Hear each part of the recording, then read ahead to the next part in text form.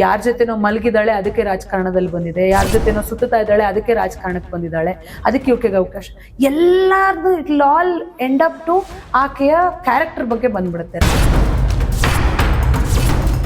ರಾಜಕೀಯದಲ್ಲಿ ಹೆಣ್ಮಕ್ಳು ಸರ್ವೈವ್ ಆಗೋದು ಎಷ್ಟು ಕಷ್ಟ ಅಂತ ನನಗೆ ಈ ಸ್ಥಿತಿ ಬರ್ಲಿಕ್ಕೆ ಬೇರೆಯವ್ರು ಯಾರು ಕಾರಣ ಅಲ್ಲ, ನಾನೇ ಕಾರಣ. ಯಾಕಂತಂದ್ರೆ ನಾನು ನನ್ನ ಕಾಲ ಮೇಲೆ ನಾನು ನಿಂತ್ಕೊಂಡಿರ್ಲಿಲ್ಲ. ಕೆ ರವಿ ಸರ್ ಅವರು ಎಕ್ಸ್ಪೈರ್ ಆದಾಗ ಅವತ್ತು ಅಧಿಕಾರದಲ್ಲಿ ಇರೋದು ಕಾಂಗ್ರೆಸ್, ನೀವು ಕಾಂಗ್ರೆಸ್ ಅಂತಾನೆ ಕಂಟೆಸ್ಟ್ ಮಾಡ್ತೀರಾ. ಕಾಂಗ್ರೆಸ್ ಪಕ್ಷ ಸೇರ್ಕೊಂಡ್ಬಿಟ್ರು. ಅದೇ ನಾನು ಬಿಜೆಪಿ ಪಕ್ಷ ಸೇರ್ಕೊಂಡ್ಬಿಟ್ಟಿದ್ರೆ ರಾಜಕಾರಣಿ ಒಳ್ಳೆ ರಾಜಕಾರಣಿ ಆಗ್ಬೋದಿತ್ತಾ? ಎಲ್ಲರೂ ಕೂಡ ನೀಟಾಗಿ ರೆಸ್ಪಾನ್ಸ್ ಮಾಡ್ತಾ ಇದ್ರೆ ಇಲ್ಲ ನಾವು ವೋಟ್ ಹಾಕ್ತೀವಿ ಅಂತ, ಅದು ಬೇರೆ ತರ ಏನಾದ್ರು ಕಮೆಂಟ್ಸ್ ಬರೋದಲ್ಲೂ ಹಂಗೆಲ್ಲ ಗಂಡ ಸತ್ತೋದ ತಾನೆ, ಮನೇಲಿ ಇರ್ಬೇಕು ತಾನೆ, ಮನೇಲಿ ಮನೆ ನೋಡ್ಕೊಂಡು ಅತ್ತೆ ಮಾವನ್ ನೋಡ್ಕೊಂಡು ಮನೆ ಜವಾಬ್ದಾರಿ ನೋಡ್ಕೊಂಡು ಮನೇಲಿ ಇರ್ಬೇಕಿತ್ತು. ಯಾಕೆ ಬಂದ್ಲಿ ಇವಳು? ಮುನಿರತ್ನ ಅವ್ರಿಗೂ ನಿಮಗೂ ಬಹಳಷ್ಟು ವಿವಾದ ಆಗುತ್ತೆ. ಸಮ್ಟೈಮ್ಸ್ ಇದು ವೈಯಕ್ತಿಕವಾಗೂ ಕೂಡ ಹೋಗಿದೆ. ನನ್ನ ಬಗ್ಗೆ ಕೆಡವಾಗಿ ಮಾತಾಡ್ಬೇಕು, ನನ್ನ ಹೆಸರನ್ನ ಅವ್ರು ಇವ್ರಿಗೆಲ್ಲ ಅಂಟಾಕ್ಬೇಕು, ನನ್ನ ವೈಯಕ್ತಿಕ ಜೀವನದ ಬಗ್ಗೆ ಮಾತಾಡ್ಬೇಕು. ಜೀವ ಒಂದ್ ತೆಗಿಬೇಕು, ಅಷ್ಟು ಬಿಟ್ರೆ ಮಿಕ್ಕಿದ್ ಏನೂ ಇಲ್ಲ. ಜನರು ನಿಮ್ ಬಗ್ಗೆ ಒಂದು ತಪ್ಪಾಗಿ ಅರ್ಥ ಮಾಡ್ಕೊಂಡಿರೋ ವಿಷಯ ಅಂತ ಯಾವ್ದಾದ್ರು ಇದೆಯಾ? ಈಗ ಅತ್ತೆ ಮಾವನ ನೋಡ್ಕೊಳ್ಳಿಲ್ಲ, ಆಯ್ತು ನೀವು ಸಮಾಜಕ್ಕೆ ಹೇಳ್ಕೊಳಕ್ ಆಗಲ್ಲ ನನ್ ಮಗ ತಪ್ಪು ಮಾಡಿದ್ದಾನೆ ಅಂತ ಹೇಳ್ಕೊಬೇಡಿ, ಆಯ್ತು. ಆದ್ರೆ ತಪ್ಪಿಲ್ದೇ ಇರೋ ಸೊಸೆನ ಯಾಕೆ ನಿಂದಿಸ್ತೀರಿ? ಇಲ್ಲಿ ಹೆಂಗಾಗ್ಬಿಟ್ಟಿದೆ ಅಂದ್ರೆ ಈ ಸಮಾಜದಲ್ಲಿ ಸತ್ತಿರೋರ್ನ ದೇವ್ರನ್ನ ಮಾಡ್ತಾರೆ, ಬದುಕಿರೋರ್ನ ಸಾಯಿಸ್ತಾರೆ. ಇದು ಸ್ವಯಂಕೃತ ಮಾಡ್ಕೊಂಡಿದ್ದು. ಅದು ಯಾವ ಕಾರಣಕ್ಕೆ ಮಾಡ್ಕೊಂಡ್ರು ರಂಜಿತಾ? ಒಂದ್ ಹೆಣ್ಮಗಳು ಸಹಿಸಕ್ ಸಾಧ್ಯ ಇದೆಯಾ? ಇವತ್ತವರೆಗೂ ನಾನು ಆಕೆನ ನೋಡಿದಾಗ, ಇನ್ನೊಂದು ಹೆಣ್ಮಗಳ ಅಧಿಕಾರಿ ಹೆಣ್ಮಗಳನ್ನ ನಾನು ನೋಡಿದಾಗ ನನ್ ಕಾಡಲ್ವಾ? 20ನೇ ವರ್ಷಕ್ಕೆ ಮದುವೆ, 25ನೇ ವರ್ಷಕ್ಕೆ ಈ ರೀತಿಯಾಗಿ ಇನ್ಸಿಡೆಂಟ್ಸ್ ಆಗುತ್ತೆ. ಅಕ್ಸೆಪ್ಟೆನ್ಸ್ ಅನ್ನೋದು ಎಷ್ಟು ಕಷ್ಟ ಆಗುತ್ತೆ. ಟ್ರೀಟ್ಮೆಂಟ್ಗಳು ತಗೊಂಡಿದ್ದೀನಿ, ಡಿಪ್ರೆಷನ್ಗೆ ಹೋಗಿದ್ದೆ. I have taken help to come out of it. Easy ಇರಲಿಲ್ಲ, ತುಂಬಾ ಕಷ್ಟ ಇತ್ತು. ರಾಜಕಾರಣಿ ಬಿಟ್ಟು ಕುಸುಮ ಅಂದ್ರೆ ಯಾರು? ರಾಜಕಾರಣ ಅಲ್ಲದೆ ನಾನು ಎಲ್ಲರ ತರ ಮಾಮೂಲಿ ಸಾಮಾನ್ಯ ಹೆಣ್ಮಗಳಷ್ಟೇ. ಬಟ್ ಯಾವಾಗ್ಲಾದ್ರೂ ಅನ್ಸುತ್ತಾ ಇಲ್ಲ ನಾನು ರಾಜಕೀಯಕ್ಕೆ ಬರ್ಬೇಕು ಅಂತ? ಇಲ್ಲ, ಯಾವತ್ತೂ ಅನ್ಸಿರ್ಲಿಲ್ಲ ನನಗೆ ನಾನು ರಾಜಕೀಯಕ್ಕೆ ಬರ್ಬೇಕು ಅಂತಾನು ಅನ್ಸಿರ್ಲಿಲ್ಲ. ಖುಷಿ ಇದೆಯಾ ರಾಜಕಾರಣ? ರಾಜಕಾರಣ ಖುಷಿ ಅನ್ನೋದಕ್ಕಿಂತ ಹೆಚ್ಚಾಗಿ ಜವಾಬ್ದಾರಿ ಇದೆ ಅಂತ ಅನ್ಸುತ್ತೆ. ನಾನು ಆಗ್ಲೇ ಹೇಳಿದೆ, ಯಾವಾಗ್ಲೂ ಗಿವ್ ಅಪ್ ಮಾಡ್ಬೇಕಂತ ಅನಿಸ್ಲೇ ಇಲ್ವಾ? ನನಗೆ ಅನ್ಸಿದೆ ಅಂದ್ರೆ ಎಲ್ಲ ಬೇಕಾ? ನಾವು ಮನುಷ್ಯರೇ ಅಲ್ವಾ, ನಮಗೂ ನೋವಾಗ, ನಾವು ಸಹಜವಾಗಿ ಎಲ್ಲರ ರೀತಿನೂ ಅಲ್ವಾ. ನನಗೂ ಬಹಳಷ್ಟು ನೋವುಗಳಾಗಿದೆ. ಕುಸುಮ ಅವರು ಒಂದಿನ ರಾಜಕೀಯ ಬಿಡ್ತಾರೆ ಅಂತ ಹೇಳಿದ್ರೆ ಯಾವ ಕಾರಣಕ್ಕೆ ಬಿಡಬಹುದು ಅನ್ಸುತ್ತೆ? ಮುನಿರತ್ನ MLA ಅಥವಾ ಸಚಿವೆ?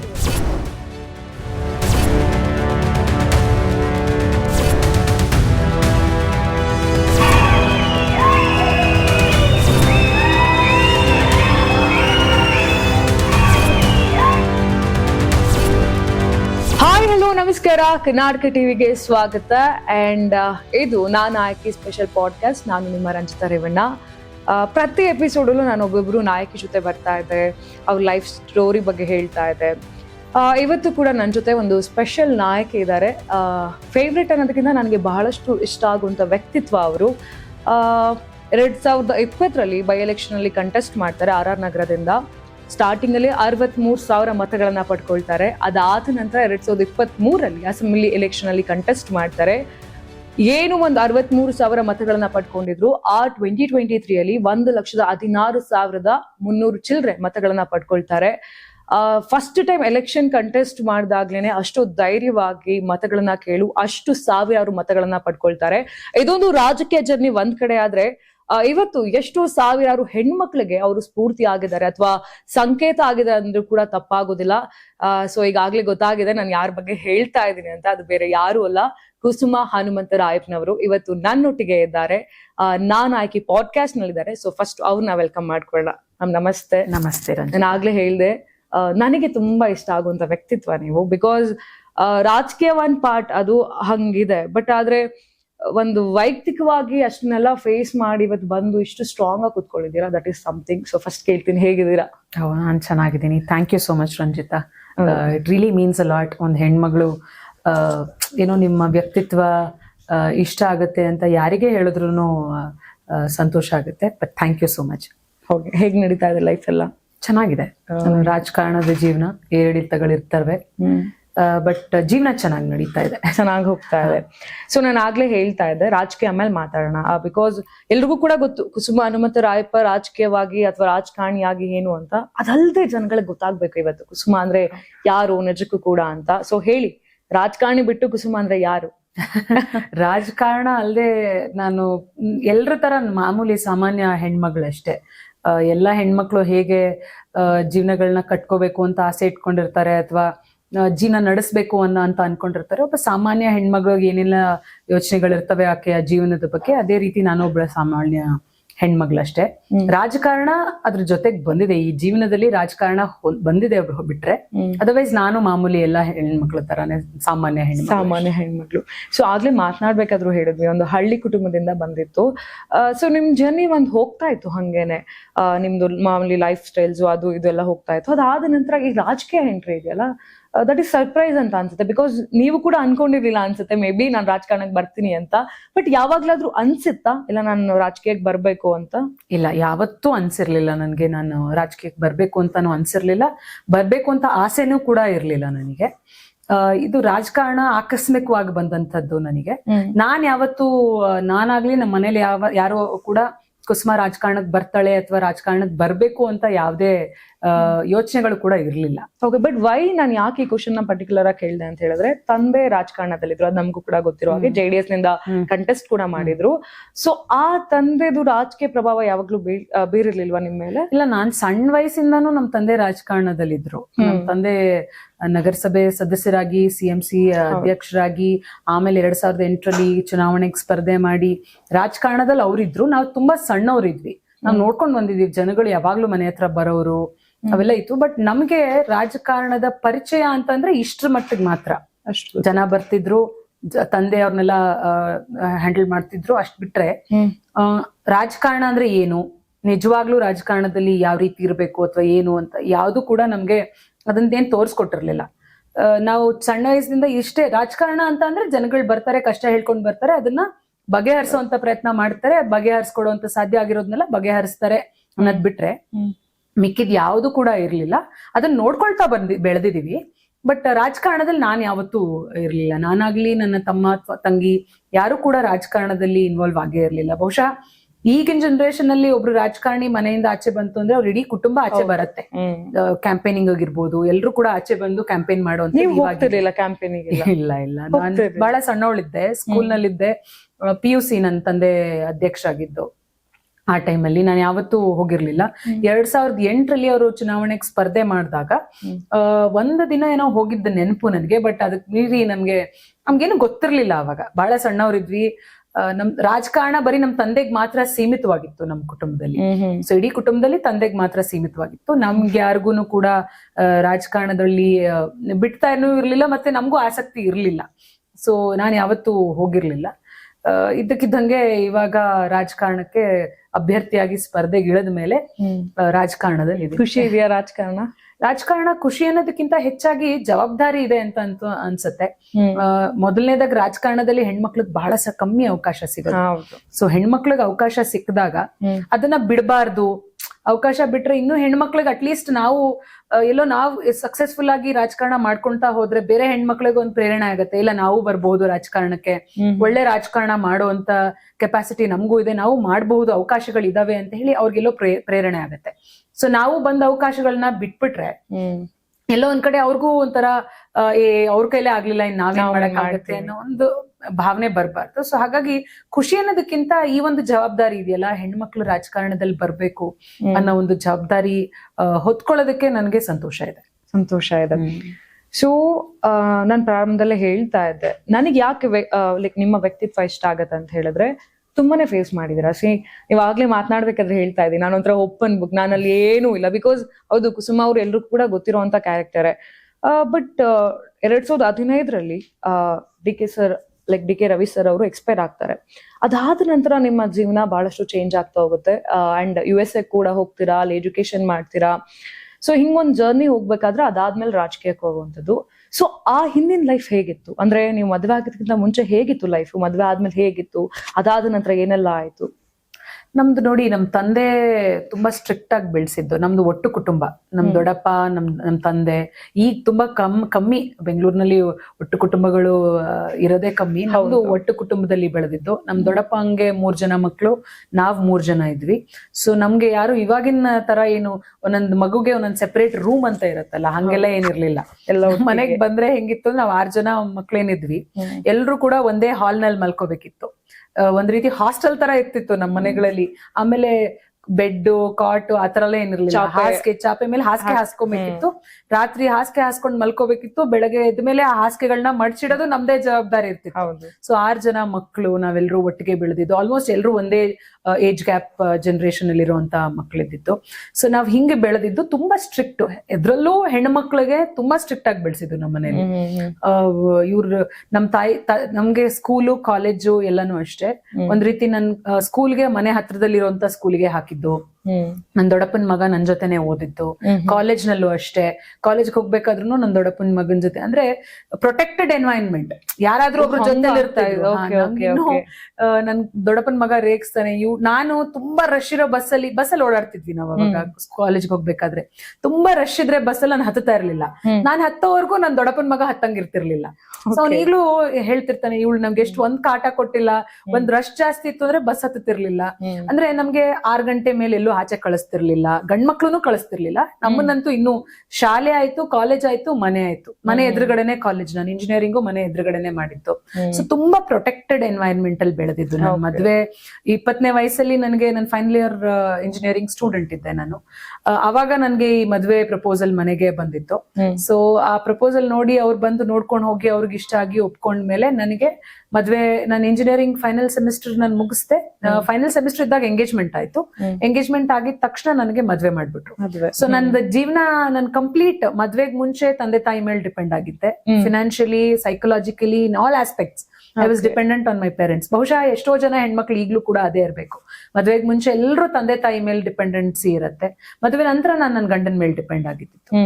ಸೊ 5 ವರ್ಷಗಳ ಕಾಲ ನನ್ನ ಮದ್ವೆ ಜೀವನದಲ್ಲಿ I was a complete home maker. ನಾನೆಲ್ಲೂ ಆಚೆಗಡೆ ಎಲ್ಲೂ ಕೆಲ್ಸಕ್ಕೆ ಹೋಗಿದ್ದವಳಲ್ಲ, ಅಥವಾ ಬೇರೆ ಏನು ಪ್ರಪಂಚ ಇರ್ಲಿಲ್ಲ ನನ್ಗೆ. ಮನೆ, ಅಪ್ಪ ಅಮ್ಮ ಆದ್ಮೇಲೆ, ಮದ್ವೆ ಆದ್ಮೇಲೆ ಗಂಡ ಮನೆ ಅಷ್ಟೇ ಪ್ರಪಂಚ, ಇನ್ನೇನು ಇಲ್ಲ. Completely home maker. 2015ರಲ್ಲಿ ಇನ್ಸಿಡೆಂಟ್ ಆದ್ಮೇಲೆ ನನಗೆ ಅನ್ಸಿದ್ದು, ಇಲ್ಲ ನಂದು ಒಂದು ಇಂಡಿಪೆಂಡೆಂಟ್ ಆಗಿ ಬದುಕ್ಬೇಕಿತ್ತು. ನಾನು ನನ್ನ ಇಂಡಿಪೆಂಡೆಂಟ್ ಆಗಿ ಬದುಕಿದಿದ್ರೆ ನನ್ಗೂ ಗೌರವ ಇರ್ತಿತ್ತೇನೋ, ಮದ್ವೆಯಲ್ಲಿ ಗೌರವ ಇರ್ತಿತ್ತೇನೋ ಅಂತ ಅನ್ಸಿದ್ದು ನನ್ಗೆ ನನ್ನ ಇನ್ಸಿಡೆಂಟ್ ಆದ್ಮೇಲೆ. ನಮ್ಗೆ ಯಾವಾಗ್ಲೂ ಅನ್ಸುತ್ತೆ ಹೆಣ್ಮಕ್ಳಿಗೆ ಹೆಂಗೆ ಅಂತಂದ್ರೆ, ನಾವ್ ಡಿಪೆಂಡೆನ್ಸಿ ಆಗ್ತಾ ಇದ್ದಾಗ ಏನಾಗ್ಬಿಡುತ್ತೆ, ನಮ್ಮನ್ನ ಈಸಿ ಟೇಕನ್ ಫಾರ್ ಗ್ರಾಂಟೆಡ್. ನೋಡ್ರಿ, ಇವಳು ಎಷ್ಟೇ ಅಲ್ವಾ, ಇವಳಿಗೆ ಇನ್ನೇ ನಾನೇ ತಾನೇ ದಿಕ್ಕು, ಎಲ್ಲಿ ಹೋಗ್ತಾಳೆ ಇವಳು, ನಾನೇ ಸಾಕ್ಬೇಕು ಇವಳನ್ನ, ನಾನೇ ನೋಡ್ಕೋಬೇಕು, ಹಿಂಗೆಲ್ಲ ಹೋಗಕ್ ಸಾಧ್ಯ ಇದೆ ಅಂತ ಹೇಳಿ ನಮ್ಮನ್ನ ಈಸಿಯಾಗಿ ಗ್ರಾಂಟೆಡ್ ಆಗಿ ತಗೊಂಡ್ಬಿಡ್ತಾರೆ. ನಾವು ತುಂಬಾ ಡಿಪೆಂಡೆನ್ಸಿ ಆಗಿದೆ. ಇದು ನನ್ನ ವೈಯಕ್ತಿಕ ಅನುಭವ, ನನಗೆ ಗೊತ್ತಿಲ್ಲ ಬೇರೆಯವ್ರದ್ದು ಹೆಂಗಿದೆ ಅಂತ. ಬಟ್ ನಾನ್ ವೈಯಕ್ತಿಕವಾಗಿ ಅನುಭವಿಸಿರೋದ್ ನೋಡಿದಾಗ, ನನ್ನನ್ನ ಒಂದ್ ರೀತಿ ನಾನು ಇಂಡಿಪೆಂಡೆಂಟ್ ಆಗಿದ್ದಿದ್ರೆ ಅವಾಗ ಬಹುಶಃ ನನ್ ಬಗ್ಗೆನೂ ಒಂದು ಗೌರವ ಇರ್ತಿತ್ತೇನೋ, ನನ್ನನ್ನು ಒಂದ್ ಸೀರಿಯಸ್ ಆಗಿ ತಗೋತಿದ್ರೇನೋ ಮದ್ವೆಲಿ ಅನ್ನೋ ಒಂದು ಅನುಭವ ನನ್ಗೆ ಅನ್ಸಿದೆ. ಸೊ ಅದಾದ ನಂತರ ನನಗೆ ಆ ಇನ್ಸಿಡೆಂಟ್ ಆದ್ಮೇಲೆ ನನ್ಗೆ ಅನ್ಸಿದ್ದು, ಇಲ್ಲ ಹೆಣ್ಮಕ್ಳು ಅವ್ರ ಕಾಲ್ ಮೇಲೆ ಅವ್ರು ನಿಂತ್ಕೊಂಡಿರ್ಬೇಕು. ಅವ್ರ ಕಾಲ್ ಮೇಲೆ ಅವ್ರು ನಿಂತಾಗ ಮಾತ್ರ ಬೇರೆಯವ್ರು ಅವ್ರಿಗೆ ಬೆಲೆ ಕೊಡ್ಲಿಕ್ಕೆ ಸಾಧ್ಯ ಇದೆ, ಗೌರವ ಕೊಡ್ಲಿಕ್ಕೆ ಸಾಧ್ಯ ಇದೆ ಅಂತ. ಸೊ ನನ್ನ ಮದ್ವೆಗ್ ಮುಂಚಿನ ಜೀವನ, ಅಥವಾ 2015ಕ್ಕಿಂತ ಮುಂಚಿನ ಜೀವನ, ನಾನು ಒಬ್ಬ ತಂದೆ ತಾಯಿಗೆ ಮಗಳಾಗಿ, ಮದ್ವೆ ಆದ್ಮೇಲೆ ಒಬ್ಬ ಗಂಡನಿಗೆ ಹೆಂಡತಿಯಾಗಿದ್ದೇ ಬಿಟ್ರೆ ಬೇರೆ ಯಾವ ರೀತಿಯಾದ ಆಸೆ, ಕನಸುಗಳು, ಆಕಾಂಕ್ಷೆಗಳು ಇರಲಿಲ್ಲ. ಸಾಮಾನ್ಯ ಹೆಣ್ಮಗಳು ಎಲ್ರ ಜೀವನದಲ್ಲೂ ಹಿಂಗೆ ಅಪ್ಪ ಅಮ್ಮ ನೋಡಿದ್ ಗಂಡನ, ಹುಡುಗನ್ನ ಮದ್ವೆ ಆಗ್ಬೇಕು, ಮದ್ವೆ ಆದ ನಂತರ ಇಡೀ ಪ್ರಪಂಚ, ಗಂಡ, ಮನೆ ಅನ್ನೋದೇ ಇರುತ್ತೆ. ನಿಮಗೆ ಓಕೆ ಇತ್ತು ಅವಾಗ ಮದ್ವೆ ಆಗೋದಕ್ಕೆ? ಬಿಕಾಸ್ ಲೈಕ್ 20 years ಅಂತ ಹೇಳಿದ್ರೆ ಇಟ್ಸ್ ಸ್ಮಾಲ್ ಏಜ್, ಲೈಕ್ ಈಗಿನ ಕಂಪೇರ್ ಮಾಡಿದ್ರೆ. ಬಟ್ ಆಗೆಲ್ಲ 18 ವರ್ಷ ಆಗ್ತಿದಂಗೆ ಮದುವೆ ಮಾಡ್ಬಿಡ್ತಾ ಇದ್ರು. ಹೌದು, ನಾನು ಹೇಳಿದೆ ನಿಮ್ಗೆ ರಂಜಿತಾ, ನಮ್ದು ತುಂಬಾ ಸ್ಟ್ರಿಕ್ಟ್ ಅಪ್ರಿಂಗಿಂಗ್ ನಮ್ದು ಅಂತ. ಮುಂಚೆಯಿಂದಲೂ ನಮ್ ತಂದೆ ಹಾಕಿದ ಗೆರೆನ ನಾವ್ ಯಾವ ಮಕ್ಳನ್ನು ಕೂಡ ದಾಟ್ತಾ ಇರ್ಲಿಲ್ಲ. ಎಲ್ಲಾ ತಂದೆ ತಾಯಿಗೂ ಏನ್ ಆಸೆ ಇರುತ್ತೆ ಹೇಳಿ, ನಮ್ ಮಕ್ಳು ನಾವ್ ನೋಡಿರೋ ಹುಡುಗನ ಮದುವೆ ಆಗ್ಬೇಕು ಅನ್ನೋ ತಂದೆ ತಾಯಿ ಆಸೆ. ಮಕ್ಳಿಗೂ ಅದು ಅಷ್ಟೆಲ್ಲ ತ್ಯಾಗ ಬಲಿದಾನ ಮಾಡಿ ನಮ್ ತಂದೆ ತುಂಬಾ ಕಷ್ಟಪಟ್ಟಿದ್ದಾರೆ. ನಮ್ ತಾಯಿ ತಂದೆ ಇಬ್ರು ತುಂಬಾ ಕಷ್ಟಪಟ್ಟಿದ್ದಾರೆ. ಈ ಹಂತಕ್ಕೆ ಇವತ್ತು ನಾವು ಬಂದಿದೀವಿ ಅಂದ್ರೆ ಅದು ಅವ್ರು ಕಷ್ಟಪಟ್ಟಿರೋದ್ರಿಂದಾನೇ ಆಗಿರೋದು. ನಮ್ ತಂದೆ ಮೂಲತಃ ಮಾಗಡಿ ಅವರು. ಸೊ ಅಲ್ಲಿಂದ ಇಲ್ಲಿ ಬಂದು ಜೀವನ ಕಟ್ಕೊಂಡು ಗಾರ್ಮೆಂಟ್ಸ್ ಅಲ್ಲಿ ಕೆಲಸ ಮಾಡಿದ್ದಾರೆ. ಆಮೇಲೆ ಎಕ್ಸಾಮ್ ಬರ್ದು BMTC ಅಲ್ಲಿ ಕಂಡಕ್ಟರ್ ಆಗಿ ಕೆಲಸ ಮಾಡಿದ್ದಾರೆ. ಸೊ ಅಲ್ಲಿಂದ ಇವತ್ತು ಈ ಜೀವನ ಇಲ್ಲಿವರೆಗೂ ಬಂದಿದೆ. ಸೊ ಕಷ್ಟಪಟ್ಟು ಎಲ್ಲಾ ತಂದೆ ತಾಯಿ ತಮ್ಮ ಹೆಣ್ಮಕ್ಳನ್ನ ಬೆಳೆಸೋದು ಅಥವಾ ಗಂಡ್ ಮಕ್ಳನ್ನ ಬೆಳೆಸೋದು, ನನ್ನ ಮಗಳು ನನ್ನ ಮಗ ನಾನು ನೋಡಿದ ಹುಡುಗನ ಅನ್ನೋ ಒಂದು ಆಸೆ ಇರುತ್ತೆ. ಆಮೇಲೆ ಯಾವ ತಂದೆ ತಾಯಿನೂ ಮಕ್ಳಿಗೆ ಕೆಟ್ಟದ್ದಾಗ್ಲಿ ಅಂತ ಯಾರನ್ನು ನೋಡಲ್ಲ ಅಲ್ಲ.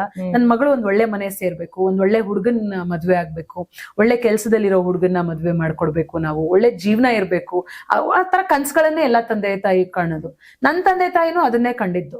ಸೊ ನನಗೆ 20ನೇ ವಯಸ್ಸಲ್ಲಿ ಅವರು ನನ್ನನ್ನೆಲ್ಲೋ ಯಾವ್ದೋ ಮದುವೆಯಲ್ಲಿ ಅವ್ರ ಕುಟುಂಬದವ್ರು ನೋಡಿ, ರವಿ ಅವ್ರ ಕುಟುಂಬದವ್ರು ನೋಡಿ, ಅಲ್ಲಿಂದ ನನ್ಗೆ ಇಲ್ಲ ನಿಮ್ ಮಗಳನ್ನ ಮದ್ವೆ ಮಾಡ್ಕೋತೀವಿ ಅಂತ ಅವರೇ ಬಂದು ಕೇಳಿದಾಗ ನಮ್ ತಂದೆ ಸಹಜವಾಗೇನೆ ಓಕೆ ನನ್ನ ಮಗಳಿಗೆ ಒಂದು IAS ಅಧಿಕಾರಿಯ ಸಂಬಂಧ ಬಂದಿದೆ, ಅವರ ಬ್ಯಾಕ್ ಗ್ರೌಂಡ್ ಏನು, ಹಳ್ಳಿಯಿಂದ ಬಡತನದಿಂದ ಬಂದು ಈ ಒಂದು ಸಾಧನೆ ಮಾಡಿದ್ದಾರೆ. ಯಾಕಂದ್ರೆ ನಮ್ ತಂದೆನೂ ಹಳ್ಳಿಯಿಂದ ಬಂದಿದ್ದು, ಅವ್ರಿಗೊಂದು ಕನೆಕ್ಷನ್ ಅಂದ್ರೆ ಇಲ್ಲ ಕಷ್ಟಪಟ್ಟು ಮಾಡಿರೋರು ಒಳ್ಳೆ ಕುಟುಂಬಕ್ಕೆ ಸೇರ್ಲಿ, ಒಂದ್ ಒಳ್ಳೆ ವ್ಯಕ್ತಿಯನ್ನ ಮದುವೆ ಆಗ್ಲಿ ಅನ್ನೋ ಒಂದು ಆಸೆಯಿಂದ ನಮ್ ತಂದೆ ಹೇಳಿದ್ದು. ನಾನ್ ಮಗಳಾಗಿ ನನ್ನ ತಂದೆ ತಾಯಿಗೆ ಏನನ್ನೂ ಕೊಡ್ಲಿಕ್ಕೆ ಸಾಧ್ಯ ಇಲ್ಲ. ಅವ್ರು ತೋರ್ಸಿದ್ ಹುಡುಗನ್ ಮದ್ವೆ ಆದ್ರೆ ಅವ್ರಿಗೆ ಎಲ್ಲವನ್ನೂ ಸಿಕ್ಕದಷ್ಟು ಖುಷಿ ಎಲ್ಲಾ ತಂದೆ ತಾಯಂದ್ರು. ಅದನ್ನೇ ನಾನು ಮಾಡಿದ್ದು. 20ನೇ ವಯಸ್ಸಲ್ಲಿ ನನಗ್ ಬಂದಾಗ ನನ್ನ ತಂದೆಗೆ ಇಲ್ಲ ಅವ್ರು ಬಂದು ನೀನ್ ನೋಡ್ಕೊಂಡು ಹೋಗ್ತಾರೆ, ಹಿಂಗ್ ಒಪ್ಕೊಬೇಕು ಅಂತ ಹೇಳಿದ್ರು. ಸರಿ ಆಯ್ತು, ನಿಮ್ ಇಷ್ಟ, ನೀವ್ ಯಾರನ್ನ ತೋರಿಸ್ತೀರೋ ನಾನು ಅವ್ರನ್ನ ಓಕೆ ಅಷ್ಟೇ. ಮತ್ತೆ ಅದಾದ್ಮೇಲೆ ಹುಡುಗನ್ ನೋಡಿ ಅದ್ ಮಾತಾಡಿ ಅದೆಲ್ಲ ಹುಡುಗನ್ ನೋಡಕ್ ಬಂದಾಗ್ಲೂ ನಾವು ಹುಡುಗನ್ನ ನಾನು ನೋಡೇ ಇರ್ಲಿಲ್ಲ. ಅಂದ್ರೆ ನಾನು ಹೇಳ್ದೆ ನಮ್ಮಲ್ಲಿ ಹೆಂಗೆ ಅಂತಂದ್ರೆ ಎಷ್ಟು ಭಯದಲ್ಲಿ ಬೆಳೆಸಿದ್ರು ನಮ್ಮನ್ನ. ಅಂದ್ರೆ ತಲೆ ತಗ್ಸ್ಕೊಂಡ್ ಬಂದು ನೀರು ಕಾಫಿ ಟೀ ಕೊಡ್ಬೇಕಿತ್ತು, ವಾಪಸ್ ಒಳಗ್ ಹೋಗ್ಬೇಕಿತ್ತು. ಆಗ್ಲೂ ನೋಡಿರ್ಲಿಲ್ಲ ನೀವು. ಆಮೇಲೆ ಅವ್ರು ಒಂದ್ಸತಿ ನನ್ನನ್ನು ಬಂದು ಭೇಟಿ ಮಾಡ್ಬೇಕು ಅಂತ ಹೇಳಿ ಅವರು ಟ್ರೈನಿಂಗ್ ಅಲ್ಲಿ ಇದ್ರು, ಲಬಾಸ್ನಾದಲ್ಲಿ ಮಸೂರಿಯಲ್ಲಿ ಟ್ರೈನಿಂಗ್ ಅಲ್ಲಿ ಇದ್ರು. ಆ ಟ್ರೈನಿಂಗ್ ಅಲ್ಲಿ ಒಂದು ಫೋನ್ ಅಲ್ಲಿ ನನ್ನ ಫೋನ್ ನಂಬರ್ ಇಸ್ಕೊಂಡ್ರು. ನಮ್ ತಂದೆ ಅವಾಗ ಹೇಳಿದ್ರು, ನಿಮ್ ಫೋನ್ ನಂಬರ್ ಇಸ್ಕೊಂಡಿದಾರಮ್ಮ, ಫೋನ್ ಮಾಡ್ತಾರೆ, ಫೋನ್ ಮಾಡಿದಾಗ ಮಾತಾಡಿ ಅಂತ.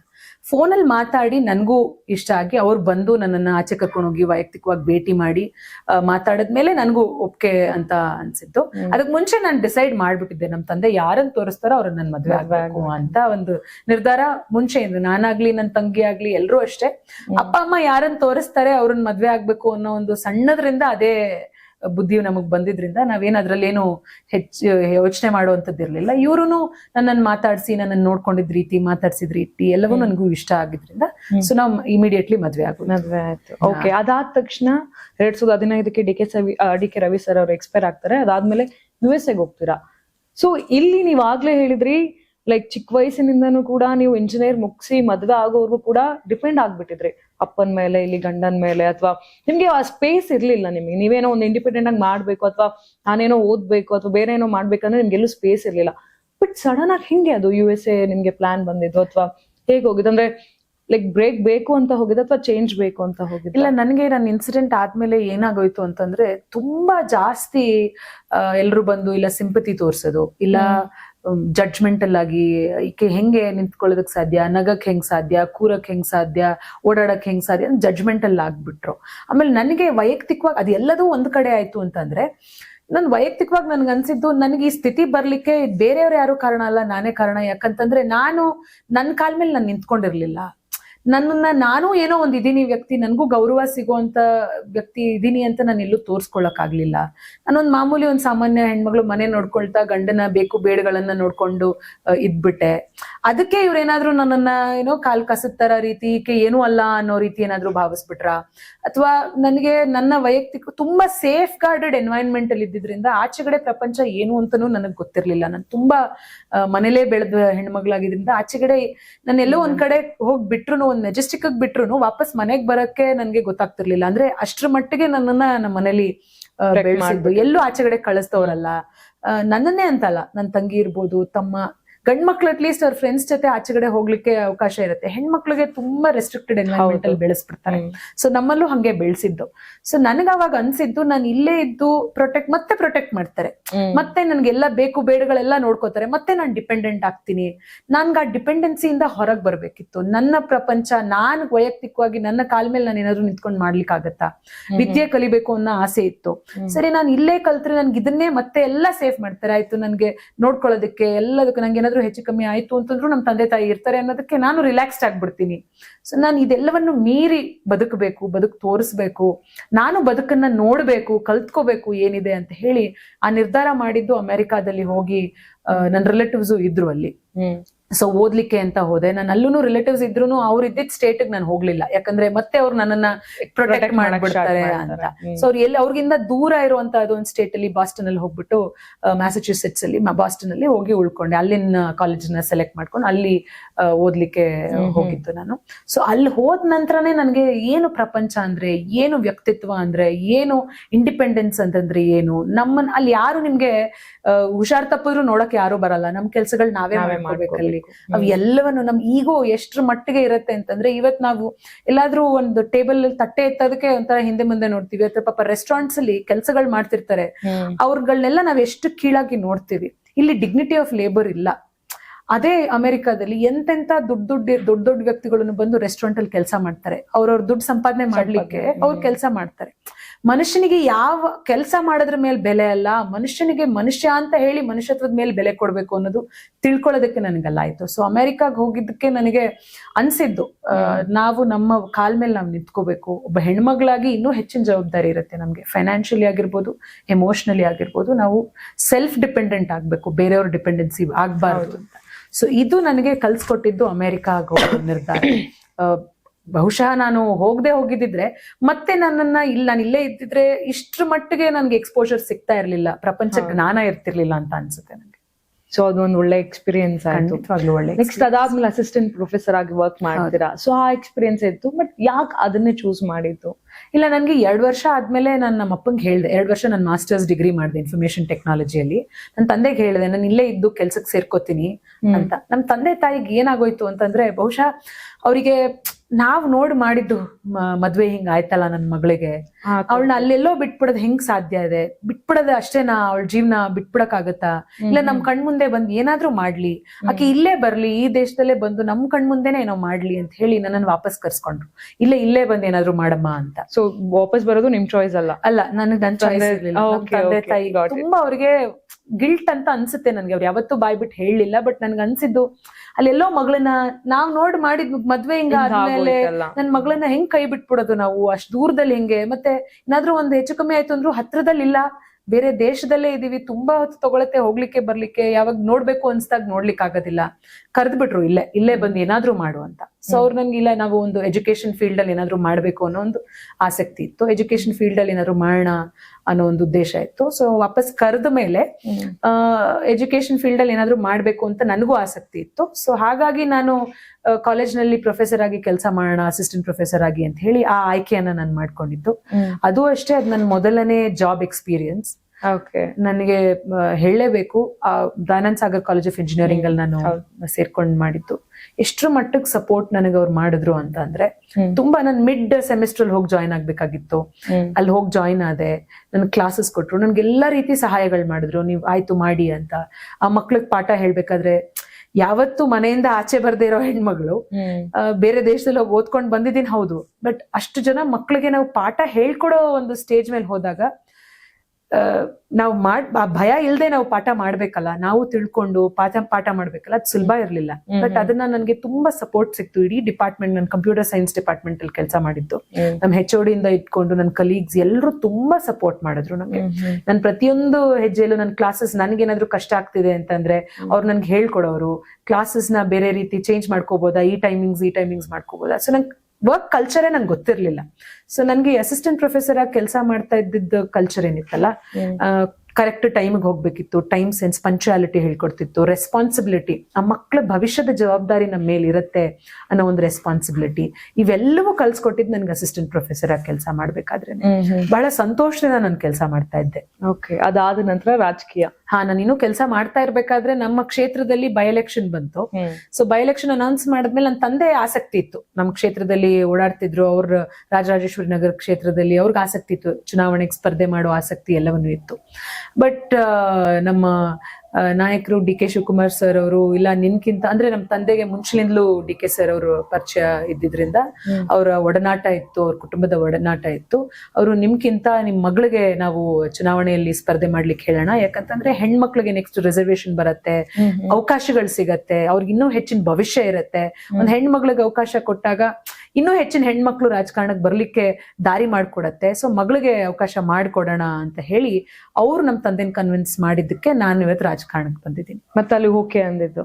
ಅಲ್ಲಿ ಯಾವಾಗ್ಲೂ ನಿಮ್ಗೆ 50-50 ಇರ್ಲಿಲ್ವಾ, ಬೇಕಾ ಬೇಡವಾ ಅಂತ? ಇಲ್ಲ, ನನ್ನ ತಂದೆ ರಾಜಕಾರಣಕ್ಕೆ ನಿನ್ನ ಕ್ಯಾಂಡಿಡೇಟ್ ಆಗಿ ಮಾಡ್ಬೇಕು ಅಂತಿದ್ದಾರೆ, ನೀನ್ ರಾಜಕಾರಣಕ್ಕೆ ಬರ್ಬೇಕು ಅಂತ ಹೇಳಿದಾಗ ನಾನು ಹೇಳ್ದೆ ನನ್ನ ತಂದೆಗೆ, ನನಗೆ ರಾಜಕಾರಣದಲ್ಲಿ ನನ್ಗೆ ಯೋಚನೆ ಮಾಡಿಲ್ಲ, ನನ್ನ ಆಸಕ್ತಿನೂ ಇಲ್ಲ ನನಗೆ, ಮತ್ತೆ ನನ್ಗೇನು ಗೊತ್ತಿಲ್ಲ, ರಾಜಕಾರಣ ಅಂದ್ರೆ ಏನು ಅಂತ ಗೊತ್ತಿಲ್ಲ ನನಗೆ. ಹೆಂಗ್ ಸಾಧ್ಯ ಆಗತ್ತೆ ನಾನು ಕ್ಯಾಂಡಿಡೇಟ್ ಆಗಿ ನಿಂತ್ಕೊಂಡು ಹೆಂಗ್ ಸಾಧ್ಯ ಆಗತ್ತೆ ಅಂದಾಗ ನಮ್ ತಂದೆ ಹೇಳಿದ್ದು, ಎಲ್ರಿಗೂ ಈಜ್ ಮುಂಚೆನೆ ಗೊತ್ತಿರಲ್ಲ, ಬಾವಿಗೆ ಬಿದ್ಮೇಲೆ ಈಜ್ಲೇಬೇಕು, ಬದುಕ್ಬೇಕಂದ್ರೆ ಈಜ್ ಕಲಿತ್ಯಾ, ಪರವಾಗಿಲ್ಲ, ನಾವೆಲ್ಲ ಇದೀವಿ, ನೀನು ಪ್ರಯತ್ನ ಮಾಡು, ಆಗತ್ತೆ ನಿನ್ ಕೈಯಲ್ಲಿ ಅಂತ ಹೇಳಿ ಸ್ಫೂರ್ತಿಯನ್ನ ತುಂಬಿದ್ದು ನನ್ನ ತಂದೆ. ಹಿಂಗಿತ್ತು ಆ ಎಕ್ಸ್ಪೀರಿಯನ್ಸ್ ಎಲ್ಲ? ಅಂದ್ರೆ ಅಷ್ಟು ಇಂಟ್ರೋವರ್ಟ್ ಆಗಿ, ಒಂದ್ ರೀತಿಯಾಗಿ ಇಂಟ್ರೋವರ್ಟ್ ಅಂತಾನೆ ಹೇಳ್ಬೋದು, ಬಿಕಾಸ್ ಡಿಪೆಂಡೆಂಟ್ ಆಗಿದ್ರೆ ಅದಾದ್ಮೇಲೆ ಆಫ್ಕೋರ್ಸ್ ನೀವು ಹೋಗಿದ್ರಿ, ಬಟ್ ಅದೆಲ್ಲ ಒಂದ್ ಪಾರ್ಟ್ ಆದ್ರೆ ದಿಸ್ ಇಸ್ ಕಂಪ್ಲೀಟ್ಲಿ ಡಿಫ್ರೆಂಟ್. ಯಾಕಂತ ಹೇಳಿದ್ರೆ ಸಾವಿರಾರು ಜನದ ಮಧ್ಯೆ ಹೋಗ್ಬೇಕು, ನಾವು ಓಟ್ ಕೇಳ್ಬೇಕು, ರಿಕ್ವೆಸ್ಟ್ ಮಾಡ್ಬೇಕು, ಮನೆಗೆ ಹೋಗ್ಬೇಕು, ಅಥವಾ ಅದೊಂದು ಭಯ ಇರುತ್ತೆ, ಭಾಷಣಗಳು ಮಾಡ್ಬೇಕು, ಅದು ಒಂದು ಬಿಗ್ ಥಿಂಗ್ ಅದ್ರಲ್ಲಿ. ಸೊ ಆ ಎಕ್ಸ್ಪೀರಿಯನ್ಸ್ ಎಲ್ಲ ಹೆಂಗಿತ್ತು? ಇಲ್ಲ, ಆಕ್ಚುಲಿ ನನಗೆ ಫಸ್ಟ್ ನನ್ ಬೈ ಎಲೆಕ್ಷನ್ ಅಲ್ಲಿ ಬರೀ 15 ದಿನ ಇತ್ತು ಎಲೆಕ್ಷನ್ಗೆ. ಆ 15 ದಿನದಲ್ಲಿ ನನ್ನ ಕ್ಯಾಂಡಿಡೇಟ್ ಅಂತ ಅನೌನ್ಸ್ ಮಾಡ್ಬಿಟ್ರು. ಸೊ ಬೈ ಎಲೆಕ್ಷನ್ ಹೆಂಗಾಯ್ತು, ಯಾರು ಎಲ್ಲಿ ಹೇಳ್ತಿದ್ರೆ ಅಲ್ಲಿ ಹೋಗ್ತಿದ್ದೆ, ಕೈ ಮುಗಿಬೇಕಿತ್ತು ಕೈ ಮುಗಿತಿದ್ದೆ, ಮಾತಾಡ್ಬೇಕು. ನನ್ಗೇನಂದ್ರೆ ಇದು ರಾಜಕಾರಣ ಏನೋ ಪಡ್ಕೊಳ್ಳೋದಕ್ಕೆ ಭಾಷಣ ಮಾಡೋದಕ್ಕಿಂತ ಹೆಚ್ಚಾಗಿ ಜನಗಳನ್ನ ನನ್ನ ರಿಕ್ವೆಸ್ಟ್, ನನ್ನ ಕೆಲಸ ಏನಿದೆ ನನ್ಗೊಂದು ಅವಕಾಶ ಮಾಡ್ಕೊಡಿ, ನಾನು ಕೆಲಸ ಮಾಡ್ತೀನಿ ಅನ್ನೋದನ್ನ, ಆ ನಂಬಿಕೆಯನ್ನ ಮೂಡಿಸ್ಬೇಕಿತ್ತು ಜನಗಳಿಗೆ. ತುಂಬಾ ಕಮ್ಮಿ ಸಮಯ ಇತ್ತು. ಬೈ ಎಲೆಕ್ಷನ್ ಗಳು ಹೆಂಗಾಗ್ಬಿಡ್ತವೆ ಅಂತಂದ್ರೆ, ಅದು ಕ್ಯಾಂಡಿಡೇಟ್ ಮುಂಚೆನೆ ಇಲ್ದೇ ಇರೋ ಬೈ ಎಲೆಕ್ಷನ್ ಗಳು, ನೀವು ಆಟೋಮ್ಯಾಟಿಕ್ ಕ್ಯಾಂಡಿಡೇಟ್ ಅಂತ ಅವಾಗಷ್ಟೇ ಅನೌನ್ಸ್ ಮಾಡ್ಬಿಟ್ರೆ ನಮ್ಗೇನು ಗೊತ್ತಿರಲ್ಲ, ಕ್ಷೇತ್ರದ ಪರಿಚಯ ಇರಲ್ಲ, ಎಲ್ಲಿ ಏನು ಅಂತ ಗೊತ್ತಿರಲ್ಲ, ಎಲ್ಲವೂ ತಿಳ್ಕೊಬೇಕಿತ್ತು. ಫಾಸ್ಟ್ ಫಾರ್ವರ್ಡ್ ಅಲ್ಲಿ ಕ್ರಾಶ್ ಕೋರ್ಸಸ್ ಅಂತ ಮಾಡ್ತಾರಲ್ಲ, ಹಂಗೆ ನನ್ಗೆ 15 ದಿನದಲ್ಲಿ ಕ್ರಾಶ್ ಕೋರ್ಸ್ ತರ ಆಗೋಯ್ತು. ಎಲ್ಲ ನಾಯಕರು ಬಂದು ನಂಗೆ ಚುನಾವಣೆ ಮಾಡಿದ್ರು, ಮಂತ್ರಿಗಳಾಗಿದ್ದವರೆಲ್ಲ ನನ್ಗೆ ಬೂತ್ ಮಟ್ಟದಲ್ಲಿ ಬಂದು ಚುನಾವಣೆ ಮಾಡಿದ್ರು ಬೈ ಎಲೆಕ್ಷನ್ ಅಲ್ಲಿ. ದೊಡ್ಡ ದೊಡ್ಡ ನಾಯಕರು, ನಾನು ಯಾರು ಅಂತ ಪರಿಚಯ ಇಲ್ದೇ ಇರೋರೆಲ್ಲರೂ ಬಂದು ಕಾಂಗ್ರೆಸ್ ಪಕ್ಷಕ್ಕೆ ಬಂದು ಒಂದೊಂದು ಬೂತ್ ಜವಾಬ್ದಾರಿ ತೆಗೆದುಕೊಂಡು ಬಂದು ಚುನಾವಣೆಗಳನ್ನ ಮಾಡಿದ್ರು. ಸೊ ಅವತ್ತು ಭಾಷಣ ಮಾಡ್ಲಿಕ್ಕೆ ನನ್ಗೆ ನಮ್ ತಂದೆಗೆ ಯಾರೋ ಕೇಳಿದ್ರಂತೆ, ಅಯ್ಯೋ ಅಣ್ಣ, ನೀವು ಮಗಳನ್ನ ಕರ್ಕೊಂಡ್ ಬಂದ್ ನಿಲ್ಸ್ಬಿಟ್ಟಿದೀರಾ, ನಿಮ್ ಮಗಳಿಗೆ ಭಾಷಣ ಮಾಡಕ್ ಬರುತ್ತಾ, ಮಾತಾಡೋದಕ್ ಬರುತ್ತಾ ಅಂತ. ನಮ್ ತಂದೆಗೆ ಏನೋ ಒಂದ್ ಕಾನ್ಫಿಡೆನ್ಸ್, ನನ್ ಮಗಳು 100 ಜನ ಮಕ್ಳಿಗೆ ಪಾಠ ಮಾಡ್ತಾಳೆ, ಭಾಷಣ ಮಾಡಕ್ ಬರಲ್ವಾ, ಅವಳು ಮಾಡ್ತಾಳೆ ಅಂತ. ಆದ್ರೆ ಯಾವತ್ತೂ ಕೂರ್ಸ್ಕೊಂಡು ಭಾಷಣ ಈ ರೀತಿ ಮಾಡ್ಬೇಕು, ಅಥವಾ ಈ ಪದ ಉಪಯೋಗಿಸ್ಬೇಕು, ಅಥವಾ ಇಷ್ಟು ಸ್ಪಷ್ಟವಾಗಿ ಮಾತಾಡ್ಬೇಕು ಅಂತ ಯಾವ ವಿಚಾರಗಳನ್ನ, ಇದೇ ವಿಚಾರಗಳನ್ನ ಮಾತಾಡ್ಬೇಕು ಅಂತ ಹೇಳ್ಕೊಟ್ಟಿರ್ಲಿಲ್ಲ ನಮ್ ತಂದೆ. ಅವ್ರ ಭಾಷಣಗಳು ಮಾಡೋರು, ಎಲ್ಲ ಇದನ್ನ ನಾವು ನೋಡಿರ್ತಿದ್ವಿ, ಕೇಳಿರ್ತಿದ್ವಿ. ಬಟ್ ನನಗೆ ಭಾಷಣ ಮಾಡಿ ಯಾವತ್ತೂ ಅಭ್ಯಾಸನೂ ಇರ್ಲಿಲ್ಲ. ಏನೋ ಪಾಠ ಮಾಡ್ತಿದ್ದೆ, ಅದನ್ನು ನಮ್ಗೊಂದು ಸಿಲೆಬಸ್ ಇರುತ್ತಲ್ವಾ, ನಾವು ಪಾಠ ಮಾಡ್ಬೇಕಾದ್ರೆ ಇವಾಗ ಏನೇ ಒಂದ್ ಸಬ್ಜೆಕ್ಟ್ ತಗೊಂಡ್ರೆ ಒಂದ್ ಸಿಲೆಬಸ್ ಇರುತ್ತೆ, ಸಿಲೆಬಸ್ ಅಲ್ಲಿ ಓದ್ಕೋತೀವಿ, ಹೋಗಿ ಪಾಠ ಮಾಡ್ತೀವಿ. Politics beyond, there is no syllabus, ಎಲ್ಲವೂ ಗೊತ್ತಿರ್ಬೇಕು ಅಂತ ನಿರೀಕ್ಷೆ ಮಾಡ್ತಾರೆ, ಎಲ್ಲಾ ವಿಚಾರದ ಬಗ್ಗೆ ತಿಳ್ಕೊಂಡಿರ್ಬೇಕು ಅಂತ ನಿರೀಕ್ಷೆ ಮಾಡ್ತಾರೆ. ಸೊ ಬೈ ಎಲೆಕ್ಷನ್ ಅಲ್ಲಿ ಅದು ತುಂಬಾ ಕಮ್ಮಿ ಸಮಯ ಇದ್ದಿದ್ರಿಂದ ಹೆಂಗ್ ಹೋಯ್ತು ಅಂತಾನೆ ಗೊತ್ತಿಲ್ಲ. ಬಟ್ ಪ್ರಾಬಬ್ಲಿ ನನಗೆ ಅದೊಂದು ಎಕ್ಸ್ಪೀರಿಯನ್ಸ್ ಆಗದೆ ಹೋಗಿದ್ದಿದ್ರೆ, ಆ ಎಕ್ಸ್ಪೀರಿಯನ್ಸ್ ಏನು, ಚುನಾವಣೆ ಅಂತ ಅಂದ್ರೆ, ಬೂತ್ ಅಂದ್ರೆ ಏನು, ಪಕ್ಷ ಅಂದ್ರೆ ಏನು, ಇವೆಲ್ಲವೂ ನನ್ಗೆ ಹೇಳ್ಕೊಟ್ಟಿದ್ದು ಬೈ ಎಲೆಕ್ಷನ್. ನಾನ್ ನಿರೀಕ್ಷೆ ಮಾಡಿರ್ಲಿಲ್ಲ ನನ್ನ ಬೈ ಎಲೆಕ್ಷನ್ ಅಲ್ಲಿ ನಾನು ಯಾರಂತ ಗೊತ್ತಿಲ್ಲದೆ ಇದ್ರು. ಒಂದ್ ಹಂತದವರೆಗೂ ನನ್ಗೆ ಓಕೆ, ನಾನು ಡಿ ಕೆ ರವಿ ಅವ್ರ ಹೆಂಡತಿ ಅಂತ ಗೊತ್ತಿರ್ತಿತ್ತು ಜನಕ್ಕೆ. ಬಟ್ ನಾನು ನನ್ನ ಮನಸ್ಸಿನಲ್ಲಿ ನಾನು ನಿರ್ಧಾರ ಮಾಡಿದೆ, ನಾನು ಎಲ್ಲೂ ಆ ಒಂದು ಇದನ್ನ ಯೂಸ್ ಮಾಡ್ಕೊಂಡು ನಾನು ಎಲ್ಲೂ ಚುನಾವಣೆ ಮಾಡೋಕೆ ನನ್ಗೆ ಇಷ್ಟ ಇರ್ಲಿಲ್ಲ ಮಾಡ್ಲಿಕ್ಕೆ. ಅದನ್ನ ನಾನು ಎಲ್ಲೂ ಕೂಡ, ನಾನು ಅವ್ರ ಹೆಂಡತಿ ಅದಕ್ಕೆ ನನ್ಗೆ ಓಟ್ ಹಾಕಿ ಅಂತ ನಾನು ಎಲ್ಲೂ ಕೂಡ ಹೇಳಲಿಲ್ಲ. ನಾನು ಅದು ಒಂದು ಪರಿಚಯ ಜನಗಳಿಗಿತ್ತು, ಅದು 5 ವರ್ಷ ಆಗೋಗಿತ್ತು ಅದು ಎಲ್ಲ ಇನ್ಸಿಡೆಂಟ್ಗಳಾದ್ಮೇಲೆ. ನನ್ಗೊಂದೇ ನಿರೀಕ್ಷೆ ಮಾಡದೆ ಹೋದ್ರು ಅಷ್ಟು ಜನ ನನಗ್ ಪ್ರೀತಿ ತೋರ್ಸಿದ್ರು. ಅದು ನನಗೆ ಎಲ್ಲೋ ಒಂದ್ ಕಡೆ ನನ್ಗೆ ಒಂದ್ ರೀತಿ, ಇಷ್ಟು ಜನ ನನ್ನನ್ನ ಬಂದು ಇಲ್ಲ ಆಯ್ಕೆ ಮಾಡ್ಬೋದು ಈಕೆಯನ್ನ ಅಂತ ಹೇಳಿ ವೋಟ್ ಮಾಡಿದಾರಲ್ಲ ಅಂತ ಅನ್ಸಿತ್ತು. ಎಸ್, ಈಗ 2020 ನೀವು ಬೈ ಎಲೆಕ್ಷನ್ ಕಂಟೆಸ್ಟ್ ಮಾಡೋದು, ಬಟ್ ನಾನು ಆಗ್ಲೇ ಹೇಳ್ತಾ ಇದ್ದೆ, ನಿಮ್ ಲೈಫು ಅಷ್ಟು ಈಸಿ ಆಗಿರ್ಲಿಲ್ಲ. ಇವಾಗ ಬೇರೆಯವರೆಲ್ಲ ಇದಾರೆ, ಅಥವಾ ಕುಟುಂಬ ರಾಜಕಾರಣ ಆಯ್ತು, ಅವ್ರಪ್ಪ ಏನೋ MLA ಆಗಿದ್ರು, ಸರಿ ಮಗಳು ಬಂದ್ರು, ಮಗಳು ಕಂಟೆಸ್ಟ್ ಮಾಡಿದ್ರು, ಅದು ಸಮಥಿಂಗ್ ಬೇರೆ ತರ ಇರುತ್ತೆ, ಅಥವಾ ಪಕ್ಷ ನೋಡಿ ಓಟ್ ಹಾಕುವಂಥದ್ದು ಮತ್ತೊಂದಿತ್ತು. ಬಟ್ ಆದ್ರೆ ನೀವು ಎಲೆಕ್ಷನ್ ಕಂಟೆಸ್ಟ್ ಮಾಡಿದಾಗ ಬಹಳಷ್ಟು ಕಮೆಂಟ್ಸ್ ಬರಕ್ ಸ್ಟಾರ್ಟ್ ಆಯ್ತು, ಟೀಕೆಗಳು ಬರಕ್ ಸ್ಟಾರ್ಟ್ ಆಯ್ತು. ಈಗ ಎಲೆಕ್ಷನ್ ಬೇಕಿತ್ತ ಅನ್ನೋದೊಂದು ಮಾತುಗಳಾಗಿರ್ಬೋದು, ಅಥವಾ ಪಕ್ಷದ ವಿಚಾರಕ್ಕೆ ಬಂದ್ರೆ ಡಿ ಕೆ ರವಿ ಸರ್ ಅವರು ಎಕ್ಸ್ಪೈರ್ ಆದಾಗ ಅವತ್ ಅಧಿಕಾರದಲ್ಲಿ ಇದ್ದು ಕಾಂಗ್ರೆಸ್, ನೀವು ಕಾಂಗ್ರೆಸ್ ಅಂತಾನೆ ಕಂಟೆಸ್ಟ್ ಮಾಡ್ತೀರಾ, ಈ ರೀತಿಯಾಗೂ ಟೀಕೆ ಬರಕ್ ಸ್ಟಾರ್ಟ್ ಆಯ್ತು. ಸೊ ಅದನ್ನೆಲ್ಲ ಹೆಂಗ್ ಅಕ್ಸೆಪ್ಟ್ ಮಾಡಿದ್ರಿ? ಬಿಕಾಸ್ ಪ್ರಾರಂಭದಲ್ಲಿ ಹೋಗಿರೋದು ರಾಜಕೀಯಕ್ಕೆ ಆಗ್ತಾನೆ ಎಂಟ್ರಿ ಕೊಟ್ಟಿದ್ದೀರಾ, ಎಂಟ್ರಿ ಕೊಡ್ತಿದಂಗೆ ಇಷ್ಟು ಟೀಕೆ ಟಿಪ್ಪಣಿಗಳು ಬರ್ತಾ ಇದೆ ಅಂತ ಹೇಳಿದಾಗ ಹೌ ಯು ಫೇಸ್ ಇಟ್? ಇಲ್ಲ, ನನಗೆ ಕಾಂಗ್ರೆಸ್ ಮುಂಚೆಯಿಂದಲೂ ನಮ್ಮ ತಂದೆ ಕಾಂಗ್ರೆಸ್ ಪಕ್ಷದಲ್ಲೇ ಇದ್ದಿತ್ತು. ಮುಂಚೆಯಿಂದಲೂ ತುಂಬಾ ಚಿಕ್ಕ ವಯಸ್ಸಿಂದ ನಾವು ಕಾಂಗ್ರೆಸ್ ಸಿದ್ಧಾಂತಗಳನ್ನ, ಕಾಂಗ್ರೆಸ್ ಪಕ್ಷನೇ ನಾವು ನೋಡ್ಕೊಂಡು ಬೆಳೆದಿದ್ದು. ಇದೇನಾಯ್ತು ಅಂತಂದ್ರೆ, ನನ್ನ ಇನ್ಸಿಡೆಂಟ್ ಆದಾಗ ಏನು ಸಿಬಿಐ ತನಿಖೆಗಳಾಯ್ತು, ತುಂಬಾ ದೊಡ್ಡ ನ್ಯೂಸ್ ಆಯ್ತು, ಸಿಬಿಐ ತನಿಖೆ ಆಯ್ತು. ನಮ್ಗೆ ಏನಕ್ಕೆ, ಯಾವ ಕಾರಣದಿಂದ ಅವರು ಈ ರೀತಿ ಮಾಡ್ಕೊಂಡ್ರು ಅಂತ ಎಲ್ಲ, ಅವತ್ತು ಕಾಂಗ್ರೆಸ್ ಪಕ್ಷ ಅಧಿಕಾರದಲ್ಲಿ ಇದ್ದಿದ್ ನಿಜ, ಬಟ್ ಇವ್ರ ಆದಂತಹ ಒಂದು ಘಟನೆ ಯಾವ ಕಾರಣದಿಂದ ಆಯ್ತು ಅಂತ ಅನ್ನೋದು ಎಲ್ಲ ವರದಿಯಲ್ಲಿ ಎಲ್ಲ ಕೂಡ ಅದಾದ್ಮೇಲೆ ಕ್ಲಿಯರ್ ಆಯ್ತು.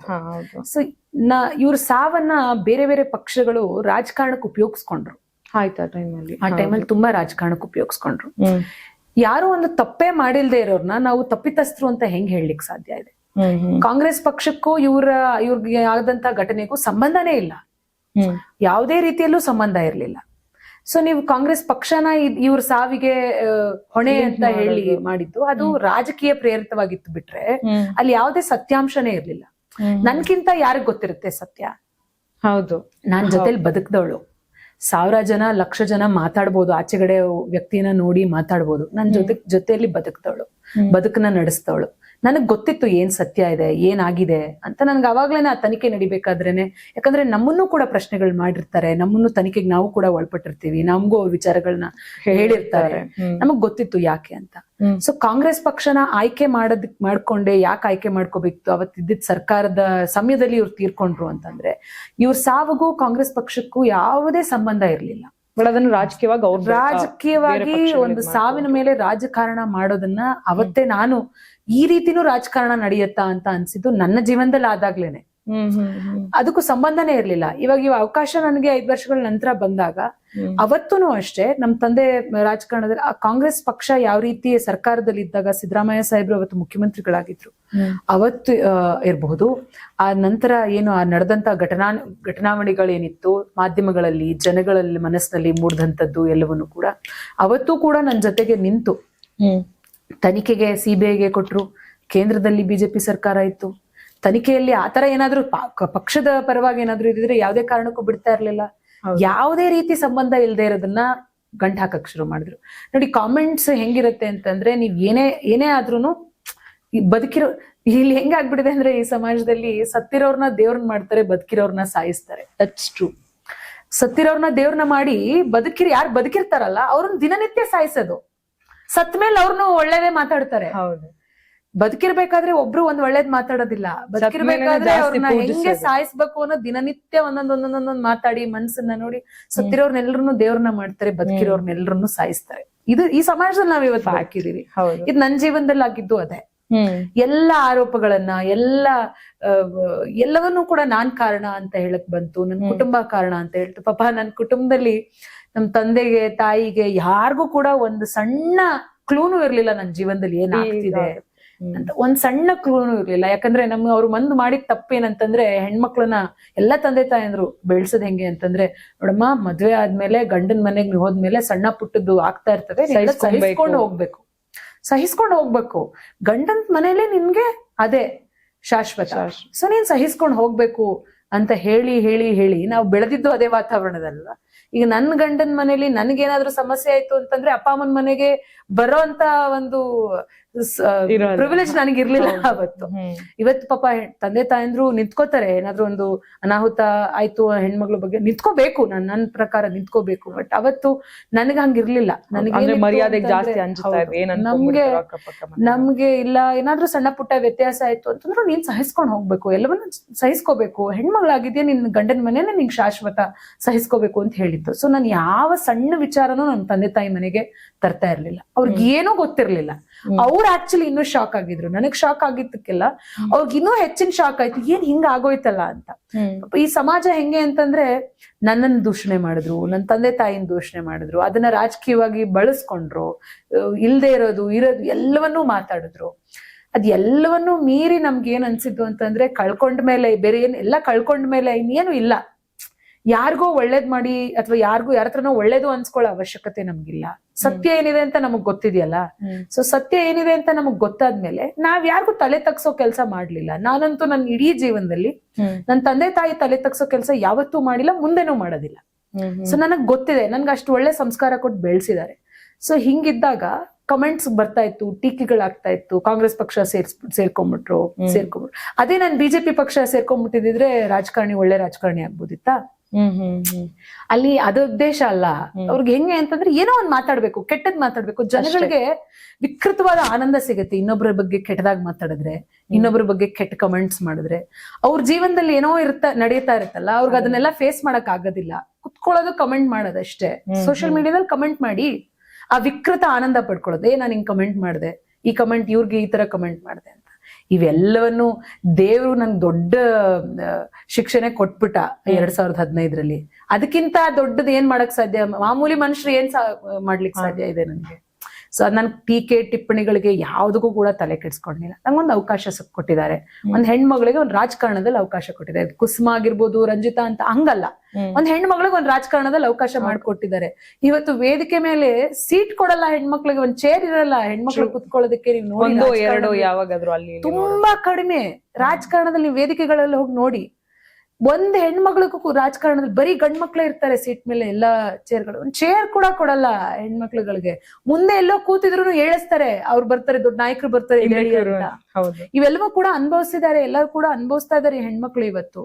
ಅಂಥದ್ರಲ್ಲಿ ಒಂದು ಕ್ಷೇತ್ರದ ಜವಾಬ್ದಾರಿ ಹೆಣ್ಮಕ್ಳಿಗೆ ನಡ್ಸ್ಲಿಕ್ಕೆ ಸಾಧ್ಯ ಇದೆ ಅಂತ ಹೇಳಿ ಒಂದು ರೆಸ್ಪಾನ್ಸಿಬಿಲಿಟಿ ಕೊಟ್ಟಾಗ, ನನಗ್ ಚೇರ್ ಸಿಗದೆ ಇರಬಹುದು ಇವತ್ತು. ನನ್ನಿಂದ ಅಟ್ಲೀಸ್ಟ್ ಒಂದು ಹೆಣ್ಮಕ್ಳು 3-4 ಜನ ಹೆಣ್ಮಕ್ಳಿಗೆ ಇದೇ ತರ ಅವಕಾಶ ಸಿಕ್ಕಿದ್ರೆ, ನಾನ್ ಒಳ್ಳೆ ಕೆಲಸ ಮಾಡಿದ್ರೆ ಒಂದ್ ಹೆಣ್ಮಕ್ಳಿಗೆ ಕೊಟ್ಟಿದ್ದಕ್ಕೆ ಆಕೆ ಒಳ್ಳೆ ಕೆಲಸ ಮಾಡ್ತಿದ್ದಾಳೆ, ಈ ಕ್ಷೇತ್ರದಲ್ಲಿ ಇನ್ನೊಂದ್ ಹೆಣ್ಮಕ್ಳಿಗೆ ಕೊಡೋಣ ಅನ್ನೋ ಒಂದು ಬರತ್ತಲ್ಲ, ಅದನ್ನ ಉಪಯೋಗಿಸ್ಕೋಬೇಕು. ಆ ರಾಜಕಾರಣದಲ್ಲಿ ಹೆಚ್ಚಿನ ಹೆಣ್ಮಕ್ಳು ಬರ್ಲಿ. 50% ಹೆಣ್ಮಕ್ಳು ಇದೀವಿ ಅಂತ ಹೇಳ್ತೀವಿ ನಾವು, ಭಾಷಣಗಳಲ್ಲಿ ಹೇಳ್ತೀವಿ, ಗಂಡಸರೆಲ್ಲರೂ ಭಾಷಣ ಮಾಡ್ತಾರೆ. ಆ 50% ಹೆಣ್ಮಕ್ಳು ಧ್ವನಿ ಆಗ್ಲಿಕ್ಕೆ ಹೆಣ್ಮಕ್ಳಿಗೆ ಅವಕಾಶ ಮಾಡ್ಕೊಡೋದಿಲ್ಲ. ಎಲ್ಲ ನಾವೇ ಆಗ್ಬೇಕು, ಎಲ್ಲ ನಮ್ದೇ ನಡಿಬೇಕು ಅನ್ನೋ ಒಂದು ಪುರುಷ ಪ್ರಧಾನ ಸಮಾಜ ಈಗಲೂ ಖಂಡಿತವಾಗ್ಲೂ ಅಷ್ಟು ಪೇಟ್ರಿಯಾರ್ಕಲ್ ಸೊಸೈಟಿಲಿ ನಾವು ಬದುಕ್ತಾ ಇದೀವಿ. ಸೊ ಈ ಟೀಕೆ ಟಿಪ್ಪಣಿಗಳಿಗೆಲ್ಲ ನಾವು ತಲೆ ಕೆಡ್ಸ್ಕೊಳ್ತಾ ಕುತ್ಕೊಂಡ್ರೆ ಬದಲಾವಣೆ ತರೋದಕ್ಕೆ ಸಾಧ್ಯ ಇಲ್ಲ. ನಮ್ಮನ್ನ ಆಡ್ಕೋಬಹುದು, ನಮ್ಮನ್ನ ನೋಯಿಸ್ಬೋದು, ನಮ್ಮನ್ನ ನಿಂದಿಸ್ಬೋದು. ನಂತರ ಬರೋರ್ಗಾದ್ರೂ ಆ ಹಾದಿ ಸುಗಮವಾಗ್ಲಿ. ಎಷ್ಟೊಂದು ಬಯಕ್ ಸಾಧ್ಯ ಇದೆ. ನಾವೇನೋ ಒಳ್ಳೆ ಕೆಲಸ ಮಾಡಿದ್ರೆ, ಇಲ್ಲ ಆಕೇನೋ ಮಾಡಿದ್ಲು, ಈ ಹೆಣ್ಮಕ್ಳು ಕೊಟ್ರೆ ಇವಳು ಏನೋ ಮಾಡ್ತಾಳೆ ಅನ್ನೋ ಒಂದು ನಂಬಿಕೆ ಬರ್ಲಿಕ್ಕೆ ನಮ್ಮನ್ನ ನಾವು ಆ ಪರೀಕ್ಷೆಗೆ ಒಳಪಡಿಸಿದ್ರು ಪರವಾಗಿಲ್ಲ, ಬೇರೆ ಹೆಣ್ಮಕ್ಳಿಗೆ ದಾರಿ ಆಗ್ಬೇಕು. ರೆಸ್ಪಾನ್ಸ್ ಹೆಂಗಿತ್ತು ಜನಗಳದ್ದು? ಇಲ್ಲ, ತುಂಬಾ ಚೆನ್ನಾಗಿ. ಬಿಕಾಸ್ ಹೌದು, ನೆಗೆಟಿವ್ ಪಾಸಿಟಿವ್ ಎರಡೂ ಇರುತ್ತೆ. ಅದೇ ಸಮಾಜದಲ್ಲಿ ನಾವಿರೋದ್ರಿಂದ ನಿಮಗೆ ಎಲ್ಲರೂ ಕೂಡ ನೀಟಾಗಿ ರೆಸ್ಪಾನ್ಸ್ ಮಾಡ್ತಾ ಇದ್ರೆ, ಇಲ್ಲ ನಾವು ವೋಟ್ ಹಾಕ್ತಿವಿ ಅಂತ, ಅದು ಬೇರೆ ತರ ಏನಾದ್ರು ಕಾಮೆಂಟ್ಸ್ ಬರೋದಲ್ಲೂ ಹಂಗೆಲ್ಲ ಆಗ್ತಿತ್ತು? ಇಲ್ಲ, ನನಗೆ ದೇವ್ರ ದಯೆಯಿಂದ ನಾನು ಬೈ ಎಲೆಕ್ಷನ್ಗೆ ಹೋದಾಗ್ಲೂ ಅಷ್ಟೇ ಬಹಳ ಚೆನ್ನಾಗಿ ನನ್ನನ್ನ ಟ್ರೀಟ್ ಮಾಡಿದ್ರು. ನಮ್ಮ ಎಲ್ಲ ನಾಯಕರುಗಳು ಅಷ್ಟೇ ತುಂಬಾ ಚೆನ್ನಾಗಿ ನನ್ನನ್ನ ನಡ್ಸ್ಕೊಂಡ್ರು. ಆಮೇಲೆ ಜನಗಳು ಅಷ್ಟೇ ಅಷ್ಟು ಚೆನ್ನಾಗಿ ನನಗೆ ಮರ್ಯಾದೆ ಕೊಟ್ಟು, ಮನೆಯೊಳಗೆ ಕರೆದು ಕೂರಿಸಿ, ಏನೋ ಬಾಗಿನ ಕೊಟ್ಟು, ಅರ್ಶಿನ ಕುಂಕುಮ ಕೊಟ್ಟು, ಎಲ್ಲೋ ನನ್ನನ್ನ ಅವ್ರ ಮನೆ ಮಗಳ ರೀತಿ ನೋಡಿದವರು ತುಂಬಾ ಜನ ಇದ್ದಾರೆ. ತುಂಬಾ ಜನ ನನ್ನನ್ನ ಎಷ್ಟು ದೇವ್ರಿಗೆ ನಾನು ಎಷ್ಟು ಕೃತಜ್ಞತೆ ಹೇಳಿದ್ರು ಸಾಲದಿಲ್ಲ. ಯಾಕಂದ್ರೆ ಅಷ್ಟು ಚೆನ್ನಾಗಿ ನನ್ನನ್ನ ನಡ್ಸ್ಕೊಂಡ್ರು. ಇರ್ತವೆ ಕೆಲವೊಂದು ಇನ್ಸಿಡೆಂಟ್ಸ್ ಇರ್ತವೆ ನನಗೆ ತೀರಾ ಮನಸ್ಸಿಗೆ ನೋವಾಗೋ ರೀತಿ ಆಗುವಂತ ಇನ್ಸಿಡೆಂಟ್ಸ್ಗಳು ನಡೆದಿದ್ದಾವೆ. ಆದ್ರೆ ಬರೀ 1-2 ಇನ್ಸಿಡೆಂಟ್ ಆತರ ನಡೆಯೋದಕ್ಕೆ ಈ ತರ ಇಷ್ಟು ಚೆನ್ನಾಗಿ ನೋಡ್ಕೊಂಡಿರೋದನ್ನ ನಾನು ಲೆಕ್ಕ ಹಾಕಿ ನೋಡಿದಾಗ ನನ್ಗನ್ಸುತ್ತೆ, ಇಲ್ಲ ಮನುಷ್ಯರಲ್ಲಿ ಇನ್ನೂ ಮನುಷ್ಯತ್ವ ಬಾಕಿ ಇದೆ, ಇನ್ನು ಸತ್ಯ ನೋಡೋ ಅಷ್ಟು ಜಾಣತನ ಇನ್ನ ಜನಗಳಲ್ಲಿ ಇದೆ. ಏನ್ ಸತ್ಯ ಏನ್ ಸುಳ್ಳು ಅಂತ ನಿರ್ಧಾರ ಮಾಡೋ ಜಾಣತನ ಜನಗಳಲ್ಲಿ ಇನ್ನೂ ಇದೆ ಅಂತ ಅನ್ಸಿದ್ ನನ್ಗೆ by election time. Step back ಮಾಡ್ಬೇಕಂತ ಅನ್ಸ್ಲಿಲ್ಲ ಆ ಟೈಮ್ ಅಲ್ಲಿ? ಇಲ್ಲ, ನನ್ಗೆ ಬೈ ಎಲೆಕ್ಷನ್ ಅಲ್ಲಿ ಅಷ್ಟ್ರ ಮಟ್ಟಿಗೆ ಪ್ರೀತಿ ಸಿಕ್ತಲ್ಲ. ನನಗೆ ಅನಿಸ್ತು, ನನ್ಗೆ 15 ದಿನ ಅವಕಾಶ ಸಿಕ್ಕಿದಾಗ ಇಷ್ಟು ಮಟ್ಟದ ಪ್ರೀತಿ ನನಗೆ ಜನ ಕೊಟ್ಟಿದ್ದಾರೆ, ನಾನು ಇನ್ನೂ ಕಷ್ಟಪಟ್ಟು ಕೆಲಸ ಮಾಡ್ತೀನಿ ಅಂತ ಹೇಳಿ ಅವತ್ತಿಂದಾನೇ ನಾನು ಸೋತಿಂದಾನೇ ನಾನು ಕೆಲಸ ಮಾಡ್ಲಿಕ್ಕೆ ಶುರು ಮಾಡಿದೆ. ಸೊ ಅದೇ ಎಫೆಕ್ಟ್ 2023ರಲ್ಲಿ ನೀವು 1,16,000 ಮತ ತಗೊಂತೀರಾ. ಅಂದ್ರೆ ಆ ಪೀರಿಯಡ್ ಆಫ್ ಟೈಮ್ ಅಲ್ಲಿ ಜನಗಳಿಗೆ ಅರ್ಥ ಆಯ್ತಾ ಅನ್ಸುತ್ತಾ ಕುಸುಮ ಅಂದ್ರೆ ಏನು, ನಿಜಕ್ಕೂ ಕೂಡ ಹೆಣ್ಮಗು ಏನಾದ್ರು ಮಾಡ್ಬೋದು ಅಂತ, ಅದಕ್ಕೆ ಅಷ್ಟು ಲಕ್ಷ ಮತ ಓಟ್ ಬಂತು ಅಂತ ಅನ್ಸುತ್ತೆ. ಯಾಕಂದ್ರೆ ನಾನು ಪ್ರತಿ ಮನೆಗೂ ಹೋಗಿ ಬೇಡ್ಕೊತಾ ಇದ್ದೆ, ನಂಗೊಂದು ಅವಕಾಶ ಮಾಡ್ಕೊಡಿ. ಪ್ರತಿ ಮನೆಗೂ ಹೋಗಿ ಅವ್ರ ಕೈ ಹಿಡ್ದು ಕಾಲ್ ಹಿಡ್ದು ಬೇಡ್ಕೊತಾ ಇದ್ದೆ, ನಂಗೆ ಕೊಡಿ ಒಂದು ಅವಕಾಶ, ನೀವೊಂದು ಅವಕಾಶ ಕೊಡಿ, ನಾನು ಕೆಲಸ ಮಾಡಿ ತೋರಿಸ್ತೀನಿ ಅಂತ ಹೇಳಿ ನಾನು ಪ್ರತಿಯೊಂದು ಮನೆನೂ ರೀಚ್ ಮಾಡೋ ಪ್ರಯತ್ನ ಮಾಡಿದೆ. ಪ್ರತಿಯೊಂದು ಮನೆಗೂ ಹೋಗ್ತಿದ್ದೆ, 5 ಫ್ಲೋರ್ ಇರ್ಲಿ 6 ಫ್ಲೋರ್ ಇರ್ಲಿ, ನಾನು ಹೋಗ್ತಿದ್ದೆ, ಅವ್ರನ್ನ ಹೋಗಿ ಭೇಟಿ ಮಾಡ್ತಿದ್ದೆ, ಅವ್ರಿಗೊಂದು ಅವಕಾಶ ಕೊಡಿ ಅಂತ ಕೇಳ್ತಿದ್ದೆ. ಅವಾಗ್ಲೂ ಅಷ್ಟೇ ತುಂಬಾ ಜನಗಳು ನನ್ಗೆ ಇಲ್ಲ ಆಯ್ತು, ಎಷ್ಟೋ ಜನ ನಾನು ಮನೆಗೆ ಹೋಗಿ ಬಾಗಿಲು ಬಡಿತಿದ್ನಲ್ಲ, ಅವ್ರೆಲ್ರು ನನ್ನ ಕ್ಯಾಂಪೇನ್ ಅನ್ನ ನೋಡ್ತಾ ಇದ್ರು, ಸಾಮಾಜಿಕ ಜಾಲತಾಣಗಳಲ್ಲಿ ನೋಡ್ತಾ ಇದ್ರು. ನಾನು ಹೋಗಿ ಹೆಂಗ ಅಂತಂದ್ರೆ ಜನಗಳಿಗೆ ಸ್ವಲ್ಪ ಪೇಶನ್ಸ್ ಲೆವೆಲ್ ಕಮ್ಮಿ ಇರುತ್ತಲ್ವಾ. ಯಾರೋ ಬಾಗಿಲು ತಟ್ತಾರೆ ಅಂದ್ರೆ ಅವ್ರಿಗೂ ಕೆಲಸ ಕಾರ್ಯಗಳು ಇರ್ತವೆ, ಬಾಗಿಲು ತಕ್ಕೊಂಡು ಕುತ್ಕೊಳ್ಳೋದಕ್ ಆಗ್ತಿರ್ಲಿಲ್ಲ. ಬಟ್ ನನ್ನ ವಿಚಾರದಲ್ಲಿ ಇದೊಂದು ಹೇಳಲೇಬೇಕು. ನಾನು ಮನೆಗೆ ಹೋಗಿ, ನಾನು ಎಲ್ಲ ಮನೆಗಳಿಗೆ ಹೋಗ್ಬೇಕಂದ್ರೆ ನನ್ನ ಕಾರ್ಯಕರ್ತರು ನನ್ನ ಜೊತೆ ಬರ್ತಿದ್ರು, ಮುಂದೆ ಕಡೆ ಇರೋ ಮನೇನ ಹೋಗಿ ಬಾಗಿಲು ತಟ್ತಿದ್ರು. ಅವ್ರ ಬಾಗಿಲಲ್ಲಿ ತಟ್ಟೋ ಅಷ್ಟೊತ್ತಿಗೆ ನಾನು ಈ ಮನೇಲಿ ಮಾತಾಡ್ಸ್ಕೊಂಡು ಅವ್ರನ್ನ ಕೇಳ್ಕೊಂಡು ಒಂದು ಅವಕಾಶ ಕೊಡಿ ಅಂತ ನೆಕ್ಸ್ಟ್ ಮನೆಗೆ ಹೋಗ್ತಿದ್ದೆ, ಓಡ್ಕೊಂಡು ಹೋಗ್ತಾ ಇದ್ದೆ. ನಾನು ಸಾಮಾಜಿಕ ಜಾಲತಾಣದಲ್ಲಿ ನೋಡ್ಬಿಟ್ಟು ಒಂದ್ ಹೆಣ್ಮಕ್ಳು ಬಂದು ಡೋರ್ನ ತೆಕ್ಕೊಂಡು ನಿಂತಿದ್ರು ಆಚೆ. ನಿಧಾನಕ್ಕೆ ಬಾರಮ್ಮ, ನಾನು ನೋಡಿದೀನಿ, ನೀನ್ ಓಡ್ ಬರ್ತಿದ್ಯಾ, ಪರವಾಗಿಲ್ಲ ನಾನು ಕಾಯ್ತೀನಿ, ನೀನ್ ಆ ಮನೆ ಮುಗಿಸ್ಕೊಂಡ್ ಬಾ, ನನ್ಗೆ ಆಯ್ತು ಮಾತಾಡ್ಸುವಂತೆ ಅಂತ. ಈ ರೀತಿಯಾದಂತ ಎಕ್ಸ್ಪೀರಿಯನ್ಸಸ್ ನನಗಾಗಿದೆ. ಅದೇ ರೀತಿ ನನ್ ಮುಖ ನೋಡಿದ ತಕ್ಷಣ ಬಾಗ್ಲ ಹಾಕಿರೋ ಮನೆಗಳಿಗೂ ನಾನು ಹೋಗಿದ್ದೀನಿ. ನನ್ನ ನೋಡಿದ ತಕ್ಷಣ ಬಾಗ್ಲ ಹಾಕಿದ್ದಾರೆ, ನಾಯಿಗಳನ್ನ ಬಿಟ್ಟಿದ್ದಾರೆ ಆ ಕಾಂಪೌಂಡ್ ಗಳಲ್ಲಿ, ಆ ತರನೂ ಎಕ್ಸ್ಪೀರಿಯನ್ಸಸ್ ಆಗಿದೆ. ಅವಾಗೆಲ್ಲ ನನ್ಗೆ ಅನಿಸ್ತಾ ಇತ್ತು, ಕಣ್ಣಲ್ಲಿ ನೀರ್ ಬರ್ತಿತ್ತು, ಬೇಕಿತ್ತ ನನ್ಗಿದೆಲ್ಲ ಅಂತ. ಅವಾಗ ನನಗ್ ಅನಿಸ್ತಾ ಇದ್ದಿದ್ದು, ಪ್ರೀತಿ ತೋರ್ಸೋರು ಇರ್ಬೇಕಾದ್ರೆ ಪ್ರೀತಿ ತೋರಿಸದೇ ಇರುವಂತ ವ್ಯಕ್ತಿಗಳು ಸಮಾಜದಲ್ಲಿ ಇರ್ತಾರಲ್ವಾ. ಅಂದ್ರೆ ನೀವ್ ಯೋಚನೆ ಮಾಡಿ, ಒಂದ್ ಯಾರೋ ಬರ್ತಿದ್ದಾರೆ ಮನೆಗೆ, ಬಂದು ಮತ ಕೇಳಿಕೆ ಅಂತ ಬರ್ತಿದ್ದಾರೆ ಅಂತ ಅಂದಾಗ ಅವ್ರಿಗೆ ನೀವು ಮುಖಕ್ಕೆ ಬಾಗ್ಲ ಹಾಕ್ತೀರಾ, ಸರಿ ಆಯ್ತು, ಬೈತೀರಾ, ಜಗಳ ಮಾಡ್ತೀರಾ, ಅದೆಲ್ಲ ಜನಗಳದು ಒಂದು ರಾಜಕಾರಣವಾಗಿ ನೀವು ಕೇಳ್ತೀರಾ, ಪ್ರಶ್ನೆಗಳನ್ನ ಕೇಳ್ತೀರಾ. ಆದ್ರೆ ಒಂದ್ ನಾಯಿನ ಬಿಟ್ಬಿಡ್ತಿದ್ರು, ಕಾಂಪೌಂಡ್ ಕಟ್ಟಾಕಿರೋ ನಾಯಿನ ಬಿಟ್ಬಿಡ್ತಿದ್ರು, ಆ ನಾಯಿಗಳು ಬಂದ್ಬಿಡ್ತಿದ್ವು. ಅವಾಗೆಲ್ಲ ನಮ್ಗೆಲ್ಲ ಅನ್ಸ್ತಾ ಇದ್ದಿದ್ದು, ಅವರೇ ಆಯ್ತು ಇಲ್ಲ ಅಂತ ಹೇಳ್ಬೋದು, ಇಲ್ಲ ನಮ್ಗೆ ಆಸಕ್ತಿ ಇಲ್ಲ ಅಂತ ಹೇಳಿದ್ರು ನಾವು ಮುಂದೆ ಹೋಗ್ತೀವಿ, ಬೇರೆ ಮನೆಗೆ ಹೋಗ್ತೀವಿ. ಬಟ್ ನಾಯಿಗಳೆಲ್ಲ ಬಿಟ್ಟಾಗ ನನ್ಗೆ ಅನಿಸ್ತಾ ಇತ್ತು, ಮನುಷ್ಯತ್ವ ಇರಲ್ವಾ. ನಾಯಿಗಳು ಅಕಸ್ಮಾತ್ ಕಚ್ಚಿ ಏನಾದ್ರು ಅನಾಹುತ ಆಯ್ತು ಅಂತಂದ್ರೆ, ಅಂದ್ರೆ ಮನುಷ್ಯರಾಗಿ ನೋಡೋ ಅಂತ ಜನನು ಇನ್ನೂ ಕಮ್ಮಿ ಇದಾರೆ ಅಂತಾನು ಅನ್ಸಕ್ಕೆ ಎಲ್ಲಾ ರೀತಿಯಾದ ಎಕ್ಸ್ಪೀರಿಯನ್ಸಸ್ ಆಯ್ತು. ಅಂದ್ರೆ ಯಾಕೆ ಅಷ್ಟು ಹೇಟ್ ಬಂದಿದೆ, ಅಂದ್ರೆ ಯಾವ ವಿಚಾರಕ್ಕೆ?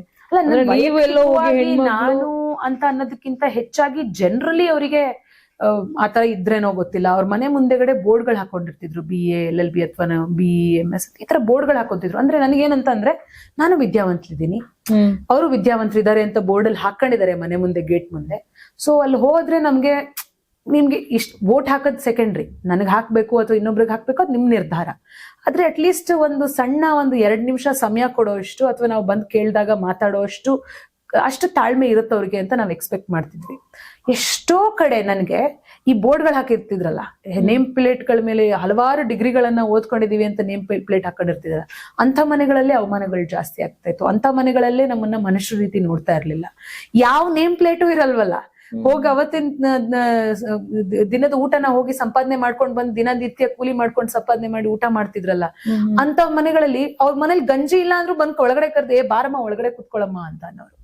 ಇದು ಕುಸುಮ ಅಂತ ಹೇಳ್ತಿಲ್ಲ ನಾನು, ಈ ರೀತಿ ಸಮಾಜ ಇದೆ ಇವತ್ತು.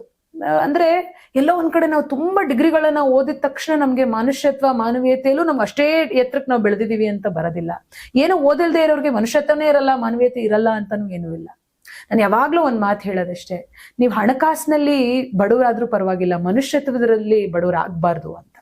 ನೀವು ಹಣ ಸಂಪಾದನೆ ಮಾಡಿದ್ರೆ ಜನ ಏನ್ ಮಾಡ್ತಾರೆ ಹೇಳಿ, ನಿಮಗ್ ಬೆಲೆ ಕೊಡ್ತಾರೆ. ನೀವು ಮನುಷ್ಯತ್ವ ಸಂಪಾದನೆ ಮಾಡಿದ್ರೆ ನಿಮ್ಗೆ ಗೌರವ ಕೊಡ್ತಾರೆ. Very true. ನನಗನ್ಸೋದು, ನಾನು ಹಣ ಸಂಪಾದನೆ ಮಾಡಿ ಬೆಲೆ ಕೊಡ್ಸ್ಕೊಳ್ಳೋದಕ್ಕಲ್ಲ, ಮನುಷ್ಯತ್ವ ಸಂಪಾದನೆ ಮಾಡಿ ಗೌರವ ಗಳಿಸ್ಬೇಕು ಅಂತ. ಇದು ನನ್ಗೆ ತುಂಬಾ ಕಾಡುತ್ತೆ. ಇದು ಈ ಬೆಲೆ ಕೊಡೋದಕ್ಕೂ ಗೌರವ ಕೊಡೋದಕ್ಕೂ ವ್ಯತ್ಯಾಸ ಇದೆ. ಬೆಲೆ, ನೀವು ಹಣ ಸಂಪಾದನೆ ಮಾಡಿದವ್ರು ಎಲ್ರಿಗೂ ಬೆಲೆ ಕೊಡ್ತಾರೆ. ನೀವು ಬೆಲೆ ಕಟ್ಟಕ್ಕೆ ಯಾವ್ದಕ್ ಸಾಧ್ಯ ಹೇಳಿ? ಬರೀ ಹಣಕ್ ಮಾತ್ರ ನೀವು ಬೆಲೆ ಕಟ್ಟ, ವಸ್ತುಕ್ ಬೆಲೆ ಕಟ್ತೀರಿ. ಮನುಷ್ಯತ್ವ ಸಂಪಾದನೆ ಮಾಡಿದಾಗ ನಿಮ್ಗೆ ಗೌರವ ಕೊಡ್ತಾರೆ. ಎಷ್ಟೋ ಜನ ಹಣವಂತರಿಗೆ ಎಲ್ರಿಗೂ ಗೌರವ ಸಿಗತ್ತೆ ಅಂತ ಏನೂ ಇಲ್ಲ. ಆದ್ರೆ ಒಳ್ಳೆ ಮನುಷ್ಯ ಇರ್ಲಿ, ಒಳ್ಳೆ ಮನುಷ್ಯತ್ವ ಇರ್ಲಿ, ಅವ್ರಿಗೆಲ್ರಿಗೂ ಗೌರವ ಕೊಡ್ತಾರೆ. ಅವ್ರ ಹತ್ರ ದುಡ್ಡಿಲ್ಲ ಅಂದ್ರೂ ಗೌರವ ಕೊಡ್ತಾರೆ. ಸೊ ಇದು ನನ್ನ ಗುರಿ, ಈ ರೀತಿ ನಾನು ಆಗ್ಬೇಕು ಅಂತ. ಇವೆಲ್ಲ ಎಕ್ಸ್ಪೀರಿಯನ್ಸಸ್ ಆಗಿದಾವೆ ನನ್ಗೆ ಪುಸ್ತಕದಲ್ಲಿ ಕಲ್ತಿರೋದಕ್ಕಿಂತ, ಪ್ರಪಂಚ ಸುತ್ತಿ ಕಲ್ತಿರೋದಕ್ಕಿಂತ ಈ ಎಕ್ಸ್ಪೀರಿಯನ್ಸಸ್ ಏನಿತ್ತಲ್ವಾ, ಈ ಎಕ್ಸ್ಪೀರಿಯನ್ಸಸ್ ಇಂದ ಕಲ್ತಿರೋದು ಜಾಸ್ತಿ. ಅಂದ್ರೆ ಇಲ್ಲಿ ಹೆಣ್ಮಗಳು ಅಂತ ತುಂಬಾ ನೆಗೆಟಿವ್ ಆಯ್ತಾ, ಅಥವಾ ನಿಮ್ ಜೀವನದಲ್ಲಿ ನಡೆದಂತ ಘಟನೆಗಳಿಂದ ಈ ರೀತಿಯಾಗಿ ನೆಗೆಟಿವ್ ಆಗಿ ಸ್ಟಾರ್ಟ್ ಆಯ್ತು? ನನ್ಗೆ ಎಲ್ಲವೂ ಅಂತ ಅನ್ಸುತ್ತೆ, ಎಲ್ಲವೂ ಆಯ್ತು ನೆಗೆಟಿವ್ ಅಂತ ಅನ್ಸುತ್ತೆ. ಒಂದು ಹೆಣ್ಮಗಳು, ಅವ್ರಿಗೆ ಒಂದು ಸಮಾಜದಲ್ಲಿ ನಾವ್ ಹೆಂಗಿದೀವಿ ಅಂತಂದ್ರೆ, ಓಕೆ ಗಂಡ ತೀರ್ಕೊಂಡ ನಂತರ ಹೆಣ್ಮಕ್ಳು ಸುಲಭವಾಗಿ ಅಷ್ಟು ಈಸಿಯಾಗಿ ಅದರಿಂದ ಆಚೆ ಬರಬಾರ್ದು ಅನ್ನೋ ಒಂದು ಸಮಾಜದಲ್ಲಿ ಇನ್ನೂ ನಾವಿದೀವಿ. ಎಲ್ಲೋ ಒಂದ್ ಕಡೆ ಸಕ್ಸಸ್ಫುಲ್ ಹೆಣ್ಮಕ್ಳನ್ನ ನೋಡಿದಾಗ, ಅದು ಈ ತರ ನೋಡಿದಾಗ, ಸಹಿಸ್ಕೊಳ್ಳೋರ್ಗಿಂತ ಹೆಚ್ಚಾಗಿ ಸಹಿಸ್ಕೊಳ್ದೆ ಇರೋರೇ ಜಾಸ್ತಿ. ಹೆಂಗೆ ನಮ್ ಸಮಾಜದಲ್ಲಿ ರಾಜಕಾರಣಕ್ಕೆ ಹೆಂಗ್ ಬಂದ್ಬಿಟ್ಲು, ಗಂಡ ಸತ್ತೋದ ತಾನೆ, ಮನೇಲಿ ಇರ್ಬೇಕು ತಾನೆ, ಮನೆ ನೋಡ್ಕೊಂಡು, ಅತ್ತೆ ಮಾವನ್ ನೋಡ್ಕೊಂಡು, ಮನೆ ಜವಾಬ್ದಾರಿ ನೋಡ್ಕೊಂಡು ಮನೇಲಿ ಇರ್ಬೇಕಿತ್ತು, ಯಾಕೆ ಬಂದ್ಲಿ ಇವಳು? ಈಕೆಗ್ ಬರಂಗಿಲ್ಲ, ಈಕೆ ಆಚೆ ಬಂತು ಅಂದ್ರೆ ಬೇರೆ ಹೆಣ್ಮಕ್ಳು ಹಿಂಗೆ ಕಲ್ತ್ಬಿಟ್ರೆ ಪಾಸಿಟಿವ್ ಆಗಿಂದ ನೆಗೆಟಿವ್ ನೆಗೆಟಿವ್ ಅಂದ್ರೆ ಎಲ್ರು ಅಂತ ಅಲ್ಲ, ಬಟ್ ಸುಮಾರು ಜನ ಆತರ ಇದ್ದಾರೆ. ಅವ್ರಿಗೆ ಏನೋ ಒಂದ್ ಕಡೆ ವೀಕ್ ಪೀಪಲ್ ನೋಡೋದಕ್ಕೆ ಆಸೆ ಅಂತ ಅನ್ಸುತ್ತೆ. ಸ್ಟ್ರಾಂಗ್ ಪೀಪಲ್ ನ ನೋಡಿದಾಗ ಜನಕ್ಕೆ ಪ್ರೇರಣೆ ತಗೊಳ್ಳೋರು ತುಂಬಾ ಜನ ಇರ್ತಾರೆ. ಅದೇ ರೀತಿ ಅವ್ರನ್ನ ಕುಗ್ಸೋಕೆ ನೋಡ್ತಾ ಇರ್ತಾರಲ್ಲ, ನಿಲ್ಸಕ್ ನೋಡ್ತಾರೆ. ನಿರಂತರವಾಗಿ ನೀನ್ ನೆಲ ಕಚ್ಬೇಕಷ್ಟೇ. ಅದೆಂಗ್ ನೀನು ನಿಂತ್ಕೋತೀಯ? ನೆಲ ಕಚ್ಬೇಕು ಅಂತವ್ರು ಇದಾರೆ. ಮಾತಾಡ್ತಿರ್ತಾರಲ್ಲ, ಮೋರ್ ಪವರ್ ಮೋರ್ ಎನಿಮೀಸ್. ಎಷ್ಟು ಶಕ್ತಿಶಾಲಿ ಆಗ್ತಿರೋ ಅಷ್ಟು ಹೇಟ್ ಮಾಡಕ್ ಸ್ಟಾರ್ಟ್ ಮಾಡ್ತಾರೆ. ಹೌದು, ಅದಂತೂ ನಿಜ. ಬಟ್ ಹೆಣ್ಮಕ್ಳನ್ನ ಇನ್ನೂ ಅಕ್ಸೆಪ್ಟೆನ್ಸ್ ಬಂದಿದ್ದಿಲ್ಲ ರಾಜಕಾರಣದಲ್ಲಿ. ಕಷ್ಟ ಇದೆ ರಂಜಿತಾ ರಾಜಕಾರಣ ಹೆಣ್ಮಕ್ಳಿಗೆ. ನಾನು ಯಾವಾಗ್ಲೂ ಒಂದ್ ಪ್ರಶ್ನೆ ಕೇಳ್ತೀನಿ. ಅಂದ್ರೆ ನಾನ್ ಆಯ್ಕೆ ಎಪಿಸೋಡ್ ಅಲ್ಲಿ ಯಾರೇ ಬಂದ್ ಕುತ್ಕೊಂಡ್ರು, ಬಿಕಾಸ್ ಒಂದ್ ಹೆಣ್ಮಗ್ಳು ನಾರ್ಮಲ್ ಆಗಿ ಒಂದ್ ಮನೆ ಮಗಳಾಗಿರೋದು, ಅಥವಾ ಒಂದ್ ವಿದ್ಯಾರ್ಥಿ ಆಗಿರೋದು, ಅಥವಾ ಮದ್ವೆ ಆಗಿ ಹೆಂಡತಿ ಆಗೋದು, ಮಕ್ಳು ಮೀನ್ಸ್ ಎಲ್ಲ ಪಾತ್ರ ಇರುತ್ತೆ ನಮ್ ಹೆಣ್ಮಕ್ಳು ಅಂದ್ರೆ. ಒಂದ್ ತಾಯಿ ಆಗಿ, ಮಗ್ಳಾಗಿ, ಹೆಂಡತಿ ಆಗಿ, ಮತ್ತೆ ಇನ್ನೊಬ್ರಿಗೆ ಅಜ್ಜಿ ಆಗಿ, ಈ ತರ ಎಲ್ಲ ಒಂದ್ ಪಾತ್ರ ಇದ್ದಾಗ ಇದನ್ನ ನಿಭಾಯಿಸೋದೇ ನಮಗೆ ಕಷ್ಟ ಇರುತ್ತೆ. ಅಂತದ್ರಲ್ಲಿ ರಾಜಕೀಯದಲ್ಲಿ ಹೆಣ್ಮಕ್ಳು ನೋಡೋದಿದೆಯಲ್ಲ, ನಾವ್ ಆಗ್ಲೇ ಮಾತನಾಡ್ತಾ ಇದ್ವಿ, ವೇದಿಕೆಯಲ್ಲಿ 2-3 ಜನನ ನಾವು ನೋಡೋದೇ ಬಹಳಷ್ಟು ರೇರು ಅಂತ ಅಂದಾಗ ರಾಜಕೀಯದಲ್ಲಿ ಹೆಣ್ಮಕ್ಳು ಸರ್ವೈವ್ ಆಗೋದು ಎಷ್ಟು ಕಷ್ಟ ಅಂತ ಅನ್ಸುತ್ತೆ. ತುಂಬಾ ಕಷ್ಟ ಇದೆ. ಇವತ್ತು ಯಾವ್ದೇ ಒಂದ್ ಹೆಣ್ಮಗಳು ರಾಜಕಾರಣಕ್ಕೆ ಬರ್ಲಿ, ಆ ರಾಜಕಾರಣಕ್ಕೆ ಆಕೆಯ ವೈಯಕ್ತಿಕವಾಗಿ ಆಕೆ ಏನೋ ಕೆಲಸ ಮಾಡಿದಾಳೆ, ಆಕೆಗೆ ಆಸಕ್ತಿ ಇದೆ ಅಂತ ಬಂದಿದ್ದಾಳೆ ಅಂತ ಅನ್ಕೊಳ್ಳೋರು ತುಂಬಾ ಕಮ್ಮಿ.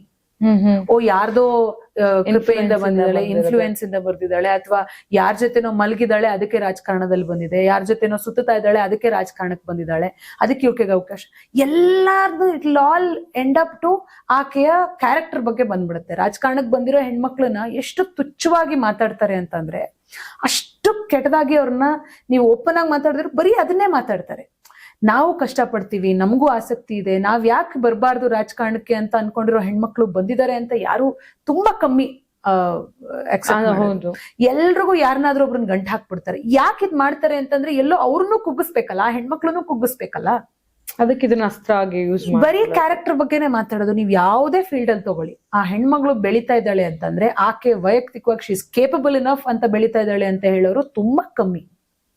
ಆಕೆ ಬೇರೆ ಯಾವ್ದೋ ಶಾರ್ಟ್ ಕಟ್ ಇಂದ ಬಂದ್ಬಿಡಿದಾಳೆ, ಆಕೆ ಯಾರ್ದೋ ಇನ್ಫ್ಲೂಯೆನ್ಸ್ ಇಂದ ಬಂದ್ಬಿಡಿದಾಳೆ, ಆಕೆಗೆ ಯಾರೋ ಸಪೋರ್ಟ್ ಮಾಡ್ತಿದ್ದಾರೆ, ಆಕೆ ಇವರಿಂದ ಮಾತ್ರ ಆಕೆ ಬರಕ್ ಸಾಧ್ಯ ಇದೆ, ಇಷ್ಟು ಮಾತ್ರನೇ ಯೋಚನೆ ಮಾಡ್ತಾರೆ. Beyond that they will not think. ಆಕೆ ಕೆಪಾಸಿಟಿ ಇದೆ, ಆಕೆ ಓದ್ಕೊಂಡಿದ್ದಾಳೆ, ತಿಳ್ಕೊಂಡಿದ್ದಾಳೆ, ಪ್ರಪಂಚ ಜ್ಞಾನ ಇದೆ, ಪ್ರಪಂಚದಲ್ಲಿ ಅನುಭವಿಸಿದಾಳೆ, ಆ ಅನುಭವ ಬಂದಿದೆ ಅವಳಿಗೆ, ಆಕೆ ಒಂದು ನಾಯಕಿ ಆಗಕ್ ಸಾಧ್ಯ ಇದೆ ಅಥವಾ ರಾಜಕಾರಣಕ್ಕೆ ಬರೋದಕ್ಕೆ ಸಾಧ್ಯ ಆಗಿದೆ ಅಂತ ಹೇಳಿ ಯೋಚನೆ ಮಾಡೋರು ತುಂಬಾ ಕಮ್ಮಿ. ನೀವು ನಂಬ್ತಿರೋ ಇಲ್ವೋ, ಈ ದೇಶದಲ್ಲಿ ಹೆಣ್ಮಗಳಾಗಿ ಹುಟ್ಟೋದು ಬಹಳ ಒಂದು ಸವಾಲಿನ ಪರಿಸ್ಥಿತಿ. It is not easy for ಹೆಣ್ಮಕ್ಳು. ರಾಜಕಾರಣ ಅಂತಾನೆ ಅಲ್ಲ, ಯಾವ ಕ್ಷೇತ್ರಕ್ಕೆ ಹೋಗಿ, ನೀವು ಮೀಡಿಯಾ ತಗೊಳ್ಳಿ, ನೀವು ಒಂದು ಬಿಸ್ನೆಸ್ ತಗೊಳ್ಳಿ, ಒಂದ್ ಯಾವ್ದೋ ಒಂದು IT ಕಂಪನಿ ತಗೊಳ್ಳಿ, ನೀವ್ ಏನೇ ಮಾಡಿದ್ರು ಎಂಡ್ ಆಫ್ ದ ಡೇ ಅವ್ರು ಬರೋದೇ ನಿಮ್ ಕ್ಯಾರೆಕ್ಟರ್ ಬಗ್ಗೆ. ಹೌದು, ಅದ್ ಬಿಟ್ಟು ಬೇರೆ ಏನು ಮಾಡೋದಕ್ ಸಾಧ್ಯ ಇಲ್ಲ. ಏನ್ ಮಾಡ್ಕೋತೀರಿ? ಬರೀ ಕ್ಯಾರೆಕ್ಟರ್ ಬಗ್ಗೆ ಮಾತಾಡ್ತಾರೆ. ಅವಳಷ್ಟೇನೋ ಮಾಡಿದಾಳೆ, ಅಷ್ಟು ಬೆಳೆದಿದ್ದಾಳೆ ಅಂದ್ರೆ ಏನೋ ಒಂದಿದೆ ಹಿಂದೆ, ಅದಕ್ಕೆ ಅವಳು ಅಷ್ಟೊಂದೆಲ್ಲ ಮಾಡಿದಾಳೆ ಅಂತ. Very true. ಅಂದ್ರೆ ಸೋಷಿಯಲ್ ಮೀಡಿಯಾಸ್ ಅಲ್ಲಿ ಎಷ್ಟೊಂದು ನೋಡ್ತಿರ್ತೀವಿ, ಈವನ್ ಫಿಲಂ ಆಕ್ಟರ್ಸ್ ಅಲ್ಲಿ ಅಥವಾ ಹೀರೋಯಿನ್ಸ್ ಅಲ್ಲಿ ಅವ್ರೇನೋ ಬೆಳೆದಿದ್ದಾರೆ ಅಂತ ಹೇಳಿದ್ರೆ ಅವ್ರಿಗೂ ಏನೋ ಒಂದು ಸಂಬಂಧ ಕಟ್ಟಕ್ ಸ್ಟಾರ್ಟ್ ಮಾಡ್ತಾರೆ. ಹೆಣ್ಮಕ್ಳನ್ನ ಫಸ್ಟ್ ಕುಗ್ಸಕ್ಕೆ ಒಂದ್ ಅಸ್ತ್ರ ಅಂತ ಹೇಳಿದ್ರೆ ಅವ್ರಿಗೆ ಕ್ಯಾರೆಕ್ಟರ್ ಅನಲೈಸ್ ಮಾಡೋದು. ಹೌದು, ಅವ್ರ ಹಂಗೆ ಅವ್ರ ಹಿಂಗೆ ಅಂತ. And like I am so happy, like ಅಷ್ಟೆಲ್ಲ ಫೇಸ್ ಮಾಡಿ ಇವತ್ತು ಇಲ್ಲಿ ಬಂದು ಕೂರೋದಿದೆಯಲ್ಲ, this is not easy task. ಅಂದ್ರೆ ನಾನು ಆಗ್ಲೇ ಕೇಳಿದೆ, ಯಾವಾಗ್ಲೂ ಗಿವ್ ಅಪ್ ಮಾಡ್ಬೇಕಂತ ಅನಿಸ್ಲೇ ಇಲ್ವಾ? ನನಗೆ ಅನ್ಸಿದೆ. ಅಂದ್ರೆ ಇದೆಲ್ಲ ಬೇಕಾ? ನಾವು ಮನುಷ್ಯರೇ ಅಲ್ವಾ, ನಾವು ಭಾವನಾತ್ಮಕ ಜೀವಿಗಳು. ಎಸ್ಪೆಷಲಿ ಹೆಣ್ಮಕ್ಳು ಸ್ವಲ್ಪ ತಲೆ ಉಪಯೋಗಿಸೋದಕ್ಕಿಂತ ಹೃದಯ ಉಪಯೋಗಿಸೋದ್ ಜಾಸ್ತಿ. ನಾವು ಭಾವನೆಗಳಿಗೆ ಬೆಲೆ ಕೊಡ್ತೀವಿ. ಯಾರಾದ್ರೂ ಒಂದು ಮನಸ್ಸಿಗೆ ನೋವಾಗೋ ರೀತಿ ಮಾತಾಡಿದ್ರೆ ನೋವಾಗತ್ತೆ, ನಮಗೂ ನೋವಾಗುತ್ತೆ. ನಾವು ಸಹಜವಾಗಿ ಎಲ್ಲರ ರೀತಿನೂ ಅಲ್ವಾ. ನನಗೂ ಬಹಳಷ್ಟು ನೋವುಗಳಾಗಿದೆ. ಬಟ್ ನನಗೆ ಎಲ್ಲೋ ಒಂದ್ ಕಡೆ ದೇವ್ರು ತುಂಬಾ ಶಕ್ತಿ ಕೊಟ್ಬಿಟ್ಟಿದ್ದಾನೆ ಅನ್ಸುತ್ತೆ, ತುಂಬಾ ತಾಳ್ಮೆ, ತುಂಬಾ ಶಕ್ತಿ ಕೊಟ್ಟಿದ್ದಾನೆ ಅನ್ಸುತ್ತೆ. ಎಲ್ಲವನ್ನೂ ಮೀರ್ ಹೋಗೋಣ, ಆಯ್ತು ಇಷ್ಟೇನೆ ಮಾಡ್ಕೊಳಕ್ ಸಾಧ್ಯ, ಇನ್ನೇನ್ ಮಾತಾಡಕ್ ಸಾಧ್ಯ? ಕ್ಯಾರೆಕ್ಟರ್ ಬಗ್ಗೆ ಮಾತಾಡಿದ್ದಾರೆ, ನನ್ನ ವೈಯಕ್ತಿಕ ಜೀವನದ ಬಗ್ಗೆ ಮಾತಾಡಿದ್ದಾರೆ, ನನ್ನನ್ನು ಏನ್ ಅನ್ಬೇಕು ಅನ್ಬಾರ್ದು ಎಲ್ಲವನ್ನೂ ಮಾತಾಡಿದ್ದಾರೆ. ಮಿಕ್ಕಿದ್ ಏನೂ ಇಲ್ಲ. ನನ್ ಜೀವ ಒಂದ್ ತೆಗಿಬೇಕು ಅಷ್ಟ್ ಬಿಟ್ರೆ ಮಿಕ್ಕಿದ್ ಏನೂ ಇಲ್ಲ. ನಾವ್ ತುಂಬಾ ತಳ ಮುಟ್ಬಿಟ್ಟಿದೀನಿ ನಾನು ಜೀವನದಲ್ಲಿ. ನಮ್ ತಂದೆ ತಾಯಿ ಅದೇ ಹೇಳೋದು, ತುಂಬಾ ಗ್ರೌಂಡ್ ತಳ ಮುಟ್ಬಿಟ್ಟಿದೀವಿ. ತಳದಕ್ಕಿಂತ ಕೆಳಗೆ ಎಲ್ಲಿ ಹೋಗಕ್ ಸಾಧ್ಯ ಇದೆ? ಮೇಲೆ ಬರ್ಬೇಕಲ್ವಾ? ಆ ಒಂದು ಉದ್ದೇಶ. ನನ್ನ ತಂದೆ ತಾಯಿ ಪಟ್ಟಿರೋ ಶ್ರಮ, ಅವ್ರ ಕಣ್ಗಳಲ್ಲಿರೋ ಕನಸುಗಳೇನಿದಾವೆ, ಎಷ್ಟೋ ಜನ ಹೆಣ್ಮಕ್ಳು ಇವತ್ತು ನನಗೆ ಸೋಷಿಯಲ್ ಮೀಡಿಯಾಗಳಲ್ಲಿ ಮಾತಾಡ್ತಾರೆ, ಕೇಳ್ತಾರೆ, ನನ್ನನ್ನ ವೈಯಕ್ತಿಕವಾಗಿ ನನ್ನ ನಂಬರ್ ತಗೊಂಡು ಮಾತಾಡ್ತಾರೆ. ಎಲ್ಲೋ ಗಂಡ ತೀರ್ಕೊಂಡಿರೋ ಹೆಣ್ಮಕ್ಳು ನನಗೆ ಕರೆ ಮಾಡಿ ಮಾತಾಡ್ತಾರೆ. ಅದು ಒಂದು ಹೆಣ್ಮಗಳು ಆಸ್ಟ್ರೇಲಿಯಾದಲ್ಲಿರೋ ಹೆಣ್ಮಗಳು, ಆಕೆಗೆ 28 ವರ್ಷ, ಗಂಡ 1 ವರ್ಷದಿಂದ ಏನೋ ಟ್ಯೂಮರ್ ಇಂದಾನೋ ಏನೋ ತೀರ್ಕೊಂಡ್ರು. ಆಕೆ ನನ್ನ ನಂಬರ್ ತೆಗೆದುಕೊಂಡು ನಿಮ್ಮ ಹತ್ರ ಮಾತಾಡ್ಬೇಕು ಮೇಡಮ್, ನನ್ಗೆ ಈ ತರ ಹಿಂಗ ಆಗಿದೆ, ನಿಮ್ಮ ಹತ್ರ ಮಾತಾಡ್ಬೇಕು ಅಂತ ಹೇಳಿದ್ರು. ಸರಿ, ನಾನು ಆಯ್ತು, ನನ್ನ ನಂಬರ್ ಕೊಟ್ಟೆ, ನನ್ನ ವೈಯಕ್ತಿಕ ನಂಬರ್ ಕೊಟ್ಟೆ. ನಂಬರ್ ಕೊಟ್ಟಾದ್ಮೇಲೆ ಆಕೆ ಮಾತಾಡಿದ್ಲು, ಮೇಡಮ್ ನನ್ಗೆ 28 ವರ್ಷ, ನನ್ ಗಂಡ ತೀರ್ಕೊಂಡ್ಬಿಟ್ರು 1 ವರ್ಷ ಬ್ರೈನ್ ಟ್ಯೂಮರ್ ಇಂದ. ನೀವು 25 ವರ್ಷಕ್ಕೆ ಅದೆಲ್ಲ ಅನುಭವಿಸಿದ್ರಲ್ಲ, ಹೆಂಗ್ ಅನುಭವಿಸಿದ್ರಿ? ಜನ ನಿಮ್ಗೆ, ನಾವು ಸಮಾಜದಲ್ಲಿ ನನ್ನನ್ನು ಇವತ್ತು ಯಾವ ರೀತಿ ನೋಡ್ತಿದ್ದಾರೆ ನೀವು ನಂಬಲ್ಲ ರಂಜಿತಾ. ವಿಚ್ಛೇದಿತ ಹೆಣ್ಮಕ್ಳಿಗೂ ವೈಧವ್ಯವನ್ನ ಅನುಭವಿಸ್ತಿರುವ ಹೆಣ್ಮಕ್ಳಿಗೂ ಸಮಾಜದಲ್ಲಿ ಬೇರೆ ರೀತಿ ನೋಡ್ತಾರೆ. ಆಕೆ ನನಗೆ ಈ ತರ ಯೋಚನೆ ಬಂದಿರಲಿಲ್ಲ. ಆಕೆ ಹೇಳ್ತಾಳೆ, ಮೇಡಮ್ ವಿಚ್ಛೇದಿತ ಹೆಣ್ಮಕ್ಳನ್ನ ಒಂಥರ ನೋಡ್ತಾರೆ ಸಮಾಜದಲ್ಲಿ, ವೈಧವ್ಯ ಅನುಭವಿಸ್ತಿರೋ ಹೆಣ್ಮಕ್ಳನ್ನ ಬೇರೆ ತರ ನೋಡ್ತಾರೆ. ವೈಧವ್ಯ ಅನುಭವಿಸಿರೋ ಹೆಣ್ಮಕ್ಳದ್ ಏನ್ ತಪ್ಪಿರುತ್ತೆ? ವಿಚ್ಛೇದಿತ ಹೆಣ್ಮಕ್ಳದ್ ತಪ್ಪು ಅಂತ ನಾನು ಹೇಳ್ತಿಲ್ಲ. ಅಲ್ಲಿ ಒಂದು ಅರ್ಥ ಮಾಡ್ಕೊಳ್ಳೋದಕ್ಕೇನೋ ಒಂದು ವ್ಯತ್ಯಾಸಗಳಾಗಿರ್ತವೆ, ಹೊಂದಾಣಿಕೆ ಸಮಸ್ಯೆ ಇರುತ್ತೆ, ಅದರಿಂದ ಒಂದು ವಿಚ್ಛೇದನ ಆಗಿರುತ್ತೆ. ಈ ವೈಧವ್ಯವನ್ನ ಅನುಭವಿಸೋ ಹೆಣ್ಮಕ್ಳು ಗಂಡ ಆರೋಗ್ಯ ಸಮಸ್ಯೆಯಿಂದನೋ ಮತ್ತೊಂದು ಸಮಸ್ಯೆಯಿಂದನೋ ಏನೋ ಒಂದು ತೀರ್ಕೊಳ್ತಾರೆ. ಆ ಹೆಣ್ಮಕ್ಳದ್ ಏನ್ ಸಮಸ್ಯೆ ಇರುತ್ತೆ? ಎಲ್ಲವೂ ಆಕೆಯ ಹಣೆ ಬರಹ ಅಂತ ಹಾಕ್ಬಿಡ್ತಾರೆ, ಆಕೆಯ ಕಾಲ್ಗುಣ ಅಂತ ಹಾಕ್ಬಿಡ್ತಾರೆ, ಈಕೆ ಮದುವೆ ಆಗಿದ್ದಕ್ಕೆ ಆತ ತೀರೋದ ಅಂದ್ಬಿಡ್ತಾರೆ. ಈ ರೀತಿಯಾದಂತ ಸಮಾಜದಲ್ಲಿ ನಾವು ಬದುಕ್ತಾ ಇದೀವಿ, ಹೆಂಗ್ ನೀವು ಸಹಿಸ್ಕೋತೀರಾ ಅಂತ ನನ್ನನ್ನು ಕೇಳ್ತಾರೆ. ಅಂದ್ರೆ ಆ ಹೆಣ್ಮಕ್ಳು ಎಷ್ಟೆಲ್ಲ ಅನುಭವಿಸ್ತಾ ಇದಾರೆ ನೋಡಿ. ಆಕೆ ಯಾರು ಅಂತ ನನಗ್ ಗೊತ್ತಿಲ್ಲ, ಏನು ನನ್ ಪರಿಚಯ ಇಲ್ಲ. ಸಮಾಜದಲ್ಲಿ ನಾವು ಇವತ್ತಂತ ಸಮಾಜದಲ್ಲಿ ಇದೀವಿ ನಾವು. ಹೆಣ್ಮಕ್ಳನ್ನ ನೀವು ಯಾವುದೇ ಶುಭ ಸಮಾರಂಭಗಳಿಗೆ, ಶುಭ ಕಾರ್ಯಗಳಿಗೆ 4 ಜನ ಮುತ್ತೈದೆಯರು ಬಂದು ಮಾಡಿ ಅಂತಾರೆ. ನಮ್ಗೆ ಯಾರು ಹೇಳಿರಲ್ಲ, ನೀವು ಬರಬೇಡಿ ಅಂತ ಹೇಳಿರಲ್ಲ. ನಮ್ ಹೆಜ್ಜೆ ನಾವೇ ಹಿಂದೆ ಇಟ್ಕೊಂಡ್ಬಿಡ್ತೀವಿ, ಯಾಕಂದ್ರೆ ನಾವಂತ ವಾತಾವರಣದಲ್ಲಿ ಬೆಳೆದಿದೀವಿ. ನಾನು ಹೇಳ್ತಾ ಇದ್ದೆ, ನಾವು ಒಟ್ಟು ಕುಟುಂಬದಲ್ಲಿ ಬೆಳೆದಿದ್ದು, ನಾವು ಮದ್ವೆ ಮಾಡ್ಲಿಕ್ಕೆ ಗಂಡನ ಕಡೆಯವ್ರು ಬರ್ತಾರೆ. ಗಂಡನ ಕಡೆಯವ್ರು ಬಂದಾಗ ಇದು ನನಗೆ ಗೊತ್ತಿರ್ಲಿಲ್ಲ. ಗಂಡನ ಕಡೆಯವ್ರು ಬಂದಾಗ ಮದ್ವೆ ಆಗದೆ ಇರೋಂತ ಹೆಣ್ಮಕ್ಳು ಏನಿರ್ತಾರೆ, ಅಂದ್ರೆ ಮುತ್ತೈದೆ ಅಲ್ದೇ ಇರೋ ಹೆಣ್ಮಕ್ಳು, ವಿಧವೆ ಹೆಣ್ಮಕ್ಳು, ಮೊದಲನೇ ಸತಿ ಗಂಡ ಕಡೆಯವ್ರು ಬಂದಾಗ ಅವ್ರ ಎದುರುಗಡೆ ಹೋಗ್ಬಾರ್ದು ಅನ್ನೋ ಒಂದು ಇದಿಲ್ಲ, ಎಲ್ಲೂ ಬರ್ದಿಲ್ಲ, ಯಾವ ಶಾಸ್ತ್ರದಲ್ಲಿ ಬರ್ದಿಲ್ಲ, ಏನು ಬರ್ದಿಲ್ಲ, ಅದು ಸಮಾಜದಲ್ಲಿ ನಡ್ಕೊಂಡ್ ಬಂದಿದೆ. ಆಯ್ತಾ? ಹಿಂಗಿದ್ದಾಗ ನಮ್ಗೆ ಇವಾಗ ನಮ್ಮ ಮನೇಲೆ ನನ್ನ ತಂಗಿ ಗಂಡವ್ರು ಬಂದಾಗ ನನಗೆ ಮುಂದೆ ಹೋಗ್ಲಿಕ್ಕೆ ಹಿಂಜರಿಕೆ. ನಾನ್ ವಿದ್ಯೆ ಕಲ್ತಿದ್ದೀನಿ, ಸಮಾಜ ನೋಡಿದೀನಿ, ನನಗೆ ಈ ತರ ಅನ್ಸ್ಬಿಟ್ಟಾಗ, ಅಂದ್ರೆ ಸಮಾಜ, ನಾವು ಬೆಳೆದಿರೋ ಸಮಾಜ ಈ ತರ ಸೃಷ್ಟಿ ಮಾಡ್ಬಿಟ್ಟಿದೆ ನಮ್ಗೆ. ಹೌದು, ನಾವ್ ಇದನ್ನ ಎಲ್ಲವನ್ನೂ ಮೀರಿ ಹೆಂಗ್ ಬೆಳೆಯೋದು? ಇವೆಲ್ಲವನ್ನು ಮೀರಿ ಬಹುಶಃ ನಮ್ಮ ತಾಯಿಯ ಜನರೇಷನ್ ವರ್ಗೂ ಅದಿತ್ತು. ನನ್ ಮಕ್ಳು ಏನಾದ್ರು ಇದ್ರೆ ಅದನ್ನ ನಾನ್ ಮಾಡೋದಿಲ್ಲ. ಎಲ್ಲೋ ಒಂದ್ ಕಡೆ ಈ ಬದಲಾವಣೆ ಆಗ್ಬೇಕು. ಇಷ್ಟು ಕಷ್ಟದಲ್ಲಿ ಅನುಭವಿಸ್ತಾ ಇದಾರೆ ವಿಚ್ಛೇದಿತ ಹೆಣ್ಮಕ್ಳು. ವಿಧವೆಯರಿಗೆ ಬೇರೆ ರೀತಿ ನೋಡ್ತಾರೆ, ಕೆಲ್ಸಕ್ಕೆ ಹೋಗೋ ಹೆಣ್ಮಕ್ಳನ್ನ ಒಂಥರ ನೋಡ್ತಾರೆ, ಮನೇಲಿರೋ ಹೆಣ್ಮಕ್ಳನ್ನ ಒಂಥರ ನೋಡ್ತಾರೆ. ಎಲ್ಲಾದ್ರಲ್ಲೂ ಬೇರೆ ಬೇರೆ ಬೈಫರ್ಕೇಶನ್ಸ್, ಎಲ್ಲಾದ್ರಲ್ಲೂ ಬೇರೆ ಬೇರೆ ತರ ನೋಡ್ತಾರೆ. ತುಂಬಾ ಕಷ್ಟ ಇದೆ, ಸವಾಲಿದೆ. ಹೆಣ್ಮಕ್ಳು ಇವತ್ತು ಬೆಳಿಬೇಕು ಅಂತಂದ್ರೆ ಸುಲಭದ ಮಾತಲ್ಲ. ತುಂಬಾ ಗಟ್ಟಿಯಾಗಿ ನಿಂತ್ಕೊಬೇಕು. ಯಾವ ಟೀಕೆಗಳು, ಯಾವ ಟಿಪ್ಪಣಿಗಳು, ಯಾವ ನೋಯಿಸ್ಲಿ, ನಿಂದಿಸ್ಲಿ, ಎಲ್ಲವನ್ನು ಮೀರಿ ಬೆಳೆದಾಗ್ಲೇನೆ ನೀವು ಬದಲಾವಣೆ ತರಕ್ ಸಾಧ್ಯ ಇದೆ. ನಾನು ನಿಮ್ಗೆ ಈ ಒಂದು ಸಂಗತಿ ಹೇಳ್ಬೇಕು. ನಾನು ಒಂದು ಯೂತ್ ಕಾಂಗ್ರೆಸ್ ಒಂದು ಹುಡುಗ, ಆತನ ಮದ್ವೆ ಫಿಕ್ಸ್ ಆಯ್ತು. ಮದ್ವೆಗೆ ನನ್ನನ್ನ ಕಾರ್ಡ್ ಕೊಟ್ಬಿಟ್ಟು ಕರೆದ್ರು, ಮದ್ವೆಗೆ ಬರ್ಲೇಬೇಕು ಅಕ್ಕ ನೀವು, ನಂಗೆ ದೊಡ್ಡ ಅಭಿಮಾನಿ, ನನ್ ಬರ್ಲೇಬೇಕು, ನೀವು ಮದ್ವೆಗೆ ಬರ್ಬೇಕಕ್ಕ ಅಂತ. ಸರಿನಪ್ಪ ನಾನ್ ಬರ್ತೀನಿ ಅಂತ ಹೇಳ್ದೆ. ಅದ್ ಹೆಂಗಾಯ್ತು ಅಂತಂದ್ರೆ, ನನ್ ಮುಹೂರ್ತದ ಸಮಯಕ್ಕೆ ಹೋದೆ. ಅವ್ನ್ ತಾಳಿ ಕಟ್ಟೋದಕ್ಕೂ ನಾನ್ ಹೋಗೋದಕ್ಕೂ ಸೇಮ್, ಆ ಸ್ಟೇಜ್ ಮೇಲೆ ಹೋಗೋದಕ್ಕೂ ಸೇಮ್ ಟೈಮ್ ಆಗಿತ್ತು. ನಾನ್ ಸೈಡಲ್ಲಿ ನಿಂತ್ಕೊಂಡಿದ್ದೆ. ಆತನಿಗೆ ಖುಷಿ, ಅಕ್ಕ ಬಂದಿದ್ದಾರೆ, ಕುಸುಮಕ್ಕ ಬಂದಿದ್ದಾರೆ, ನನ್ ಮದ್ವೆಗೆ ಬಂದಿದ್ದಾರೆ. ಅವನಿಗೆ ತಾಳಿ ಕಟ್ಟದ, ದಾರೆ ಎರಿಬೇಕು. ಆತ ದಾರೆ ಎರಿಬೇಕು, ಅವ್ರಿಗೆ ದಾರೆ ಎರಿತಾರಲ್ವಾ, ಮಂಗಲ್ಯ ಧಾರಣೆ ಆದ್ಮೇಲೆ ದಾರೆ ಎರಿತಾರೆ. ಅವ್ರಿಗೆ ಅಕ್ಕ ಬಂದಿದ್ದಾರೆ, ಅಕ್ಕ ಬನ್ನಿ ಅಂತ ಅವ್ನ ಅಲ್ಲೇ ನಿಂತ್ಕೊಂಡು ಕರಿತಾ ಇದ್ದ. ಅಲ್ಲಿ ಅವ್ರ ತಂದೆ ಹೇಳ್ತಾ ಇದ್ರು, ಅವ್ರು ಫಸ್ಟ್ ದಾರೆ ಮಾಡಂಗಿಲ್ಲ, ಇರು ಸ್ವಲ್ಪ ಮಾಡ್ಸೋಣ ಇರು ಅಂತ. ನನ್ಗೆ ಅರ್ಥ ಆಯ್ತದು, ನನಗೆ ಯಾಕೆ ಮೊದಲು ದಾರೆ ಮಾಡೋದಕ್ಕೆ ನಾನೇನ್ ನಿರೀಕ್ಷೆನೂ ಮಾಡಿರ್ಲಿಲ್ಲ, ನಾನು ಹೋಗಿ ಮೊದ್ಲು ದಾರೆ ಹಾಕ್ಬೇಕು ಅಂತ. ನಾನು ಸಮಾಧಾನ ಇದ್ರು, ನಾನು ಇಲ್ಲೇ ಇದ್ದೀನಿ, ಬರ್ತೀನಿ, ಅವ್ರಾಗ್ಲಿ ಅಂತ. ಒಂದ್ 5 ಜನ ಹಿರಿಯ ದಂಪತಿಗಳ ಕೈಲಿ ದಾರೆ ಮಾಡಿಸಿ ಆಮೇಲೆ ನಂತರ ಬೇರೆಯವರೆಲ್ಲರೂ ದಾರೆ ಮಾಡ್ಬೋದು ಅಂತ ಅದೊಂದು ಇದೆ. ಸರಿ, ನಾನು ಹೋದೆ. ಎಲ್ರು 5 ಜನ ದಂಪತಿಗಳಾದ್ಮೇಲೆ ನಾನು ದಾರೆ ಮಾಡಿದೆ. ಒಂದ್ ಹೆಣ್ಮಗಳು, ಒಂದು ತಾಯಿ ಬಂದು ನನ್ನನ್ನ ಕಣ್ಣಲ್ಲಿ ನೀರ್ ತುಂಬಿಕೊಂಡು ನನ್ನನ್ನು ಮಾತಾಡಿಸ್ತು ದಾರೆ ಮಾಡ್ಬೇಕಾದ್ರೆ. ಅಮ್ಮ ನನ್ನ ಮಗ ನಿಮ್ಮನ್ನ ತುಂಬಾ ಇಷ್ಟಪಡ್ತಾನೆ, ನೀವು ಬಂದಿದ್ದು ನಂಗೆ ತುಂಬಾ ಖುಷಿ ಆಯ್ತಮ್ಮ. ನಾನು ತುಂಬಾ ಸಣ್ಣ ವಯಸ್ಸಲ್ಲಿ ನನ್ನ ಗಂಡನ್ನ ಕಳ್ಕೊಂಡ್ಬಿಟ್ಟೆ, ಇವನೊಬ್ಬನೇ ಮಗ, ನಾನು ಇವನನ್ನ ತುಂಬಾ ಬೆಳೆಸಿದೀನಿ ಅಂತ. ನನ್ಗೆ ಅವಾಗ್ಲೇ ಗೊತ್ತಾಗಿದ್ದು ಅವ್ರೇನ್ ನನ್ನ ತಂದೆ ಅನ್ಕೊಂಡಿದ್ನಲ್ಲ, ಅವ್ರ ತಂದೆ ಅಲ್ಲ, ಅವ್ರ ಮಾವ, ಅತ್ತೆ ಮಾವ ದಾರೆ ಮಾಡಿದ್ದು. ತಾಯಿ ವಿಧವೆ ಅಂತ ಮಗನಿಗೆ ಮೊದಲನೇ ದಾರಿ ಮಾಡ್ಲಿಕ್ಕೆ ತಾಯಿಗೆ ಬಿಟ್ಟಿಲ್ಲ ರಂಜಿತಾ, ಬಿಡೋದಿಲ್ಲ. ಮೈ ಗಾಡ್. ನನಗೆ ಅನ್ಸಿದವಾಗ ನೀನೊಬ್ಬ ತಾಯಿಗೆ ನೀವು ವಿಧವೆ ಅಂತ ಗಂಡ ತೀರ್ಕೊಂಡು ಹೋದ್ಮೇಲೆ ಕಷ್ಟಪಟ್ಟು ಸಾಕಿದ ಮಗನ ದಾರಿಯನ್ನ ನೀವು ಮೊದಲನೇ ದಾರಿನ ಒಬ್ಬ ವಿಧವೆ ತಾಯಿ ಕೈಲಿ ಮಾಡಿಸ್ಲಿಲ್ಲ ಅಂತಂದ್ರೆ ನಾವೆಲ್ಲ ಯಾವ ಲೆಕ್ಕ? ನಾವೆಲ್ಲ ಏನೂ ಅಲ್ಲ ಅಲ್ವಾ? ಹೌದು, ಏನಾಗ್ಬಿಡುತ್ತೆ ಆ ತಾಯಿ, ವಿಧವೆ ತಾಯಿ ತನ್ನ ಸಾಕಿ ಬೆಳೆಸಿದ ಮಗನ ಮೊದಲನೇ ದಾರೆ ಮಾಡಿದ್ರೆ ಏನಾಗ್ಬಿಡುತ್ತೆ? ಆಯ್ತು, ಈ ಸಮಾಜ ಹೇಳ್ದಂಗೆ ಅದು ಅಭಿಷಕುನ ಅಂತ ಅನ್ಕೊಂಡು ಆಕೆ ಆಮೇಲೆ ಮಗಂಗೆ ಏನಾದ್ರೂ ಆಗ್ಬಿಡುತ್ತೆ, ಸೊಸೆ ವಿಧವೆ ಆಗ್ಬಿಡ್ಬೋದು, ಏನಾದ್ರೂ ಆಲೋಚನೆನಾ? ಹಂಗಾದ್ರೂ ಕೂಡ ಅದೇ ಧೈರ್ಯ ಆ ತಾಯಿಗಿತ್ತಲ್ಲ ಧೈರ್ಯ, ಆ ಹೆಣ್ಮಗಳಿಗೂ ಬರ್ಬೇಕಲ್ವಾ? ಅಕಸ್ಮಾತ್ ಆಗೇ ಹೋಯ್ತು ಜೀವನದಲ್ಲಿ, ಹಂಗೇನೋ ಆಗೇ ಹೋಯ್ತು ಅಂತಾನೆ ಇಟ್ಕೊಳ್ಳಿ. ಆ ಹೆಣ್ಮಗಳು, ಈ ತಾಯಿ ಹೆಂಗೆ ಗಂಡ ತೀರ್ಕೊಂಡ ನಂತರ ಆ ಮಗನ್ನ ಸಾಕಿ ಬೆಳೆಸಿ ಮದ್ವೆ ಮಾಡ್ತಿದ್ದಾಳಲ್ಲ, ಆ ಧೈರ್ಯ ಆ ಹೆಣ್ಮಗಳು ವಿಧವೆ ಆದ್ರೆ ಆ ಹೆಣ್ಮಗ್ಳಿಗೆ ಬರ್ಬೇಕು ಅನ್ನೋ ಒಂದು ಅದಲ್ವಾ ಯೋಚನೆಗಳು ಬರ್ಬೇಕಾಗಿರೋದು ಈ ಸಮಾಜಕ್ಕೆ. ನನ್ಗೆ ಅವತ್ತು ಅರ್ಥ ಆಗಿದ್ದು ಇದು ನಾವು ಸಮಾಜದಲ್ಲಿ ಇರುವಂತದ್ದು. ಎಷ್ಟೋ ಸರ್ತಿ ನಾನು ನನ್ನ ತಾಯಿ ಎಲ್ರೂ ಹೋಗಿರ್ತೀವಿ, ಮನೆಗ್ ಕರೀತಾರೆ, ಕುಂಕುಮ ಕೊಡ್ತಿರ್ತಾರೆ, ನಮ್ ತಾಯಿ ಕೊಡ್ತಾರೆ, ನನಗ್ ಕೊಟ್ಟಿರಲ್ಲ. ನನ್ ತಾಯಿಗೆ ಎಷ್ಟು ನೋವಾಗತ್ತಲ್ವಾ? ಹೌದು. ಅಂದ್ರೆ ಈ ಒಂದು ಮನುಷ್ಯತ್ವಕ್ಕೆ ಮಿಡಿಯೋ ಹೃದಯಗಳು ಇನ್ನೂ ಹೆಚ್ಚು ಬರ್ಬೇಕು ಸಮಾಜದಲ್ಲಿ. ಇವೆಲ್ಲವೂ ಕೂಡ ಯಾರು ಶಾಶ್ವತ ಅಲ್ಲ, ಬಟ್ ಮನುಷ್ಯತ್ವ ಇರುತ್ತಲ್ವಾ? ನೀವ್ ಈ ರೀತಿಯಾಗಿ ನೀವು ಸಮಾಜದಲ್ಲಿ ಇನ್ನ ನಡೀತಾ ಇದೆ ಅಂತಂದ್ರೆ ಯೋಚನೆ ಮಾಡಿ ನಾವಿನ್ನ ಯಾವ ಕಾಲದಲ್ಲಿ ಇದೀವಿ. 21ನೇ ಶತಮಾನ, ಜನ್ಜಿ, ಅದು ಇದು ಅಂತ ಹೇಳ್ತಾರೆ. ಇವತ್ತು ಹೇಳ್ತೀವಿ ನಾವು, ಗ್ರೌಂಡ್ ಅಲ್ಲಿ ನೀವ್ ಹೋಗಿ ನೋಡಿದ್ರೆ ಇನ್ನು ಹಳ್ಳಿಗಳು ಬಿಟ್ಬಿಡಿ, ಬೆಂಗಳೂರಿನಲ್ಲೂ ಅದೇ ನಡೀತಾ ಇರೋದು. ನಾವೆಲ್ಲರೂ ಇದೆಲ್ಲ ಒಂಥರ ನಾಟಕೀಯವಾಗಿರೋ ನಡೀತಾ ಇರೋಂಥದ್ದು. ಗ್ರೌಂಡ್ ಅಲ್ಲಿ ಹೋದ್ರೆ ನಾನು ಇದನ್ನ ಹೆಂಗ್ ಫೇಸ್ ಮಾಡಿದೆ ಅಂತ ಹೇಳಿದ್ನಲ್ಲ, ದಾರೆ ಮಾಡ್ಲಿಕ್ಕೆ ಅವಕಾಶ ಮಾಡ್ಕೊಡ್ಲಿಲ್ಲ. ಅದೇ ರೀತಿ ನನ್ನ ಪಕ್ಷದ ಮುಖಂಡರು ಮೊನ್ನೆ ಬರ್ತಾರೆ, ಫೋನ್ ಮಾಡ್ತಾರೆ, ಮೇಡಮ್ ನೀವ್ ಎಲ್ಲಿದ್ದೀರಿ ಅಂತ. ಇಲ್ಲ, ನಾನು ಹೊರಗಡೆ ಇದೀನಿ, ಹೇಳಿ ಅಣ್ಣ ಅಂತ ಹೇಳ್ತೀನಿ. ಅವ್ರು ಹೇಳ್ತಾರೆ, ಇಲ್ಲ ನನ್ನ ಮಗನ್ ಮದ್ವೆ ಫಿಕ್ಸ್ ಆಗಿದೆ, ಮೊದಲನೇ ಕಾರ್ಡ್ ನಾನು ನಿಮ್ಗೆ ಕೊಡ್ಬೇಕು ಅಂತಾರೆ. ಎರಡೂ ಸಮಾಜದಲ್ಲಿದೆ, ಎರಡೂ ತರ ವ್ಯಕ್ತಿಗಳಿದ್ದಾರೆ ಸಮಾಜದಲ್ಲಿ. ನನ್ನ ಮಗನ್ ಮದ್ವೆ ಕಾರ್ಡ್ ನಿಮ್ಗೆ ನಾನು ಕೊಡ್ಬೇಕು ಅಂತ ಹೇಳಿ ಅವ್ರು ಹಠ ಮಾಡಿ ನನಗೆ ಮೊದಲನೇ ಕಾರ್ಡ್, ಆಷಾಢ ಶುರು ಆಗ್ಬಿಡುತ್ತೆ, ಅದಕ್ಕೆ ಮುಂಚೆ ನಾನು ಕೊಡ್ಬೇಕು ಅಂತ ಹೇಳಿ ಬಂದು ಮೊದಲನೇ ಕಾರ್ಡ್ನ ಕೊಟ್ರು. ಇವೆಲ್ಲ ನೋಡಿದಾಗ ನನಗೆ ಅನ್ಸುತ್ತೆ, ನಾವ್ ಎರಡೂ ತರ ಜನಗಳಿದ್ದಾರೆ. ಈ ರೀತಿಯಾದ ಜನಗಳು ಮನುಷ್ಯರನ್ನ ಮನುಷ್ಯರಾಗಿ ನೋಡುವಂತ ಜನಗಳು ಜಾಸ್ತಿ ಆಗ್ಲಿ.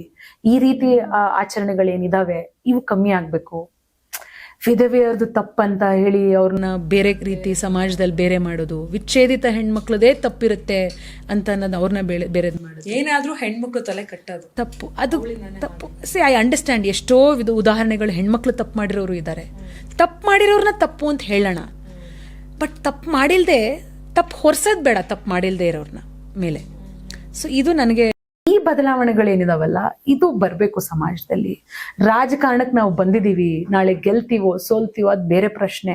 ಒಂದ್ ಸಣ್ಣ ಬದಲಾವಣೆ, ನಾನ್ ಇನ್ನೊಂದ್ ಹೆಣ್ಮಗಳನ್ನ ಆ ರೀತಿ ಟ್ರೀಟ್ ಮಾಡಲ್ಲ, ನಾನು ಒಂದ್ ವಿಧವೆಯನ್ನ ಬೇರೆ ರೀತಿ ಟ್ರೀಟ್ ಮಾಡಲ್ಲ, ನಾನು ಒಂದು ವಿಚ್ಛೇದಿತ ಹೆಣ್ಮಗಳನ್ನ ಬೇರೆ ರೀತಿ ಟ್ರೀಟ್ ಮಾಡಲ್ಲ, ನಾನು ಒಂದು ತಾಯಿಯನ್ನ ಬೇರೆ ರೀತಿ ಟ್ರೀಟ್ ಮಾಡಲ್ಲ. ನನ್ನಿಂದ ಬದಲಾವಣೆ. ಒಬ್ಬೊಬ್ರೆ ಒಂದೊಂದು ಹನಿ ಹನಿ ಗುಡಿದರೆ ಹಳ್ಳ ಅಂತ ಹೇಳ್ತಾರಲ್ವಾ, ಹಂಗೆ ಈ ಒಬ್ಬೊಬ್ರು ಯಾರಾದ್ರೂ ಒಂದೊಂದು ಪ್ರಯತ್ನ ಮಾಡ್ಬೇಕು. ಅಲ್ಲಿವರೆಗೂ ಸಮಾಜ ಬದಲಾವಣೆ ಆಗಲ್ಲ. ಹಂಗ್ ನಡೀತಾ ಇದೆ, ಅವ್ರು ನಡೆಸ್ತಾ ಇದಾರೆ, ನಾವು ಹಂಗೆ ನಡ್ಸ್ಕೊಳ್ಳೋಣ.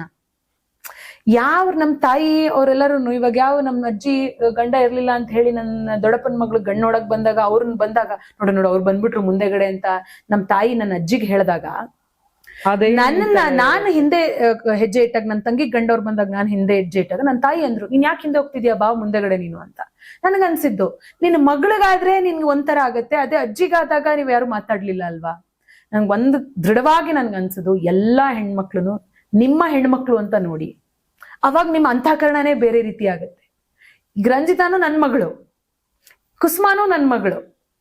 ನಾವು ಬಯೋಲಾಜಿಕಲಿ ಅವ್ರ ಹೆಣ್ಮಕ್ಳು ಆಗಿಲ್ದೇ ಇರ್ಬೋದು, ನನ್ ಮಗಳಿಗೆ ಆ ರೀತಿ ಆಗಿದ್ರೆ ನಾನು ಹಿಂಗ್ ಮಾಡ್ತಿದ್ನಾ ಅಂತ ಹೇಳಿ ಎಲ್ಲರೂ ಯೋಚನೆ ಮಾಡಿದಾಗ ಆ ಅಂತಃಕರಣ ಆಚೆ ಬರುತ್ತೆ. ಅವಾಗ ಬದಲಾವಣೆ ಮಾಡ್ಲಿಕ್ಕೆ ಸಾಧ್ಯ ಇದೆ. ಇಲ್ದೆ ಹೋದ್ರೆ ಕಷ್ಟ ಇದೆ ರಂಜಿತಾ. ಈ ಸಮಾಜದಲ್ಲಿ ನಾವು ನಿಂತ್ಕೋಬೇಕು, ಏನೋ ಒಂದ್ ಮಾಡ್ಬೇಕು, ಸಾಧನೆ ಮಾಡ್ಬೇಕು ಅಂತ ಇವೆಲ್ಲವೂ ನಾವು ಡೇ ಅಂಡ್ ಡೇ ಅನುಭವಿಸ್ತಾ ಇರ್ತೀವಿ, ಕಲಿತಾ ಇರ್ತೀವಿ, ಅಳವಡಿಸ್ಕೊಳ್ತಾ ಇರ್ತೀವಿ. ನಮ್ಮಿಂದ ಏನೋ ಬದಲಾವಣೆ ಸಾಧ್ಯ ಇದೆ ಅಂತ ಯೋಚನೆ ಮಾಡ್ಕೊಂಡು ಮುಂದೆ ಹೆಜ್ಜೆ ಇಡ್ತಿರ್ತೀವಿ. Very true. I mean yes like ಅಂದ್ರೆ ಇವಾಗ ಕುಸುಮ ಒಬ್ರಿಗೆ ಇದು ಅನುಭವ ಆಗಿರೋದಿಲ್ಲ. ನೀವಾಗ್ಲೇ ಹೇಳ್ತಾಗಿ ಎಷ್ಟೋ ಹೆಣ್ಮಕ್ಳು ಇದನ್ನ ಫೇಸ್ ಮಾಡ್ತಾ ಇದಾರೆ. ಬಟ್ ಅದೆಲ್ಲ ನಾವಾಗ್ಲೇ ಮಾತಾಡ್ಬೇಕಾದ್ರೆ ಹೇಳ್ತಾ ಇದ್ವಿ, ಹಿಂಗೂ ಜನ ಇರ್ತಾರೆ, ಹಿಂಗೂ ಇರ್ತಾರೆ. ನಾವು ಪಾಸಿಟಿವ್ ನ ಯಾವಾಗ ತಗೊಂಡ್ ಹೋಗ್ತೀವಿ, ಮೇ ಬಿ ಯಾವಾಗ ಹೋಗ್ತಾ ಇರ್ತೀವಿ ಅನ್ಸುತ್ತೆ ಲೈಫ್ ಅಲ್ಲಿ. And very nice and very proud of you, because ಅಷ್ಟೆಲ್ಲ ಫೇಸ್ ಮಾಡಿ ನೀವು ಎಲ್ಲೂ ಗಿವ್ ಅಪ್ ಮಾಡ್ದೆ ಇಲ್ಲಿವರೆಗೂ ಬಂದಿದ್ದೀರಾ.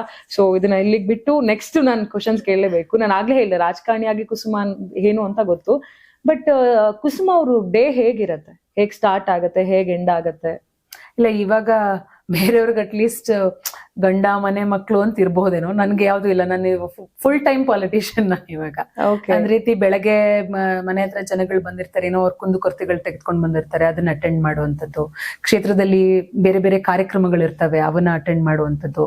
ಸಮಸ್ಯೆಗಳು ಹೇಳ್ಕೊಂಡು ಅವ್ರನ್ನ ಭೇಟಿ ಮಾಡುವಂಥದ್ದು. ಆ ಸಮಸ್ಯೆಗಳನ್ನ ಬಗೆಹರಿಸಬೇಕು ಅಂತೇಳಿ ಅಧಿಕಾರಿಗಳ ಹತ್ರ ಹೋಗಿ ಮನವಿಯನ್ನ ಕೊಟ್ಟು ಆ ಸಮಸ್ಯೆಗಳನ್ನ ಬಗೆಹರಿಸುವಂತ ಕೆಲಸಗಳು. ಸೊ ಇದೇ ದಿನನಿತ್ಯ, ಇದೇ ನಮ್ಮ ಒಂದು ರೊಟೀನ್ ಆಗ್ಬಿಡುತ್ತೆ.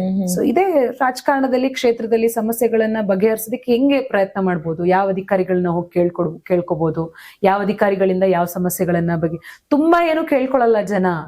ಅವ್ರ ರಸ್ತೆ ಸರಿ ಇಲ್ಲ, ನೀರ್ ಬರ್ತಾ ಇಲ್ಲ, ಡ್ರೈನೇಜ್ ಸಮಸ್ಯೆ, ಲೈಟ್ ಸಮಸ್ಯೆ, ಈ ರೀತಿ ಸಮಸ್ಯೆಗಳಿದಾವೆ, ಅವನ್ನ ಬಗೆಹರಿಸುವಂತ ಕೆಲಸನ ಅಧಿಕಾರಿಗಳು ಹೇಳಿ ಮಾಡಿಸುವಂತದ್ದು. ಅದು ಹೋರಾಟ. ನಂದು ವಿಶೇಷವಾದ ಕ್ಷೇತ್ರ, ನಮ್ಗೆ ಈಸಿಯಾಗಿ ಕೆಲಸ ಮಾಡ್ಲಿಕ್ಕೆ ಅಷ್ಟು ಈಸಿಯಾಗಿ ಬಿಟ್ಕೊಟ್ಬಿಡಲ್ಲ ನಮ್ಮ ಎದುರಾಳಿಗಳು. ಅವನ್ನೆಲ್ಲ ಫೇಸ್ ಮಾಡ್ಕೊಳ್ಳೋದು, ದಿನನಿತ್ಯ ಹೋರಾಟ ಮಾಡ್ಕೊಂಡು, ಹಗ್ಗ ಜಗ್ಗಾಟ ಮಾಡ್ಕೊಂಡು ಕೆಲಸ ಮಾಡೋದಕ್ಕೆ, ಜನಗಳ ಜೊತೆ ಇದೀವಿ ಅಂತ ಜನಗಳ ಜೊತೆ ಇದ್ದು ಕೆಲಸ ಮಾಡೋದೇ ನನ್ನ ದಿನನಿತ್ಯ ರೊಟೀನ್ ಆಗಿ. ಅದು ಬಿಟ್ಟು ಬೇರೆ ಏನ್ ಮಾಡ್ತೀರಾ? ಅಂದ್ರೆ ಬಿಕಾಸ್ ಎಲ್ರಿಗೂ ಒಂದೊಂದು ಆಸೆ ಇರುತ್ತೆ, ಹೋಗಿ ಫುಡೀಸ್ ಆಗಿರ್ತಾರೆ, ಅವ್ರ ಫುಡ್ ಏನೋ ಟ್ರೈ ಮಾಡೋದು, ಟ್ರಾವೆಲ್ ಮಾಡೋದು, ಅಥವಾ ಬುಕ್ಸ್ ಓದೋದು, ಸಮಥಿಂಗ್ ಈ ತರ ಎಲ್ಲ ಬೇರೆ ಬೇರೆ ಇರುತ್ತೆ. ಆ ತರ ಕುಸುಮ ಅವ್ರು ಏನಿಲ್ಲ. ನನ್ಗೆ ಟ್ರಾವೆಲಿಂಗ್ ಅಂದ್ರೆ ತುಂಬಾ ಇಷ್ಟ. ನಾನು ಕೆಲವು ಸತಿ I just go on a solo trip, group tours ಹೋಗ್ಬಿಡ್ತೀನಿ, ಸೋಲೋ ಟ್ರಿಪ್ ಹೋಗ್ತೀನಿ. ಬೇರೆ ಬೇರೆ ದೇಶಗಳು ನೋಡ್ಲಿಕ್ಕೆ ನನ್ಗೆ ಬಹಳ ಆಸಕ್ತಿ ಇದೆ. ಮತ್ತೆ ಅದ್ರನ್ನ ಅಲ್ಲಿನ ಫುಡ್ಗಳೇನಿರುತ್ತೆ ಅದನ್ನ ಟ್ರೈ ಮಾಡೋದಕ್ಕೆ ನಾನು ತುಂಬಾ ದೊಡ್ಡ ಫುಡಿ. ನಮ್ಮ ಮನೇಲಿ ನನ್ನ ತಾಯಿ ಅಂತಿರ್ತಾರೆ, ಎಲ್ರನ್ನೂ ಒಪ್ಸ್ಬೋದು, ನಿನ್ಗೆ ಆಗಲ್ಲಪ್ಪ ಅಡ್ಗೆ ಮಾಡಿ ಒಪ್ಸೋದು ಅಂತ. ನಂಗೆ ತುಂಬಾ ಊಟ ಅಂದ್ರೆ ನಂಗೆ ತುಂಬಾ ಇಷ್ಟ. ಎಲ್ಲಾ ತರ ಊಟಗಳು ಟ್ರೈ ಮಾಡ್ಬೇಕು ಅಂತ ಆಸೆ. So I travel. ಇಲ್ದೆ ಹೋದ್ರೆ ತಲೆ ಓಡಲ್ಲ. ಒಂದ್ ಸ್ವಲ್ಪ ಟೈಮ್ ಬ್ರೇಕ್ ತಗೊಳ್ಳಿಲ್ಲ ಅಂತಂದ್ರೆ ನಮ್ಗೆ ದಿನನಿತ್ಯ ಇದನ್ನೇ ಕೇಳ್ತಾ ಮಾಡೋದಕ್ಕೂ ಆಗೋದಿಲ್ಲ. ಸಣ್ಣ ಸಣ್ಣ ಬ್ರೇಕ್ಗಳನ್ನ ನಾನು ತಗೋತೀನಿ. I travel. ನನ್ಗೆ ಒಳ್ಳೊಳ್ಳೆ ನೇಚರ್ ಅಂದ್ರೆ ನಂಗೆ ತುಂಬಾ ಇಷ್ಟ. ಬೀಚಸ್ ಅಂದ್ರೆ ನಂಗೆ ಇಷ್ಟ. ಆ ಅಲೆಗಳು ಬಂದು ದಡದ ಮೇಲೆ ಬಡಿಯತ್ತಲ್ಲ, ಅದನ್ನ ನೋಡ್ಲಿಕ್ಕೆ ಅಲ್ಲಿ ಕುತ್ಕೊಂಡು ಗಂಟೆಗಟ್ಲೆ ಕುತ್ಕೊಂಡು ನೋಡ್ಬೋದು, ಅಂತದೆಲ್ಲ ನನ್ಗೆ ತುಂಬಾ ಇಷ್ಟ. ಸೊ ಇದನ್ನ ನಾನು ಮಾಡ್ತಿರ್ತೀನಿ. ಸಮಯ ಸಿಕ್ಕಾಗೆಲ್ಲ I try to kind of do all these things. Friends ಜೊತೆ ಎಲ್ಲ ಆಚೆ ಹೋಗ್ತಿರ್ತೀರಾ? ಹಾ, ಫ್ರೆಂಡ್ಸ್ ಕಮ್ಮಿ ನನ್ಗೆ ಫ್ರೆಂಡ್ಸ್. ಯಾಕಂದ್ರೆ ನನ್ನ ಫ್ರೆಂಡ್ಸ್ ಮಾಡ್ಕೊಳ್ಳೋ ಸಮಯದಲ್ಲಿ ನನ್ ಮದ್ವೆ ಆಗಿದ್ವಿ. ನನ್ನ ಫ್ರೆಂಡ್ಸ್ ಎಲ್ಲ ಕೆಲ್ಸಕ್ಕೆ ಹೋಗ್ತಾ ಇದ್ರು. ಆಮೇಲೆ ನನ್ ಮದ್ವೆ ಆದ್ಮೇಲೆ ಯಾರ ಜೊತೆನೂ ಕಾಂಟ್ಯಾಕ್ಟ್ ಅಲ್ಲಿ ಇರ್ಲಿಲ್ಲ. ಆಮೇಲೆ ಅಮೆರಿಕಾಗ್ ಹೋಗಿ ಓದ್ಬೇಕು, ಎಲ್ರು ಅಲ್ಲೇ ಇದಾರೆ, ಇಲ್ಲಿ ಯಾರು ಇಲ್ಲ. ತುಂಬಾ ಕಮ್ಮಿ ನನ್ಗೆ ಫ್ರೆಂಡ್ಸ್. ಅಂದ್ರೆ ನನ್ ಕಸಿನ್ಸ್ ದೊಡ್ಡ ಗ್ರೂಪ್ ಇದೆ. ಅಂದ್ರೆ ನಾವೆಲ್ಲ 6 ಜನ ಒಂದೇ ಜನರೇಷನ್, ಆಲ್ಮೋಸ್ಟ್ ಒಂದೇ ಜನರೇಷನ್ ಅಂತ ಹೇಳ್ತಿದ್ದೆ. ಸೊ ಅವ್ರೆಲ್ರೂ ಒಂದು ಕಸಿನ್ಸ್ ಜೊತೆ ಹೊರಗೆ ಹೋಗೋದು. ಕೆಲವು ಒಂದು ಬೆರಳೆಣಿಕೆ ಅಷ್ಟು ಫ್ರೆಂಡ್ಸ್ ಅಷ್ಟೇ ಇರೋದು. ಅವರು ಇವಾಗ ಮದ್ವೆ ಆಗ್ಬಿಟ್ಟಿದ್ದಾರೆ. ಅವ್ರು ಎಲ್ಲ ಬಿಟ್ಟು, ಗಂಡ ಮನೆ ಬಿಟ್ಟು ಬರ್ಲಿಕ್ಕೆ ಸಾಧ್ಯ ಇಲ್ಲ. ನಾನು ಫ್ರೀ ಇದೀನಿ ಅಂತ ಅವ್ರು ಬರೋದಕ್ಕೆ ಸಾಧ್ಯ ಇಲ್ಲ. ಸೊ ತುಂಬಾ ಕಮ್ಮಿ. ಬಟ್ ಹೊರಗಡೆ ಹೋಗ್ತೀನಿ ನಾನು. ನನ್ ಕೆಲ್ಸ ನಾನೇ ಮಾಡ್ಕೊಳ್ಳೋದು ಅಭ್ಯಾಸ. ನಾನೇ ನನ್ ಶಾಪಿಂಗ್ ನಾನೇ ಮಾಡ್ಕೊಂತೀನಿ, ನಾನೇ ಹೋಗ್ತೀನಿ. ನನ್ನೆಲ್ಲ ಕೆಲ್ಸಗಳು ನಾನೇ ಮಾಡ್ಕೊಳ್ಳೋದು ಅಭ್ಯಾಸ. ನನ್ಗೆ ಯಾರು PAಗಳು ಇವ್ರು ಯಾರು ಇಲ್ಲ, ನಾನೇ ಎಲ್ಲ ಮಾಡ್ತೀನಿ. ಸೊ ಓಡಾಡೋದು, ಟ್ರಾವೆಲಿಂಗು, ಫುಡ್ ಟ್ರೈ ಮಾಡೋದು, ಇದೆಲ್ಲ ಹೊರಗೆ ಹೋಗಿ. ಬೆಂಗಳೂರಲ್ಲಿ ಯಾವ್ದಾದ್ರು ಫೇವ್ರೆಟ್ ಸ್ಪಾಟ್ ಇದೆಯಾ? ನಾನು ಇಲ್ಲಿ ತುಂಬಾ ಜಾಸ್ತಿ ಹೋಗ್ತಾ ಇರ್ತೀನಿ ಅನ್ನೋದು. ಫೇವ್ರೇಟ್ ಅಂತ ಇಲ್ಲ, ನಾನು ಜಾಸ್ತಿ ಓಡಾಡ್ತಿರ್ತೀನಿ. ತುಂಬಾ ಸರ್ತಿ ನನ್ಗೆ ಜಾಸ್ತಿ ಜನ ಸಿಕ್ಕಿರೋದು ಯುವರಾಯನ್ ಮಾಲ್ಗಳಲ್ಲಿ ಓಡಾಡ್ತಿರ್ತೀನಿ. ಅಲ್ಲಿ ಕ್ಯಾಫೆಗಳಿರ್ತವೆ, ಆ ತರದ್ದು ಹೋಗಿ ಊಟಗಳು ಮಾಡೋದು, ಇದೆಲ್ಲ ಓಡಾಡ್ತಿರ್ತೀನಿ ತುಂಬಾ. ಬೆಂಗಳೂರಲ್ಲಿ ಅಂದ್ರೆ ಈ ಭಾಗನೇ ಜಾಸ್ತಿ. ನಾನು ಈ ಇಂದಿರಾನಗರ್, ಕೋರ್ಮಂಗ್ಲಾ ಸೈಡ್ ಎಲ್ಲ ಜಾಸ್ತಿ ಓಡಾಡಲ್ಲ. ಈ ಸೈಡ್ ನಾನು ಏನಾದ್ರು ತಗೋಬೇಕು ಅಂತ ಅಂದ್ರೆ ಅದೆಲ್ಲ ನಾನು ಓಡಾಡ್ತಿರ್ತೀನಿ. ತುಂಬಾ ಜನ ಸಿಗ್ತಾರೆ, ತುಂಬಾ ಜನ ಮಾತಾಡಿಸ್ತಾರೆ, ಫೋಟೋ ತೆಗ್ಸ್ಕೊತಾರೆ. ಬೇರೆ ಬೇರೆ ರಾಜ್ಯದ ಬೇರೆ ಬೇರೆ ಕಡೆಯಿಂದ ಬಂದಿದೀವಿ ನಾವು, ನಿಮ್ಮನ್ನ ನೋಡ್ತಿರ್ತೀವಿ, ಸಾಮಾಜಿಕ ಜಾಲತಾಣದಲ್ಲಿ ನೋಡ್ತಿರ್ತೀವಿ, ನೀವ್ ಮಾಡೋ ಕೆಲ್ಸ ಇಷ್ಟ, ನೀವ್ ಮುಂದೆ ನೆಕ್ಸ್ಟ್ MLA ಆಗ್ಬೇಕು ಅಂತ ಎಲ್ಲ ಬಂದ್ ಹೇಳ್ತಿರ್ತಾರೆ. ಖುಷಿ ಆಗುತ್ತೆ ಅವ್ರನ್ನೆಲ್ಲ ನೋಡಿ ಮಾತಾಡಿದಾಗ. ಅವ್ರಿಗೆ ಆಶ್ಚರ್ಯ, ಇದೇನ್ ಮೇಡಮ್ ಈ ರಾಜಕಾರಣಿಗಳಂದ್ರೆ ಒಂದ್ ಮೈಂಡ್ ಸೆಟ್ ಇರುತ್ತೆ, ಗುಂಪು ಇಲ್ಲಿ ಹೋಗೋದು, ಒಂದು 5 ಕಾರ್ಗಳು ಬರ್ತಾರೆ, ಒಂದ್ 5 ಅಷ್ಟು ಜನ ಬಾಡಿ ಗಾರ್ಡ್ಗಳು ಇರ್ತಾರೆ ಅಥವಾ PAಗಳು ಇರ್ತಾರೆ. ನಾನು ಯಾವ್ದು ಇಲ್ವಲ್ಲ. ಅವ್ರು ಆಶ್ಚರ್ಯ ಪಡ್ತಾರೆ, ಮೇಡಮ್ ಏನ್ ಒಬ್ರೇ ಬಂದಿದ್ದೀನಿ? ಒಬ್ರೇ ಇರ್ತೀನಿ, ನನ್ಗೆ ಅಭ್ಯಾಸ ಆಗ್ಬಿಟ್ಟಿದೆ. ನಂಗೆ ಊಟ ಮಾಡೋದಕ್ಕೆ, ಡಿನ್ನರು, ಲಂಚ್ ಗಿಂಚ್, ನಂಗೆ ಹೊಟ್ಟೆ ಹಸ್ದಾಗ ಏನಾದ್ರು ತಿನ್ಬೇಕಂದ್ರೆ ನಾನು ಒಬ್ಳೆ ಕುತ್ಕೊಂಡು ತಿಂತೀನಿ. ಅಭ್ಯಾಸ ಇದೆ ನನ್ಗೆ, ಒಬ್ಳೆ ಇದ್ದು ಜೀವನದಲ್ಲಿ ಅಭ್ಯಾಸ ಇದೆ ನಂಗೆ. ಹೋಗಿ ಒಂದು ರೆಸ್ಟೋರೆಂಟ್ ಅಲ್ಲಿ ಹೋಗಿ ಕೂತ್ಕೊಂಡು ಊಟ ಮಾಡೋದು. I am use to it. So ನನ್ಗೆ ನೆಮ್ಮದಿ ಯಾವಾಗ್ಲೇ ಅನ್ಸುತ್ತೆ, ನಾನಾಗಿರ್ಬಹುದು ಒಬ್ಳೆ ಇದ್ದಾಗ ಅನ್ನೋ ಒಂದು ಭಾವನೆ ನನ್ಗೆ. ಎಲೆಕ್ಷನ್ಗೆ ಕಂಟೆಸ್ಟ್ ಮಾಡ್ತಿರಲ್ಲ, ಅದಾದ್ಮೇಲೆ ಯಾವ ರೀತಿ ಆಗಿದೆ ಅಂಡ್ ಅದ್ರಿಂದ ಈಗ because D K Ravi sir wife ಅಂತ ಕುಸುಮ ಅವರು ಅಂತ ಎಲ್ರಿಗೂ ಕೂಡ ಗೊತ್ತಿತ್ತು ಆ ಇನ್ಸಿಡೆಂಟ್ಸ್ ಎಲ್ಲ ಆದ್ಮೇಲೆ. ಬಟ್ ಈಗ್ಲೂ ಜನ ಹಂಗೆ ಮಾತಾಡ್ತಾರ ಅಥವಾ ಒಂದು ಪೊಲಿಟಿಷಿಯನ್ RR ನಗರದಲ್ಲಿ ಕಂಟೆಸ್ಟ್ ಮಾಡಿದಂತ ಅಭ್ಯರ್ಥಿ ನೆಕ್ಸ್ಟ್ MLA ಈ ರೀತಿಯಾಗಿ ಮಾತಾಡಿಸ್ತಾರ? ಇಲ್ಲ, ಯಾವ ತರ ಗುರ್ತಿಡಿತಾರೆ ನೀವು? ಇಲ್ಲ, ನನ್ನನ್ನ ಕುಸುಮ ಅಂತಾನೆ ಗುರ್ತಿಡಿತಾರೆ. ಯಾರ್ದು ಹೆಂಡತಿ ಅಂತ ಗುರ್ತಿಡಿಯೋರು ತುಂಬಾ ಕಮ್ಮಿ. 1000ದಲ್ಲಿ ಒಬ್ರು ಗುರ್ತು ಆತರ ಹೇಳ್ಬೋದು ಬಿಟ್ರೆ ಮಿಕ್ಕದವ್ರು ಎಲ್ರು ಕೂಡ RR ನಗರದಲ್ಲಿ ಕಂಟೆಸ್ಟ್ ಮಾಡಿ ಕೆಲಸ ಮಾಡ್ತಿದ್ದಾರೆ, ಒಳ್ಳೆ ಕೆಲಸ ಮಾಡ್ತಿದ್ದಾರೆ, ಕಷ್ಟ ಪಡ್ತಿದ್ದಾಳೆ ಹೆಣ್ಮಗಳು, ಹೋರಾಟ ಮಾಡ್ತಿದ್ದಾಳೆ, ಎಷ್ಟು ಕಷ್ಟ ಪಡ್ತಿದ್ದಾಳೆ, ಓಡಾಡ್ತಾ ಇದ್ದಾಳೆ, ಸೋತ್ ಮೇಲೂ ಮನೇಲಿ ಕೂತಿಲ್ಲ, ಬಂದು ಜನಗಳ ಜೊತೆ ಇದ್ದಾಳೆ ಅಂತಾನೆ ಗುರ್ತಿಡಿತಾರೆ ಬಿಟ್ರೆ ಯಾರ್ದು ಹೆಂಡತಿಯಾಗೂ ಗುರ್ತಿಡಿಯಲ್ಲ, ಯಾರ ಮಗಳು ಅಂತಾನು ಗುರ್ತಿಡಿಯಲ್ಲ.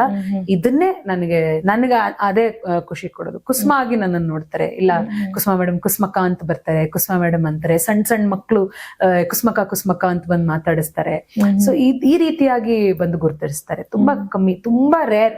ಈಗಂತೂ ನನ್ನನ್ನು ಯಾರು ಇವ್ರ ಹೆಂಡತಿ ಅಂತ ಗುರ್ತಿಡಿಯೋರು ತುಂಬಾ ಕಮ್ಮಿ. 2023 ನಾನು ಆಗ್ಲೇ ಹೇಳ್ದಾಗೆ ಬಹಳಷ್ಟು ಲಕ್ಷ ಮತಗಳನ್ನ ಪಡ್ಕೊಂಡಿರ್ತೀರಾ, ಬಟ್ ಕೆಲವೇ ಹಂತರದಲ್ಲಿ ನೀವು ಸೋಲ್ತೀರಾ. Because it's not easy.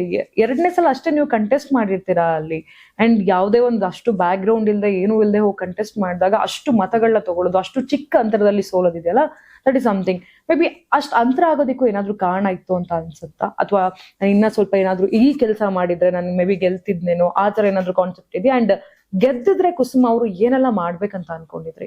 ಇಲ್ಲ, ನನಗೆ 2023 ರಿಸಲ್ಟ್ ಏನಿತ್ತಲ್ಲ, ಒಂದು 10,000, 11,000, 10,000ದಲ್ಲಿ ನಾನು ಸೋತಾಗ ನನಗೆ ಅನ್ಸಿದ್ದು, ನಾನು ಎಲ್ಲೆಲ್ಲ ಹೋಗಿ ಜನಗಳನ್ನ ಹೋಗಿ ಕೇಳ್ಕೊಂಡಿದ್ದೆ, ಅವ್ರನ್ನ ಭೇಟಿ ಮಾಡಿದ್ದೆ, ಅವ್ರ ಮನೆಗಳಿಗೆ ಹೋಗಿ ಅವ್ರನ್ನ ಕೇಳ್ಕೊಂಡಿದ್ದೆ, ಅಲ್ಲಿ ಎಲ್ಲ ನನಗೆ ಓಟ್ ಹಾಕಿದ್ದಾರೆ. ಎಲ್ಲಿ ನನಗೆ ತುಂಬಾ ದೊಡ್ಡ ಕ್ಷೇತ್ರ ರಂಜಿತಾ, ನಮ್ದು 5.5 ಲಕ್ಷ ವೋಟರ್ಸ್ ಇರೋ ಕ್ಷೇತ್ರ. ಆಮೇಲೆ ಜಾಗ್ರಫಿಕಲಿನೂ one of the largest constituencies.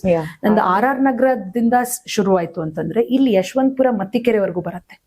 ತುಂಬಾ ದೊಡ್ಡ ಕ್ಷೇತ್ರ. ನನಗೆ ಎಲ್ಲರನ್ನೂ ರೀಚ್ ಮಾಡ್ಲಿಕ್ಕೆ ಸಮಯ ಸಾಕಾಗ್ಲಿಲ್ಲ, ಅಥವಾ ನಾನೇ ಮೀಟ್ ಮಾಡೋ ಕೆಲ್ಸನ ಲೇಟ್ ಆಗಿ ಶುರು ಮಾಡ್ಬಿಟ್ಟೆ ಅಂತ ಅನ್ಸುತ್ತೆ ನನ್ಗೆ ಈಗ ಯೋಚನೆ ಮಾಡಿದಾಗ. ಎಲ್ಲಿ ನಾನು ಜನಗಳನ್ನ ತಲುಪಕ್ ಆಗ್ಲಿಲ್ವಲ್ಲ, ಅಲ್ಲಿ ನನಗೆ ವೋಟ್ ಸ್ವಲ್ಪ ಕಮ್ಮಿ ಬಿದ್ದಿದೆ. ನಾನು ಇನ್ನೂ ಸ್ವಲ್ಪ ಮುಂಚೆನೆ ಮನೆಗೆ ಹೋಗೋದನ್ನ, ಬೇರೆ ಕಾರ್ಯಕ್ರಮಗಳನ್ನ ಮಾಡ್ತಿದ್ದೆ, ಮನೆಗೆ ಹೋಗೋದನ್ನ ಕೇಳ್ಕೊಳ್ಳೋದನ್ನ ಇನ್ನೂ ಮುಂಚೆನೆ ಶುರು ಮಾಡಿದಿದ್ರೆ ನನ್ ಬಹುಶಃ ನಾನು ಗೆದ್ದಿರ್ತಿದ್ದೆ. ಸೊ ನನಗೆ ಅಲ್ಲಿ ಎಲ್ಲೋ ನಾನೇ ಇನ್ನೂ ಹೆಚ್ಚು ಕಷ್ಟ ಪಡ್ಬೇಕಿತ್ತು, ಇನ್ನೂ ಜಾಸ್ತಿ ಪ್ರಯತ್ನ ಮಾಡ್ಬೇಕಿತ್ತು, ಇನ್ನೂ ಜಾಸ್ತಿ ಎಫರ್ಟ್ ಹಾಕ್ಬೇಕಿತ್ತು ಅಂತ ಅನ್ಸಿದೆ. ಸೊ ಅದ್ ಹಾಕಿದ್ದಿದ್ರೆ ನಾನು ಗೆದ್ದಿರ್ತಿದ್ದೆ. ನನ್ ಗೆದ್ದ ಮೇಲೆ ಏನ್ ಮಾಡಿರ್ತಿದ್ದೆ ಅನ್ನೋದಕ್ಕೆ ಅಂತ ನೀವ್ ಏನಾದ್ರು ಕೇಳ್ತಂದ್ರೆ, ಸಾಕಷ್ಟು ವಿಚಾರಗಳು ನಮ್ ಕ್ಷೇತ್ರದಲ್ಲೇ ಇದೆ. ನನ್ ಕ್ಷೇತ್ರದಲ್ಲಿ ಎಲ್ಲಾ ತರ ಜನ ಇದ್ದಾರೆ, ಎಲ್ಲಾ ತರ ವಾರ್ಡ್ಗಳು ಇದಾವೆ. ಒಂದ್ ಕಡೆ ತೀರಾ ವಿದ್ಯಾವಂತರಿದ್ದಾರೆ, ಒಂದ್ ಕಡೆ ತೀರಾ ಬಡವರಿದ್ದಾರೆ, ಒಂದ್ ಕಡೆ ತೀರಾ ಒಂಥರ ಹಣವಂತರು ಜಾಸ್ತಿ ಇದ್ದಾರೆ, ಇನ್ನ ಕಡೆ ತುಂಬಾ ದಿನನಿತ್ಯ ಕೆಲಸ ಮಾಡಿದ್ರೇನೆ ಅವ್ರು ಊಟ ಮಾಡ್ಲಿಕ್ಕೆ ಸಾಧ್ಯ ಇರುವಂತ ಜನಗಳು ಇದ್ದಾರೆ. ಎಲ್ಲರದು ಬೇಕು ಬೇಡಗಳು ಒಂದೇ ಇಲ್ಲ. So it is a mixture of all kinds of works. ಇಲ್ಲಿ ಎಲ್ಲೋ ಒಬ್ರಿಗೆ ಒಂದು ನಲ್ಲಿಯಲ್ಲಿ ನೀರೇ ಇನ್ನ ಬರ್ತಿರಲ್ಲ, ಅಂತವ್ರಿಗೆ ನೀರ್ ಕೊಡ್ಸೋದು. ಈ ಕಡೆ ಎಲ್ಲ ವಿದ್ಯಾವಂತರಿರೋ ವಾರ್ಡ್ಗಳಲ್ಲಿ ಎಲ್ಲಾ ಸಮಸ್ಯೆ ಇದೆ. ರೋಡ್ ಕ್ಲೀನ್ ಮಾಡಿರಲ್ಲ ಅಂತ ಒಂದ್ ಸಮಸ್ಯೆ ಹೇಳ್ತಾರೆ, ಅಂತ ಸಮಸ್ಯೆ ಇರ್ಬೇಕು. ರೋಡ್ ಗಳಿರ್ಬಹುದು, ಕುಡಿಯೋ ನೀರಿನ ವ್ಯವಸ್ಥೆ ಇರ್ಬೋದು, ಮತ್ತೆ ಸುರಕ್ಷತೆ, ಮಹಿಳೆಯರ ಸುರಕ್ಷತೆ ಬಗ್ಗೆ. ಇನ್ನು ಕೆಲವು ಭಾಗಗಳಲ್ಲಿ ಈ ಡ್ರಗ್ ಮೆನೇಸ್ ತುಂಬಾ ಜಾಸ್ತಿ ಇದೆ.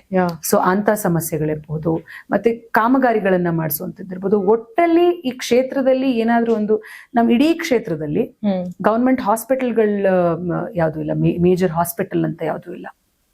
ಸೊ ಅಂಥದ್ದು ಎಜುಕೇಶನಲ್ ಡೆವಲಪ್ಮೆಂಟ್ಸ್ ಆಗ್ಬೇಕಿತ್ತು, ಇನ್ಫ್ರಾಸ್ಟ್ರಕ್ಚರ್ ಡೆವಲಪ್ಮೆಂಟು, ಆರೋಗ್ಯ ಕ್ಷೇತ್ರದಲ್ಲಿ, ಹೆಲ್ತ್ ಕೇರ್ ಆಸ್ಪೆಕ್ಟ್ ಅಲ್ಲಿ, ಇನ್ಫ್ರಾಸ್ಟ್ರಕ್ಚರ್ ಅಲ್ಲಿ ನಾನು ಹೇಳಿದೆ, ಈ ತರ ಸಮಸ್ಯೆಗಳೆಲ್ಲ ಇರೋದ್ರಿಂದ ಅದ್ರ ಮೇಲೆ ವರ್ಕ್ ಮಾಡ್ಬೇಕು, ಅದನ್ನ ಮಾಡ್ಬೇಕು ಅನ್ನೋ ಉದ್ದೇಶ ನನಗೆ ಖಂಡಿತವಾಗ್ಲೂ ಇದೆ. ಅದೆಲ್ಲ ಅನ್ಕೊಂಡಿದ್ರಿ.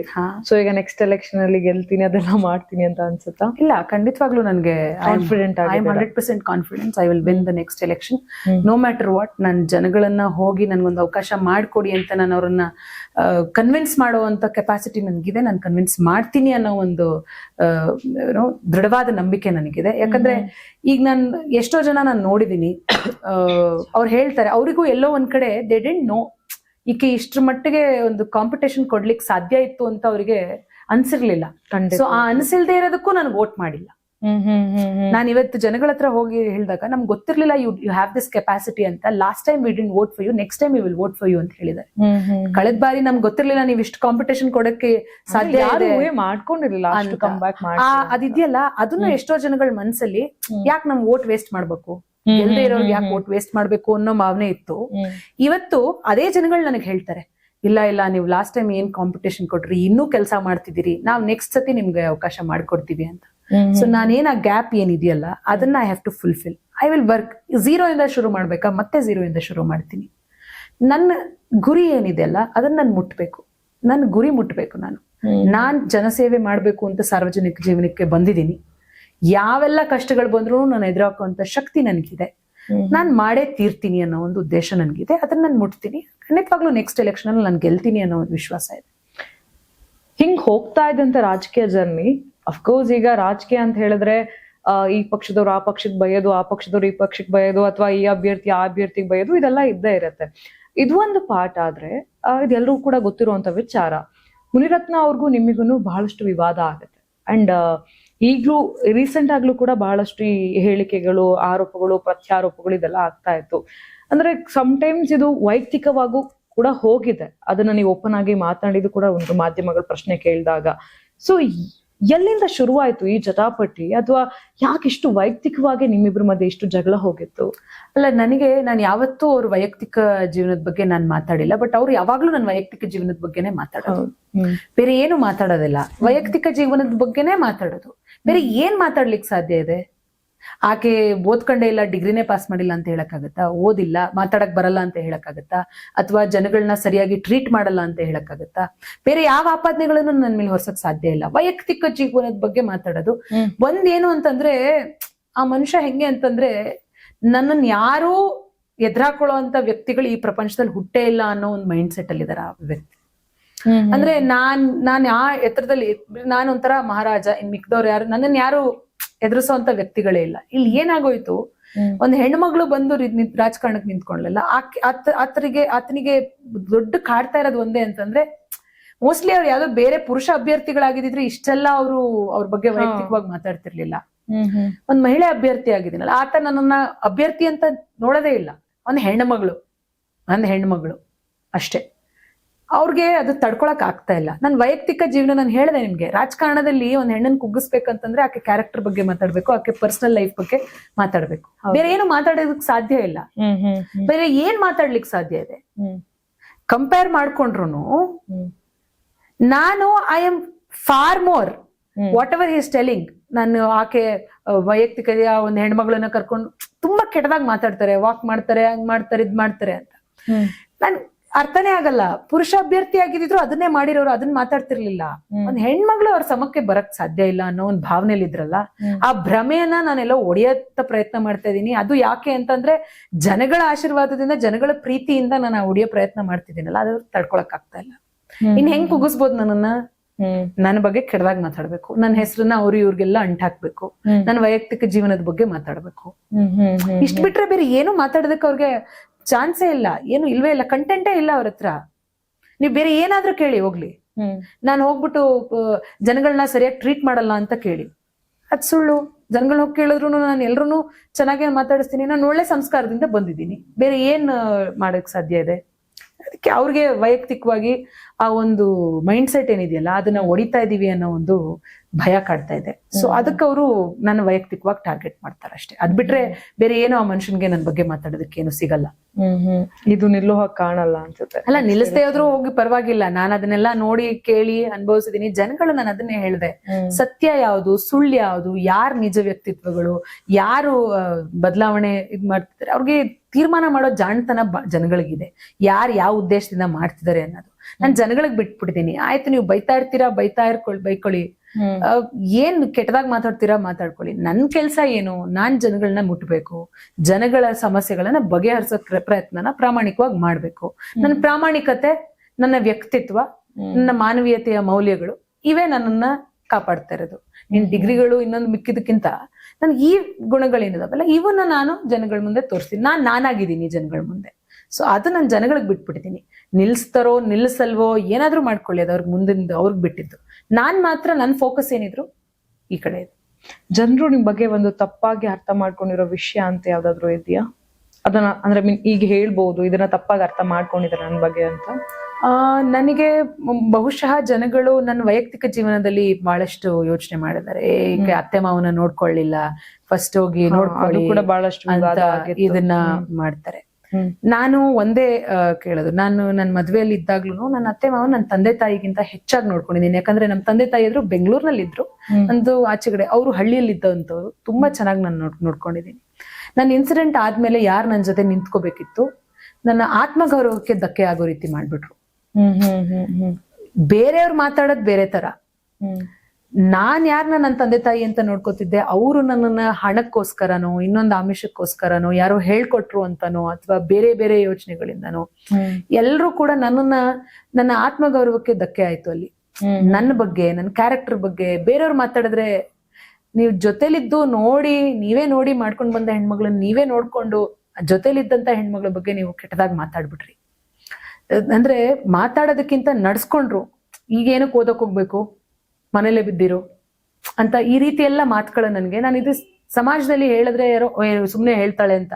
ಬಟ್ ಆ ಸಮಯದಲ್ಲಿ ನಾನು ಮೊದ್ಲೇ ಕುಗ್ಗಿರೋ ಸಮಯದಲ್ಲಿ ಈಗ ಓದ್ ಏನ್ ದಬಾಕ್ಬೇಕು ನೀನ್, ಇದನ್ನೇ ಹೇಳಿದ್ರು. ನೀನೇನು ಈಗ ಓದ್ ಯಾರನ್ನ ಉದ್ಧಾರ ಮಾಡ್ಬೇಕು, ಮನೇಲಿರು, ಎಲ್ ಕರ್ದು ಕಳಿಸ್ತಾ ಇದೀರ ಅವಳನ್ನ, ಈ ತರ ಮಾತಾಡಿದಾಗ. ಮತ್ತೆ ಹಣ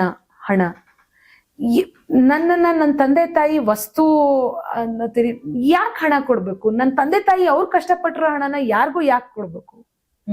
ನಾನೇನ್ ವಸ್ತುನ ವರದಕ್ಷಿಣೆ ತಗೊಳ್ಳೋದು ತಪ್ಪು ಅಂತ ಹೇಳ್ತೀರಾ? ಈ ಹಣ ಕೊಡು ಅಂತ ಅಂದ್ರೆ ನಾನೇನು ನನ್ ಮನುಷ್ಯಲೇ ಅಲ್ವಾ? ನನ್ ಜೀವನ ಇಲ್ವಾ? ಅಂದ್ರೆ ನನ್ನ ಆತ್ಮಗೌರವಕ್ಕೆ ಬಹಳ ಧಕ್ಕೆ ಉಂಟು ಮಾಡಿರುವಂತ ಪರಿಸ್ಥಿತಿ. ನಂದೆಲ್ಲ ತಪ್ಪು, ನನ್ನ ಕ್ಯಾರೆಕ್ಟರ್ ಬಗ್ಗೆ ಮತ್ತೆ ಇಲ್ಲ ಸಲ್ಲದ ಮಾತುಗಳನ್ನ ಕೇಳ್ಕೊಂಡು ಅವನ್ನೆಲ್ಲ ಮಾತಾಡಕ್ ನಾನು ಎಲ್ಲೇ ಅವ್ರು ಕಷ್ಟಪಟ್ಟು ಸಾಕಿದ್ದಾರೆ. ನೀವು ನಂಬಲ್ಲ ರಂಜಿತಾ, ನನ್ನ ತಂದೆ ತಾಯಿ, ಯಾರ ತಂದೆ ತಾಯಿನೂ ತನ್ನ ಮಗಳು ವಿಧವೆ ಆದಾಗ ನೋವು ಪಡ್ತಾರೆ, ತುಂಬಾ ಅನುಭವಿಸ್ತಾರೆ, ತುಂಬಾ ಕಷ್ಟಪಡ್ತಾರೆ. ನನ್ನ ತಂದೆ ತಾಯಿ ಎಲ್ಲೋ ನನ್ ಮುಂದೆನೆ ಯಾರಿಗೂ ಹೇಳಿದ್ರು, ಆಯ್ತು ನನ್ನ ಮಗ್ಳಿಗೆ ಜ್ಞಾಪಕ ಬರ್ಲಿಲ್ಲ, ಆಯ್ತು ನನ್ನ ಮಗಳ ಜೀವನ ತಾನೇ ಹೋದ್ರೋಗ್ಲಿ. ಅವ್ರ ತಾಯಿ ತಂದೆ ಕಷ್ಟಪಟ್ಟು ಬೆಳೆಸಿದ್ರಲ್ಲ, ತಂದೆ ತಾಯಿ ಜ್ಞಾಪಿಸ್ಕೊಳಕ್ ಆಗ್ಲಿಲ್ವಾ ರವಿ ಅಂತ ಅನ್ಬಿಟ್ರು. ಅಂದ್ರೆ ಮಗ್ಳ ಕಷ್ಟನೂ ಬೇಡ, ಅವ್ರ ಕಷ್ಟ ಜಾಸ್ತಿ ಅಂತ ನೋಡಿದ್ ನನ್ ತಂದೆ. ಆಯ್ತು ನನ್ ಮಗಳ ಜೀವನ ಹೋಗ್ಲಿ ಬಿಡು, ನನ್ ಮಗಳು 5 ವರ್ಷ ಅಷ್ಟೇ ಮದ್ವೆ ಆಗಿದ್ದು, ಅವಳು ನೆನ್ಪರದ್ ಬೇಡ, ಕಷ್ಟಪಟ್ಟು ಸಾಕಿದ್ರಲ್ಲ ತಂದೆ ತಾಯಿ ನೆನಪಾಗ್ಲಿಲ್ವಾ? ಅಂದ್ರೆ ನಾವ್ ಇಷ್ಟ್ರ ಮಟ್ಟಿಗೆ ಅವ್ರ ಬಗ್ಗೆ ಯೋಚನೆ ಮಾಡಿದ್ದು. ಆದ್ರೆ ನನ್ನ ಆತ್ಮಗೌರವಕ್ಕೆ ಧಕ್ಕೆ ಆಗಿ, ಮನುಷ್ಯರು ನನ್ ಬದುಕಿರೋದೇ, ನನ್ ಜೊತೆ ಇರೋದೇ ನನ್ನ ಆತ್ಮಗೌರವ ರಂಜಿತಾ. ನನ್ನ ಕಾನ್ಶಿಯಸ್ನೆಸ್ ನನ್ನ ಜೊತೆ ಇರೋದಕ್ಕೆ ನಾನು ಇವತ್ತು ಸಮಾಜನ ಎದುರಿಸ್ಬೋದು, ಕಣ್ಣಲ್ಲಿ ಕಣ್ಣಿಟ್ಟು ನಾನ್ ತಪ್ಪಲ್ಲ ಅಂತ ನನ್ನ ಎದುರು ಕಡೆ ಹೇಳ್ಬೋದು. ನೀವ್ ಆ ಆತ್ಮಗೌರವನೇ ಕುಗ್ಗಿಸ್ಬಿಟ್ಟು ನನ್ ಜೊತೆಲಿ ಇದ್ದವರು ನನ್ನನ್ನ ಇಷ್ಟು ಕೀಳಾಗಿ ನೋಡ್ಬಿಟ್ರೆ, ಹಣಕ್ಕೆ ಹೋಲಿಸ್ಬಿಟ್ರೆ, ಬರೀ ಹಣಕ್ ಮಾತ್ರ ನಾನು ಸೀಮಿತ, ಹಣ ಸಂಪಾದನೆ ಮಾಡೋ ಒಂದು ವೇದಿಕೆ ಅಂತ ಅನ್ಕೊಂಡ್ಬಿಟ್ರೆ, ಒಂದ್ ವಸ್ತು ಅಂತ ಅನ್ಕೊಂಡ್ಬಿಟ್ಟಾಗ ನನ್ನ ಆತ್ಮಗೌರವಾಗ ನಾನು ಹೆಂಗೆ ಇದನ್ನೆಲ್ಲ ಸಹಿಸ್ಕೊಂಡು ಆಯ್ತು ನೀವ್ ಹೇಳಿದ್ ಸರಿ, ನಾನು ಹೆಂಗೆ ಬದುಕಕ್ ಸಾಧ್ಯ ಆಗ್ತಿತ್ತು? ಇದರಿಂದ ನಾನು ಅಂತರ ಕಾಯ್ಕೊಂಡೆ ಬಿಟ್ರೆ ಬೇರೆ ಯಾವ ಉದ್ದೇಶನೂ ಅಲ್ಲ. ನನ್ನ ಜೊತೆ ನಿಂತ್ಕೊಂಡಿದ್ರೆ ನಾನು ಯಾವಾಗ್ಲೂ ನನ್ನ ಜೀವನ ಇರೋರ್ಗು ನೀನ್ ಸರಿ, ನೀನ್ ಕರೆಕ್ಟ್ ಆಗಿ ಇದ್ಯಾ ಅಂತ, ತಪ್ಪಿರೋರ್ನ ತಪ್ಪು ಅಂತ ಹೇಳಿದೆ, ತಪ್ಪಿಲ್ದೇ ಇರೋರ್ನ ನನ್ನನ್ನ ತಪ್ಪು ನೀನ್ ದೂಷಣೆ ಮಾಡಿದಾಗ ನಾನು ಯಾವ ಮುಖ ಹೊತ್ಕೊಂಡು ನನ್ನನ್ನು ನಾನು ಕೊಂತ್ಕೊಂಡು ಹೆಂಗ್ ಹೋಗಿ ಎದುರಿಸ್ಬೇಕು? ಅದಕ್ಕೆ ನಾನು ಅಂತರ ಕಾಯ್ಕೊಂಡೆ ಬಿಟ್ರೆ ಬೇರೆ ಯಾವ ಉದ್ದೇಶ, ನನ್ಗೆ ಯಾವ ಒಂದು ಪೈಸಾನು ನಾನು ಅವರಿಂದ ನಾನು ತೆಗೆದುಕೊಂಡಿಲ್ಲ. ಒಂದೇ ಒಂದ್ ಪೈಸಾ, 1 ರೂಪಾಯಿ ನಾನು ಅವರಿಂದ ಪಡ್ಕೊಂಡಿಲ್ಲ. ಏನೋ ಅವ್ರದ್ದು ಇದರಿಂದ ದುಡ್ಡು ಬಂದ್ಬಿಡ್ತು, ಸುಳ್ಳು. 1 ರೂಪಾಯಿನೂ ನಾನು ಅವರಿಂದ, ಅದ್ ನಾನೇನಾದ್ರೂ 1 ರೂಪಾಯಿ ತೆಗೆದುಕೊಂಡಿದ್ರೆ ನನ್ನ ಆತ್ಮಸಾಕ್ಷಿ ನನ್ನನ್ನ ಬದುಕಕ್ಕೆ ಬಿಡ್ತಿರ್ಲಿಲ್ಲ ಖಂಡಿತ. ಯಾಕಂದ್ರೆ ಎಲ್ಲೋ ಒಂದು ಆಕ್ಸಿಡೆಂಟ್ ಆಗಿ ತೀರ್ಕೊಂಡ್ಬಿಟ್ರೆ ನನ್ ಶಾಶ್ವತವಾಗಿ ನನ್ ಬದುಕಿರೋವರೆಗೂ ಆಕ್ಸಿಡೆಂಟ್ ಅಲ್ಲಿ ತೀರ್ಕೊಂಡ್ರು ನನ್ ಗಂಡ ಅಂತ ಹೇಳಿ ನಾನು ಅದನ್ನೇ. ಬಟ್ ಇದು ಸ್ವಯಂಕೃತ ಮಾಡ್ಕೊಂಡಿದ್ದು. ಅದು ಯಾವ ಕಾರಣಕ್ಕೆ ಮಾಡ್ಕೊಂಡ್ರು ರಂಜಿತಾ? ಒಂದ್ ಹೆಣ್ಮಗಳು ಸಹಿಸಕ್ ಸಾಧ್ಯ ಇದೆಯಾ? ಯಾವ ಹೆಣ್ಮಕ್ಳಾಗ್ಲಿ ಸಹಿಸಕ್ ಸಾಧ್ಯ ಇದೆಯಾ? ಇದನ್ನ ನಾನು ಸಹಿಸ್ಕೊಂಡು ಅದ್ರಲ್ಲೂ ಅವ್ರು ಏನೋ ದುಡ್ಡು ಬಂದಿದೆ ಅದನ್ನ ಯೂಸ್ ಮಾಡ್ಕೊಂಡ್ಬಿಟ್ರೆ ನನ್ನ ಆತ್ಮಸಾಕ್ಷಿ ನನ್ ಕೊಂದ್ಕೊಂಡು ನನ್ ಬದುಕಕ್ ಸಾಧ್ಯ ಆಗ್ತಿತ್ತ? ನಾನ್ ಯಾವ್ದೇ ಕಾರಣಕ್ಕೂ ಇವತ್ತು ನಾನು ಹೆದರದ್ ಯಾರಿಗಾದ್ರೂ ನಾನು ಹೆದರ್ತೀನಿ ಅಂತಂದ್ರೆ ಅದ್ ನನ್ನ ಆತ್ಮಸಾಕ್ಷಿಗೆ ಹೊರತು ಇನ್ ಯಾರಿಗೂ ನಾನು ಹೆದರಲ್ಲ. ಯಾರಿಗೂ ಹೆದರಲ್ಲ. ನಾನು ಯಾರಿಗೂ ಉತ್ತರ ಕೊಡೋ ಅವಶ್ಯಕತೆನೂ ಇಲ್ಲ. ನನ್ನ ಆತ್ಮಸಾಕ್ಷಿಗೆ ಮಾತ್ರ ಉತ್ತರ ಕೊಡ್ಬೇಕು. ನಾನು ಕನ್ನಡಿ ಮುಂದೆ ನಿಂತ್ಕೊಂಡ್ರೆ ನಾನ್ ಸರಿ ಮಾಡ್ತಿದ್ದೀನಿ ಅಂತ ಮಾತ್ರ ನನ್ಗೆ ಹೇಳ್ಬೇಕು ಬಿಟ್ರೆ ನಾನು ಎಲ್ಲೋ ಒಂದ್ ಕಡೆ ತಪ್ಪು ಮಾಡ್ತಿದ್ದೀನಿ ಅಂದ್ರೆ ನಾನು ಅದು ಮಾಡೋದಕ್ಕೆ ಹೋಗೋದಿಲ್ಲ. ಅಲ್ಟಿಮೇಟ್ಲಿ ಏನಿದೆ, ಯಾರಿದಾರೆ ನಿಮ್ ಜೊತೆ? ನಮ್ಮನ್ನ ನಾವ್ ಬಿಟ್ರೆ, ನಾನು ಹೇಳ್ತಾ ಇದ್ದೆ ಅವಾಗ ಮಾತಾಡ್ಬೇಕಾದ್ರೆ, ಯಾರು ಧೈರ್ಯ ಕೊಟ್ರು ಧೈರ್ಯ ಬರಲ್ಲ ರಂಜಿತಾ ನಿಮ್ಗೆ. ಹೌದು. ನಮಗ್ ನಾವ್ ಧೈರ್ಯ ತಗೊಬೇಕು. ನೀವ್ ಯಾರೋ ಬಂದ್ ಧೈರ್ಯ ಹೇಳ್ತಾರೆ ನಮ್ಗ್ ಧೈರ್ಯ ಬಂತು, ಸಾಧ್ಯನೇ ಇಲ್ಲ. ನಾನ್ ಒಳಗಡೆ ಧೈರ್ಯ ಪಡ್ಕೊಳ್ದೆ ಹೋದ್ರೆ, ನನ್ ಧೈರ್ಯ ನಾನ್ ಕಂಡ್ಕೊಳ್ದೆ ಹೋದ್ರೆ ಬದುಕಕ್ ಕಷ್ಟ. ಸೊ ಈ ಒಂದು ಮಿಸ್ಕನ್ಸೆಪ್ಷನ್ ಜನಗಳಲ್ಲಿ ಈಗ ಕಮ್ಮಿ ಅನ್ಸುತ್ತೆ ಅದೆಲ್ಲ ಇರೋದು. ಬಟ್ ಆ ಸಮಯದಲ್ಲಿ ಇತ್ತು, ನೋಡ್ಕೊಳ್ಳಿಲ್ಲ. ಈಗ್ಲೂ ಎಷ್ಟೋ ಜನ ಹೇಳ್ತಾರೆ, ಅಂದ್ರೆ ನನಗ್ ವೈಯಕ್ತಿಕವಾಗಿ ಹೇಳಲ್ಲ, ಕಮೆಂಟ್ಸ್ ಅಲ್ಲಿ ಏನೋ ಮಾಡಿದಾರೆ ಅಂತ ಯಾರು ಹೇಳ್ತಾರೆ, ಅತ್ತೆ ಮಾವನ್ ನೋಡ್ಕೊಳಕ್ ಆಗ್ಲಿಲ್ಲ ಇನ್ನೇನ್ ನೋಡ್ಕೋತೀಯ ಅಂತ. ನಿಮ್ಮ ಹೆಣ್ಣು ಮಗಳಿಗಾಗಿದ್ರೆ ನೀವು ಮಾತಾಡ್ತಿದ್ರಾ? ನಿಮ್ಮ ಹೆಣ್ಣು ಮಗಳು ನೀವು ಕೊಟ್ಟು ಮದ್ವೆ ಮಾಡಿರೋ ಅಂತ ಮನೆಯವರು ದುಡ್ಡು ದುಡ್ಡು ದುಡ್ಡು ಅಂತ ಪೀಡಿಸಿದಿದ್ರೆ ನೀವು ಮಾತು ಹೇಳ್ತಾ ಇದ್ರ ಬಿಡ್ತಿದ್ರಾ? ಈಗ ಒಂದ್ ಸಣ್ಣದೇನಾದ್ರು ಅತ್ತೆ ಅಂದ್ರೆ ಜೋರಾಗಿ ಮಾತಾಡಿದ್ರೆ ಹೆಣ್ಮಕ್ಳನ್ನ ಬಿಡಲ್ಲ, ಮನೆಗಳಲ್ಲಿ ಕರ್ಕೊಂಡ್ ಬರ್ತೀರಾ, ಬೇರೆ ಮನೆ ಮಾಡಿ ಅಂತ ಹೇಳ್ತೀರಾ ನಿಮ್ ಮನೆಗಾದ್ರೆ, ನಿಮ್ ಮನೆ ಹೆಣ್ಮಕ್ಳಿಗಾದ್ರೆ ತಪ್ಪಲ್ವಾ? ಹೌದು. ಅವಾಗ್ಲೇ ಹೇಳಿದ್ದು ಇವ್ರಿಗೂ ಅನ್ವಯಿಸುತ್ತೆ. ನೀವು ಹಣದಲ್ಲಿ ಹಣಕಾಸಿನಲ್ಲಿ ಬಡವರಾದ್ರೂ ಪರವಾಗಿಲ್ಲ, ಮನುಷ್ಯತ್ವದಲ್ಲಿ ಬಡವರಾಗ್ಬೇಡಿ. ತಪ್ಪಾಗಿರೋದು ತಪ್ಪು ಆಯ್ತು, ನೀವು ಸಮಾಜಕ್ಕೆ ಹೇಳ್ಕೊಳಕ್ ಆಗಲ್ಲ ನನ್ ಮಗ ತಪ್ಪು ಮಾಡಿದ್ದಾನೆ ಅಂತ ಹೇಳ್ಕೊಬೇಡಿ ಆಯ್ತು. ಆದ್ರೆ ತಪ್ಪಿಲ್ದೇ ಇರೋ ಸೊಸೆನ ಯಾಕೆ ನಿಂದಿಸ್ತೀರಿ? ತಪ್ಪು ಮಾಡಿಲ್ದೇ ಇರೋ ಸೊಸೆನ ಯಾಕೆ ನೀವು ದೂಷಿಸ್ತೀರಿ? ಯಾವ ಉದ್ದೇಶದಿಂದ?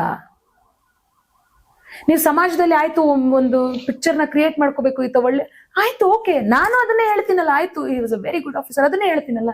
ನಾನು ಎಲ್ಲಾದ್ರೂ ಹೋಗಿ ಏನಾದ್ರು ಹೇಳಿರೋದು ನೋಡಿದೀರಾ? ನನ್ ಕಷ್ಟ ನನ್ಗೆ ಆಯ್ತು, ಬಟ್ ಯಾ ಹೆಣ್ಮಗಳು ಈ ರೀತಿಯಾದ ಕಾರಣಗಳಿಗೆ ತನ್ನ ಗಂಡ ಬಿಟ್ಟು ಹೋಗ್ಬಾರ್ದು ಅಂತ ನಾನು ಬಯಸ್ತೀನಿ. ಅದ್ರಲ್ಲಿ ತಪ್ಪೇನಿದೆ? ಇವತ್ವರೆಗೂ ನಾನು ಅದನ್ನ ಅನುಭವಿಸ್ತಾ ಇದ್ದೀನಲ್ಲ. ಇವತ್ವರೆಗೂ ನಾನು ಆಕೆನ ನೋಡಿದಾಗ, ಇನ್ನೊಂದು ಹೆಣ್ಮಗಳ ಅಧಿಕಾರಿ ಹೆಣ್ಮಗಳನ್ನ ನಾನು ನೋಡಿದಾಗ ನನ್ ಕಾಡಲ್ವಾ? ಎಲ್ರು ಅನ್ಕೋಬಹುದು, ಆಚೆಗಡೆ ನಾವು ನೋಡ್ಬೋದು, ಇವ್ರಿಗೇನ್ ಕಮ್ಮಿ, ಇವ್ರಿಗೇನ್ ಯಾವ್ದ್ರಲ್ಲಿ ಕಮ್ಮಿ ಇದೆ ಇವ್ರಿಗೆ ಅಂತ. ಆದ್ರೆ ನಮ್ಗಿರೋ ಕಮ್ಮಿಗಳನ್ನ, ನಮ್ಮಲ್ಲಿ ಏನ್ ಕೊರತೆಗಳಿದೆ ನಾವು ತೋರ್ಸ್ಕೊಳಲ್ಲ ಸಮಾಜಕ್ಕೆ. ನಾನು ಅದನ್ನ ಸಮಾಜಕ್ಕೆ ತೋರ್ಸ್ಕೊಂಡು ಏನೂ ಆಗ್ಬೇಕಾಗಿಲ್ಲ. ಅದ್ ಎಲ್ಲವನ್ನೂ ಮೀರಿ ಆಯ್ತು ಅಲ್ಲಿ ನೋಯಿಸಿದ್ರ, ಅಲ್ಲಿ ನಿಂದಿಸಿದ್ರ, ಅದ್ ಎಲ್ಲವನ್ನೂ ಮೀರಿ ನನ್ ಬದುಕ್ ತೋರ್ಸ್ಬೇಕಲ್ವಾ? ಎಷ್ಟು ನನಗೀಗ ವೇದಿಕೆ ಸಿಕ್ಕಿದೆ, ಈಗ ಪಾಡ್ಕಾಸ್ಟ್ ಅಲ್ಲಿ ನೀವು ಕರೆದಿದ್ದೀರಿ, ಕೇಳ್ತಿದ್ದೀರಿ, ನಾನು ಹೇಳ್ತೀನಿ. ಆ ಆಸ್ಟ್ರೇಲಿಯಾದಲ್ಲಿರೋಂಥ ಹೆಣ್ಮಗಳು ಗಂಡನ್ ಕಲ್ಕೊಂಡ್ಲಲ್ಲ, ಹೆಣ್ಮಗಳು ಆಕೆ ವಿಧವೆ ಅಥವಾ ವಿಚ್ಛೇದಿತ ಹೆಣ್ಮಗಳ ಬಗ್ಗೆ ಡಿಫ್ರೆನ್ಸ್ ನೋಡಿ ನಮ್ಮನ್ನ ಬೇರೆ ತರ ನೋಡ್ತೀರಿ. ಆಕೆಗೆ ವೇದಿಕೆ ಇದೆಯಾ ಹೇಳಿಕ್ಕೆ? ಅಲ್ಲೆಲ್ಲೋ ಇರೋ ಹೆಣ್ಮಗಳು ನನ್ನನ್ನು ನೋಡಿ, ಇಲ್ಲ ಈಕೆ ಬದುಕಕ್ ಸಾಧ್ಯ ಆಗಿದೆ ಅಂತಂದ್ರೆ ನಾನು ಬದುಕಕ್ ಸಾಧ್ಯ ಆಗಿದೆ ಅಂತ ಒಂದು ಶಕ್ತಿ ಬರುತ್ತಲ್ವಾ? ಅದನ್ನ ನಾವು ಮಾಡ್ಬೇಕು ಅಷ್ಟೇ, ಬಿಟ್ರೆ ಬೇರೆ ಯಾವ ಉದ್ದೇಶ ಇಲ್ಲ. ಈ ತಪ್ಪು ಅನಿಸಿಕೆ ಜನಗಳಲ್ಲಿ ಎಷ್ಟು ಜನಕ್ಕೆ ಇದೆಯೋ, ಇವಾಗ ಇದೆಯೋ ಇಲ್ವೋ ಗೊತ್ತಿಲ್ಲ. ಹಲವು ವಿಚಾರಗಳಿಗೆ ಕ್ಲಾರಿಟಿ ಸಿಕ್ಕಿದೆ. ಯಾರು ಸತ್ಯ ನೋಡಕ್ ಬಯಸ್ತಾರಲ್ಲ, ಅವ್ರ ಸತ್ಯ ಕಾಣಿಸುತ್ತೆ ಅವರಿಗೆ. ಯಾರು ಈ ಹಳದಿ ಕಣ್ಣು ಅಂತ ಹೇಳ್ತಾರಲ್ಲ, ಕಾಮಾಲೆ ಹಳದಿ, ಅವ್ರಿಗೆ ಏನ್ ಮಾಡಿದ್ರು ಏನೂ ಆಗಲ್ಲ. ಆಮೇಲೆ ನನ್ಗೆ ಯಾರಿಗೂ ಏನು ಹೇಳುನು ಏನು ಆಗ್ಬೇಕಾಗಿಲ್ಲ. ನನ್ ಸತ್ಯ ನನಗ್ ಗೊತ್ತಿದೆ. ಯಾರನ್ನ ಸರಿ ಅನ್ಕೊಬೇಕು, ಯಾರನ್ನ ಈಗ ಎಲ್ರು ನನ್ನನ್ನು ಸರಿ ಅನ್ಕೊಂಡ್ಬಿಟ್ಟಿದ ತಕ್ಷಣ ನಾನು ನನ್ಗೇನೋ ಸಾಧನೆ ಮಾಡ್ಬಿಟ್ಟೆ ಅಂತ ಅಲ್ಲ. ನಾನು ಹೇಳ್ತಿರೋದು ನನ್ ತಪ್ಪುಗಳಿರ್ಬೋದು, ಬೇರೆಯವ್ರ ತಪ್ಪುಗಳಿರ್ಬೋದು, ಇನ್ನೊಬ್ರು ತಪ್ಪುಗಳಿರ್ಬೋದು. ತಪ್ಪು ಅಂತ ನೀವ್ ಯಾರು ಅಲ್ಲ ಅವ್ರಿಗೆ ಜೀವನದಲ್ಲಿ. ಒಪಿನಿಯನ್ಗಳು ಕೊಡ್ಬೇಡಿ. ನೀವು ನಿಮ್ ಒಪಿನಿಯನ್ಗಳಿದ್ರೆ ನೀವು ಇಟ್ಕೊಳ್ಳಿ ಮನ್ಸಲ್ಲಿ. ನೀವ್ ಯಾಕೆ ಒಬ್ರನ್ನ ಇದೆ ಅಂತ ಹೇಳ್ಬಿಟ್ಟು 100 ಜನಕ್ಕೆ ನಿಮ್ಗೆ ಗೊತ್ತೇ ಇರಲ್ಲ, ಅದಕ್ಕೆ ಪ್ರೂಫ್ ಏನು ಗೊತ್ತೇ ಇರಲ್ಲ, ನೀವ್ 100 ಜನಕ್ಕೆ ಹೇಳೋದು ಹರಡೋದು, ಇವ್ರು ಹಿಂಗಂತೆ ಹಂಗಂತೆ ಹಿಂಗಂತೆ ಹಂಗಂತೆ ಅಂತ. ಸತ್ಯದಲ್ಲಿ ಒಂದು ಸತ್ಯದ ಕೂಡ ಇರಲ್ಲ ಅಲ್ಲಿ. ಸತ್ಯ ಬೇಗ ಹೋಗಲ್ಲ, ಸುಳ್ಳುಗಳೇ ಜಾಸ್ತಿ ಬೇಕಾಗಿಲ್ಲ. ಸತ್ಯ ಯಾರಿಗೂ ಬೇಕಾಗಿಲ್ಲ. ಅದೆಲ್ಲವನ್ನು ಮೀರಿ ಬೆಳಿಬೇಕು ಹೆಣ್ಮಕ್ಳು. ಇವತ್ತು ಅದೇ ಮಾಡ್ತಾ ಇರೋದಂತ ಕೆಲಸ. ಈ ವಿಚಾರದಲ್ಲಿ ಮೋಸ್ಟ್ಲಿ ಜನಗಳಿಗೆ ತಪ್ಪು ತಿಳುವಳಿಕೆ ಇರಬಹುದೇನೋ, ಅಥವಾ ಕೆಲವ್ರಿಗೆ ಹೋಗಿರ್ಬಹುದೇನೋ ಇರಬಹುದು. ಬಟ್ ಇದು ನನ್ನ ವಿಚಾರ. ಈಗ ಮಾತಾಡ್ಬೇಕಾದ್ರೆ ನಂಗೆ ಬಂದಂತ ಪ್ರಶ್ನೆ ಇದು. 20ನೇ ವರ್ಷಕ್ಕೆ ಮದ್ವೆ, 25ನೇ ವರ್ಷಕ್ಕೆ ಈ ರೀತಿಯಾಗಿ ಇನ್ಸಿಡೆಂಟ್ಸ್ ಆಗುತ್ತೆ. ಅಕ್ಸೆಪ್ಟೆನ್ಸ್ ಅನ್ನೋದು ಎಷ್ಟು ಕಷ್ಟ ಆಗಿತ್ತು. ನೀವು ಆಗ್ಲೇ ಹೇಳ್ತಾ ಇದ್ರೆ, ಆಕ್ಸಿಡೆಂಟಲ್ಲೋ ಅಥವಾ ಮತ್ತೊಂದ್ರಲ್ಲೋ ಡೆತ್ ಆದಾಗ್ಲೇ ಅದನ್ನ ನಾವು ಅಕ್ಸೆಪ್ಟ್ ಮಾಡೋದು ಬಹಳಷ್ಟು ಕಷ್ಟ ಆಗುತ್ತೆ. ಬಟ್ ಒಂದ್ ಹೆಣ್ಮಗು ಆಗಿ 25ನೇ ವರ್ಷಕ್ಕೆ ನೀವು ಅದನ್ನ ಅಕ್ಸೆಪ್ಟ್ ಮಾಡಿದಿರಲ್ಲ, ಆ ರೀಸನ್ಗೆ ಹೆಂಗ್ ಅನ್ಸ್ತು? ಬಿಕಾಸ್ ಹ್ಯಾಪಿಲಿ ಒಂದ್ ನಿಮ್ ಮ್ಯಾರಿಡ್ ಲೈಫ್ ಹೋಗ್ತಾ ಇತ್ತು. ಅದು ಒಂದು 5 ವರ್ಷ ಆಗಿದ್ದು ಅನ್ಸುತ್ತೆ ನೀವು ಮದ್ವೆ ಆಗಿ. ಸೊ ಅಷ್ಟು ಹ್ಯಾಪಿ ಲೈಫಲ್ಲಿ ಸಡನ್ ಆಗಿ ಏನೋ ಒಂದು ಈ ರೀತಿಯಾಗಿ ಇನ್ಸಿಡೆಂಟ್ ಆತ, ಅಷ್ಟು ಶಾಕ್ ಆಯ್ತು ಅಂದಾಗ ಎಷ್ಟು ಕಷ್ಟ ಆಯ್ತು. ಹೇಗೆ ಅಕ್ಸೆಪ್ಟ್ ಮಾಡಿದ್ರಿ ಅದನ್ನ ಅಂತ? ಇಲ್ಲ, ತುಂಬಾ ಕಷ್ಟ ಆಯ್ತು. It was not easy.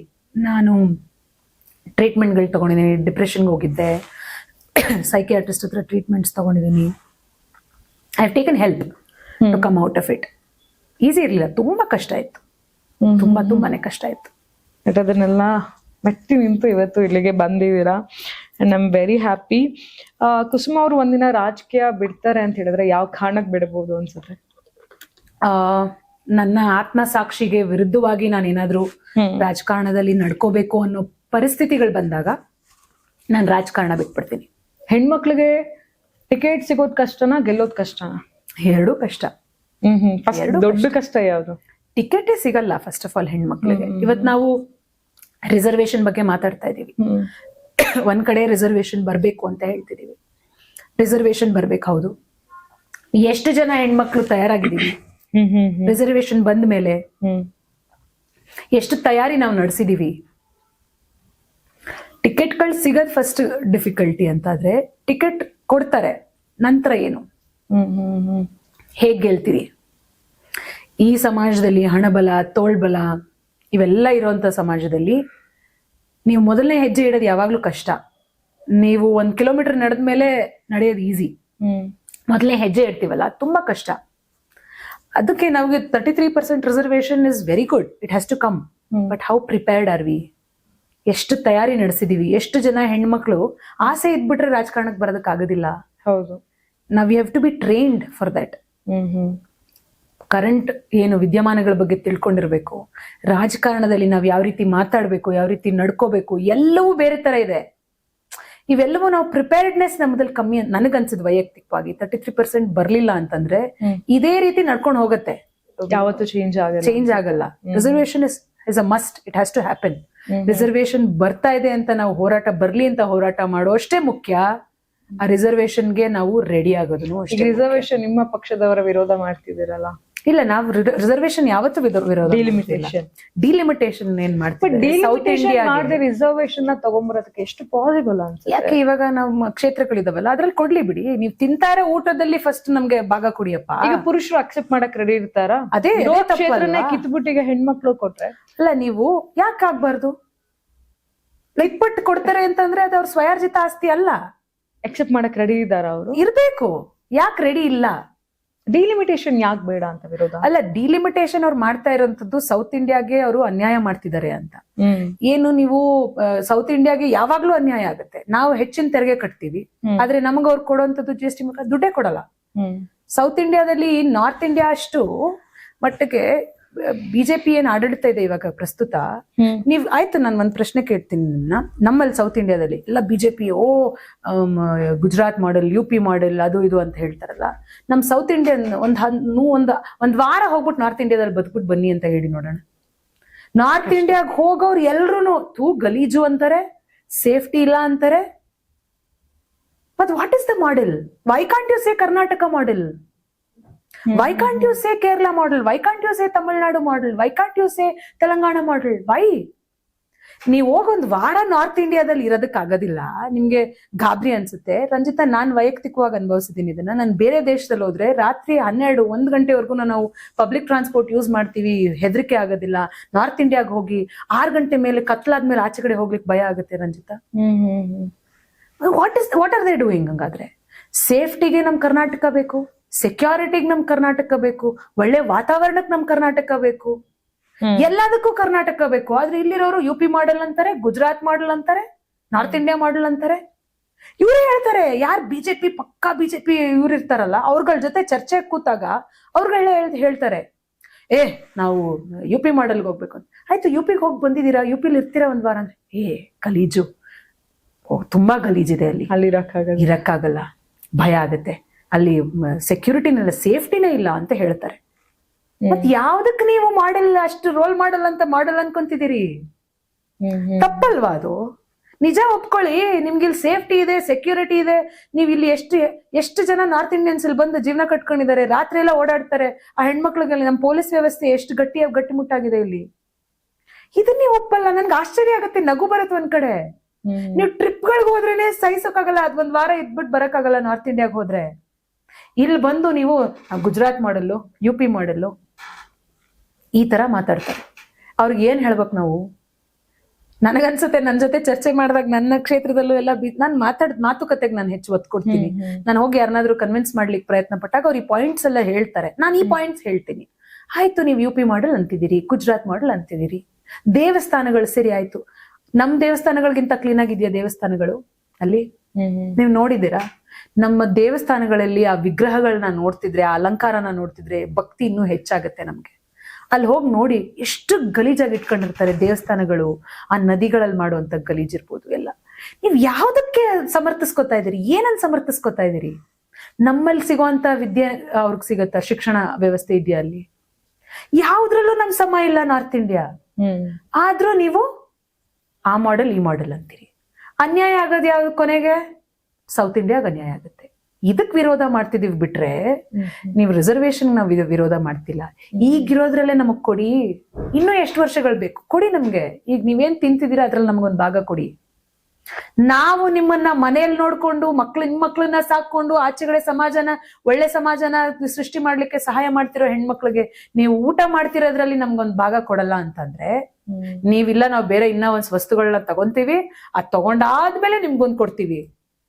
ಯಾರಪ್ಪನ್ ಮನೆ ಆಸ್ತಿ ಇದು? ನಾವು ಪ್ರಜಾಪ್ರಭುತ್ವ ವ್ಯವಸ್ಥೆಯಲ್ಲಿ ಇಲ್ವಾ? ಹೆಣ್ಮಕ್ಳಿಗೆ ಹಂಗಾದ್ರೆ ಇಷ್ಟೇನಾ ಬೆಲೆ?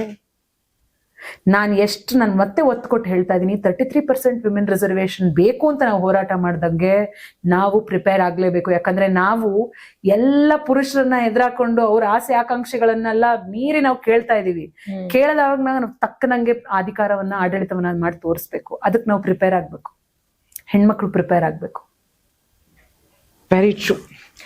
RR ನಗರನೇ ಯಾಕೆ ಚೂಸ್ ಮಾಡಿದ್ದು, ಅಥವಾ ಅನಿವಾರ್ಯವಾಗಿ RR ನಗರಕ್ಕೆ ಬಂದಿದ್ದ? ಇಲ್ಲ, ನಾನು ಹುಟ್ಟಿದ್ದು ಬೆಳೆದಿದ್ ಎಲ್ಲ RR ನಗರ ವಿಧಾನಸಭಾ ಕ್ಷೇತ್ರನೇ. ಬೇರೆ ಯಾವ ಕ್ಷೇತ್ರನೂ ನನ್ಗೆ ಇದಿಲ್ಲ. ಮತ್ತೆ ಅಷ್ಟು ಪ್ರಿವಿಲೇಜ್ಡು ಅಲ್ಲ. ನನ್ಗೆ ಈ ಕ್ಷೇತ್ರ ಬೇಡ, ಈ ಕ್ಷೇತ್ರ ಕೊಡಿ ಅನ್ನೋ ಅಷ್ಟ್ರ ಮಟ್ಟಕ್ಕೆ ಪ್ರಿವಿಲೇಜ್ ಅಂತೂ ಕಾಂಗ್ರೆಸ್ ಪಕ್ಷದಲ್ಲಿ ಇಲ್ಲ. ಸೊ ಹಾಗಾಗಿ ನಾನು ಹುಟ್ಟಿದ್ದು ಬೆಳೆದಿದ್ದೆಲ್ಲ ಅದೇ ಕ್ಷೇತ್ರ. ನನ್ನ ತಂದೆ ಮೊದ್ಲಿಂದಾನು ಕೆಲಸ ಮಾಡ್ಕೊಂಡು ಬಂದಿರೋದು ಅದೇ ಕ್ಷೇತ್ರ. ಸೊ ನನ್ನ ಹುಟ್ಟು ಬೆಳೆದಿರೋ ಕ್ಷೇತ್ರ ಅಂದ್ಬಿಟ್ಟು ಬೇರೆ ಯಾವ ಕ್ಷೇತ್ರದಲ್ಲಿ ನಾನು ಆಯ್ಕೆ ಮಾಡ್ಕೊಳ್ಳಿಕ್ ಸಾಧ್ಯ ಇದೆ? ಮತ್ತೆ ಆಯ್ಕೆ ಮಾಡ್ಕೊಳ್ಳೋಷ್ಟು ಆಪ್ಷನ್ ಹೇಳ್ದಂಗೆ ಹೆಣ್ಮಕ್ಳಿಗೆ ಟಿಕೆಟ್ ಕೊಡೋದೇ ಕಷ್ಟ. ಇನ್ ಯಾವ ಟಿಕೆಟ್ ಬೇಕು ಅಂತ ಆಪ್ಷನ್ಸ್ ಕೊಡಲ್ಲ. ಅದರಿಂದ ರಾಜರಾಜೇಶ್ವರಿ. ಎಸ್, ಈಗ ರಾಜಕೀಯ ಸೀರಿಯಸ್ ಟಾಕ್ಸ್ ಆಯ್ತು, ಸ್ವಲ್ಪ ಫನ್ ಆಗಿ, ಅಂದ್ರೆ ಗೊತ್ತಿರೋ ಕುಸುಮ ಬಗ್ಗೆ ನಮಗ್ ಸ್ವಲ್ಪ ಗೊತ್ತಾಗ್ಬೇಕು. ಸೊ ಮಳೆ, ಕಾಫಿ ಅಥವಾ ಪುಸ್ತಕ, ಯಾವ್ದು ನಿಮ್ ಫೇವ್ರೆಟ್? ನನ್ ಕಾಫಿ ಕುಡಿಯೋದೇ ಇಲ್ಲ. ಮಳೆ ನನಗ್ ತುಂಬಾ ಇಷ್ಟ. ಮಳೆ ಜೊತೆಗೆ ಪುಸ್ತಕ. ಹೌದಾ? ಬುಕ್ಸ್ ಎಲ್ಲ ಓದ್ತಿರ್ತೀರಾ? ಕಮ್ಮಿ, ಬಟ್ ಓದ್ತೀನಿ ಒಳ್ಳೆ ಪುಸ್ತಕಗಳು ಬಂದಾಗ. ಓಕೆ, ಒಂದಿನ ಫುಲ್ ಫ್ರೀ ಆಗಿ ಒನ್ ಡೇ ಸಿಕ್ಕಿದ್ರೆ ಏನೆಲ್ಲ ಮಾಡ್ತೀರಾ? ನನಗೆ ಒಂದಿನ ಫುಲ್ ಸಿಕ್ಕಿದ್ರೆ ಒಳ್ಳೆ ಊಟ, ಅಡ್ಗೆ ಮಾಡೋದ್ ನಂಗೆ ತುಂಬಾ ಇಷ್ಟ. ನಾನ್ ವೆಜ್ ಎಸ್ಪೆಷಲಿ ನಂಗೆ ತುಂಬಾ ಇಷ್ಟ ಅಡ್ಗೆ ಮಾಡೋದು, ಒಳ್ಳೆ ಊಟ ಮಾಡಿ ನಿದ್ದೆ ಮಾಡ್ಬೇಕು. ಇದು ನನ್ನ ಇದು ತುಂಬಾ. ಓಕೆ, ಕುಸುಮ ಅವರು ಮೊಬೈಲ್ ಇಲ್ದೆ ಒಂದ್ ವಾರ ಇರ್ತಾರ? ಈಗ ಕಷ್ಟ ಇದೆ, ತುಂಬಾ ಅಡಿಕ್ಟ್ ಆಗ್ಬಿಟ್ಟಿದೀವಿ ಮೊಬೈಲ್ಗೆ ನಾವು. ಬಟ್ ಇರ್ಬಹುದು ಅನ್ಸುತ್ತೆ, ಟ್ರೈ ಮಾಡ್ಬೇಕು. ನಾನು ಇರ್ಬಹುದು ಅನ್ಸುತ್ತೆ. ಓಕೆ, ನಿಮ್ಮ ಪ್ಲೇ ಲಿಸ್ಟ್ ನಲ್ಲಿ ಯಾವ ಹಾಡು ಹೆಚ್ಚು ಕೇಳ್ತೀರಾ? ನನ್ಗ ಕಾಣದ ಕಡಲಿಗೆ ಹಂಬಲಿಸಿದೆ ಮನ ಅಂತ ಇದೆಯಲ್ಲ, ಅಶ್ವಥ್ ಅವ್ರು, ನಂಗೆ ತುಂಬಾ ಇಷ್ಟ ಅದು. ಓಕೆ, ನಿಮ್ ಫೇವ್ರೆಟ್ ಸಿನಿಮಾ ಮತ್ತು ಯಾಕೆ? ನನಗೆ ಫೇವ್ರೆಟ್ ಸಿನಿಮಾ ತುಂಬಾ ಇದಾವೆ. ಉಪೇಂದ್ರ ಅವ್ರದ್ದು ಮೂವಿ ನನ್ಗೆ, ಅವ್ರು ಡೈರೆಕ್ಟ್ ಮಾಡಿರೋ ಓಂ ಮೂವಿ ನಂಗೆ ತುಂಬಾ ಇಷ್ಟ ಇದೆ. ಆಮೇಲೆ ಯಶ್ ಅಂತ ಒಂದ್ ಮೂವಿ ಬಂತು, ನಂಗದ್ರ ನೆನಪುಗಳು ಜಾಸ್ತಿ. ಅದಕ್ಕೆ ಎಷ್ಟು ಹೆದರಿದ್ದೆ ಅಂತಂದ್ರೆ, ಈಗ ಇನ್ನೂ ತುಂಬಾ ಹಾರರ್ ಮೂವೀಸ್ ಬಂದ್ಬಿಡಿದೆ. ಬಟ್ ಅದು ಒಂಥರ ಕನ್ನಡದಲ್ಲಿ ವಿಭಿನ್ನವಾಗಿರುವಂತ ಮೂವಿ. ಓಂ ಮೂವಿ ನಂಗೆ ತುಂಬಾ ಇಷ್ಟ. ಅಂದ್ರೆ ಟಿವಿಲಿ ಅದೇ ಜಾಸ್ತಿ ನೋಡ್ತಾ ಇದ್ರಿ? ಅದು ಮತ್ತೆ ಹಾಡುಗಳಿರ್ಬೋದು. ಅದ್ರಲ್ಲಿ ನನ್ಗೆ ತುಂಬಾ ಒಂದ್ಸತಿ ರಿಲೀಸ್ ಆಗಿತ್ತು ಓಂ ಮೂವಿ ಥಿಯೇಟರ್ ಅಲ್ಲಿ. ಮತ್ತೆ ಥಿಯೇಟರ್ ಅಲ್ಲಿ ಹೋಗಿ ರಿಲೀಸ್ ಆದ್ಮೇಲೆ ಹೋಗಿ ನೋಡಿದ್ದೆ. ಅವ್ರ ಡಿರೆಕ್ಷನ್ ಮೂವಿ ನನ್ಗೆ ಓಂ ಮೂವಿ ತುಂಬಾ ಇಷ್ಟ. ಓಕೆ, ನಿಮ್ಗೆ ಅಡ್ಗೆ ಮಾಡೋದು ಇಷ್ಟನಾ ಅಥವಾ ತಿನ್ನೋದು ಇಷ್ಟನಾ? ಎರಡೂ ಇಷ್ಟ. ಅಡ್ಗೆ ಚೂಸ್ ಮಾಡೋದಂದ್ರೆ ತಿನ್ನದೆ. ನಿಮ್ಮ ಸ್ಪೆಷಲ್ ಡಿಶ್ ಯಾವ್ದು? ನಂಗೆ ಬಿರಿಯಾನಿ ಮಾಡ್ಲಿಕ್ಕೆ ಚೆನ್ನಾಗಿ ಬರುತ್ತೆ. ನಾಟಿ ಕೋಳಿ ಸಾರು, that is one thing which ನಮ್ಮಮ್ಮ ತುಂಬಾ ಚೆನ್ನಾಗಿ ಮಾಡ್ತಾರೆ. ಸೊ ಅದ್ರ ಫೇವ್ರೆಟ್ ನನ್ಗೆ. ಕುಸುಮ ಅವ್ರಿಗೆ ತುಂಬಾ ಕೋಪ ಬಂದ್ರೆ ಏನ್ ಮಾಡ್ತೀರಾ? ಅಮ್ಮನ ಮೇಲೆ ಕೂಗಾಡ್ತೀನಿ. ಯಾಕಮ್ಮ? ಬೇರೆ ಯಾರ ಮೇಲೂ ಯಾರು ಸಹಿಸ್ಕೊಳಲ್ಲ. ತಾಯಂದ್ರಷ್ಟೇ ಸಹಿಸ್ಕೊಳ್ಳೋದು. ಮಕ್ಳು ಕೋಪ ಮಾಡ್ಕೊಂಡ್ರು, ಇಲ್ಲ ತಮ್ಮ ತಂಗಿ ಮೇಲೆ ಮಾಡೋದಕ್ಕಾಗೋದಿಲ್ಲ, ಅಪ್ಪ ಅಂದ್ರೆ ಭಯ ಮಾಡೋದಕ್ಕಾಗೋದಿಲ್ಲ, ಆಚೆಗಡೆ ಅಂತೂ ಹೇಳಲೇಬೇಡಿ ಮಾಡೋದಕ್ಕಾಗೋದಿಲ್ಲ. ನನ್ ಕೋಪ ಎಲ್ಲ ಪಾಪ ನಮ್ಮ ಅಮ್ಮನ ಮೇಲೆ ತೀರ್ಸ್ಕೊಳ್ಳೋದು. ಅವ್ರೊಬ್ರೇ ಸಹಿಸ್ಕೊಳ್ಳೋದು. ತಾಯಂದ್ರು ಮಾತ್ರ ಕೋಪ ಸಹಿಸ್ಕೊತಾರೆ, ಬೇರೆ ಯಾರು ಸಹಿಸ್ಕೊಳ್ಳಲ್ಲ, ಮರ್ತು ಬಿಡ್ತಾರೆ ಅದನ್ನ. ಟ್ರೂ. ತುಂಬಾ ಬೇಜಾರಾದ್ರೆ ನಾನು ಒಬ್ಳೆ ಇರ್ಲಿಕ್ಕೆ ಬಯಸ್ತೀನಿ. ಯಾರ ಹತ್ರನೂ ನಾನು ಹೆಚ್ಚು ಏನು ಹೇಳ್ಕೊಳ್ಳೋದಿಲ್ಲ. ನಾನು ಐ ಎಮ್ ಲೈಕ್, ನಂಗೊಂಥರ ಒಂಟಿತನ ಅನ್ನೋದಿದೆಯಲ್ಲ, ಕೆಲವ್ರಿಗೆ ಅದು ಶಾಪ ಅನ್ಸಿದ್ರೆ ನನಗದು ವರ ಅನ್ಸುತ್ತೆ. ನನಗೆ I can be my self. ನಂಗೆ ಒಬ್ಳೆ ಇರೋದಕ್ಕೆ ತುಂಬಾ ಆಸೆ, ಇಷ್ಟ. ನನ್ ಯಾರ್ ಇಷ್ಟ ಆಗ್ಲಿ ಅಥವಾ ಇಷ್ಟ ಆಗದೆ ಇರೋ ರೀತಿ ನಡ್ಕೊಳ್ಳೋದಕ್ಕೇನ್ ಬೇಡ. ನನ್ನ ಪರವಾಗಿ ನನಗೆ ಹೆಂಗ್ ಬೇಕೋ ಹಂಗ್ ಬದುಕ್ಬೋದು. ಒಬ್ಳೇ ಇರೋದ್ ನನ್ಗೊಂಥರ ದೇವ್ರು ಕೊಟ್ಟಿರೋ ವರ. Very nice, very nice. ತುಂಬಾ ಅಳ್ತೀರಾ? ಅಳ್ತೀನಿ, ಈಸಿಯಾಗಿ ಹತ್ಬಿಡ್ತೀನಿ ನಾನು. ಅತ್ತಾಗ ಏನ್ ಮಾಡ್ತೀರಾ? ಏನು ಇಲ್ಲ, ಅಂದ್ರೆ ಅಮ್ಮನ ಜೊತೆ ಹೋಗಾಳೋದು ಆತರ ಎಲ್ಲ ಮಾಡಿಲ್ಲ? ಯಾರ್ ಮುಂದೆನೂ ಅಳಲ್ಲ, ಕಮ್ಮಿ. ನನಗ್ ನಾನೇ ಧೈರ್ಯ ಹೇಳ್ಕೊತೀನಿ. ತುಂಬಾ ಅಳ್ತೀನಿ, ಅತ್ತಾದ್ಮೇಲೆ ನನಗ್ ನಾನೇ ಧೈರ್ಯ ಹೇಳ್ಕೊಂಡು ಇಲ್ಲ ನಡಿ, ನೆಕ್ಸ್ಟ್ ವಾಟ್ ನೆಕ್ಸ್ಟ್ ಅಂತ ಹೇಳ್ಬಿಟ್ಟು ಮುಂದೆ ಹೋಗ್ತೀನಿ ಅಷ್ಟೇ. ಮಿರರ್ ಮುಂದೆ ಮಾತಾಡಿದುಂಟಾ ಯಾವಾಗ? ತುಂಬಾ ಸತಿ ಇದೆ. ಮಾತಾಡಿದ್ದೀರಾ? ಅಂದ್ರೆ ನಿಮಗ್ ನೀವೇ ಲೈಕ್ ಕಾನ್ಫಿಡೆಂಟ್ ಬಿಲ್ಡ್ ಮಾಡ್ತಿರ್ತೀರಾ? ಇದೆ. ಓಕೆ, ಸೊ ಈಗ ನನ್ನ ಫೇವ್ರೆಟ್ ರೌಂಡ್ ರ್ಯಾಪಿಡ್ ಫೈರ್. ಹಂಗೆ ಒಂದೊಂದ್ ಹೆಸರು ಅಥವಾ ಒಂದೊಂದ್ ಏನಾದ್ರು ಒಂದು ಕೇಳ್ತಾ ಹೋಗ್ತೀನಿ, ಒಂದ್ ಪದದಲ್ಲಿ ಹೇಳಿದ್ರೆ ಸಾಕು. ರಾಜಕೀಯ ಅಥವಾ ಕುಟುಂಬ? ಕುಟುಂಬ. ಅಧಿಕಾರ ಅಥವಾ ನೆಮ್ಮದಿ? ನೆಮ್ಮದಿ. ಕಣ್ಣೀರು ಅಥವಾ ಕೋಪ? ಕಣ್ಣೀರು. ಸಿದ್ದರಾಮಯ್ಯನವರು? ಜನನಾಯಕ. ಡಿ ಕೆ ಶಿವಕುಮಾರ್? ಹಿಸ್ ಸ್ಟ್ರೆಂತ್, ಒಂದು ಶಕ್ತಿ. ರಾಹುಲ್ ಗಾಂಧಿ? ಒಂಥರ ಹ್ಯೂಮನ್, ಲೈಕ್ ತುಂಬಾ ಒಂಥರ ಮನುಷ್ಯತ್ವ, ಮಾನವೀಯತೆ ಇರುವಂತ ವ್ಯಕ್ತಿ. Mallikarjun Kharge? Is like a pillar. ಅವರ ಜೀವನ ಒಂದು ಇದ್ ನೋಡಿದ್ರೆ ಒಂದು ಕಾಂಗ್ರೆಸ್ ಒಂದು ಪಿಲ್ಲರ್ ತರ. ಅವರ ಹೋರಾಟ, ಅವರ ಜೀವನ ಈಗಿರೋ ಇದ್ ನೋಡಿದ್ರೆ is again a strength. Okay, Priyanka Gandhi? ಸ್ಫೂರ್ತಿ. ಬೇವೆ ವಿಜೇಂದ್ರ?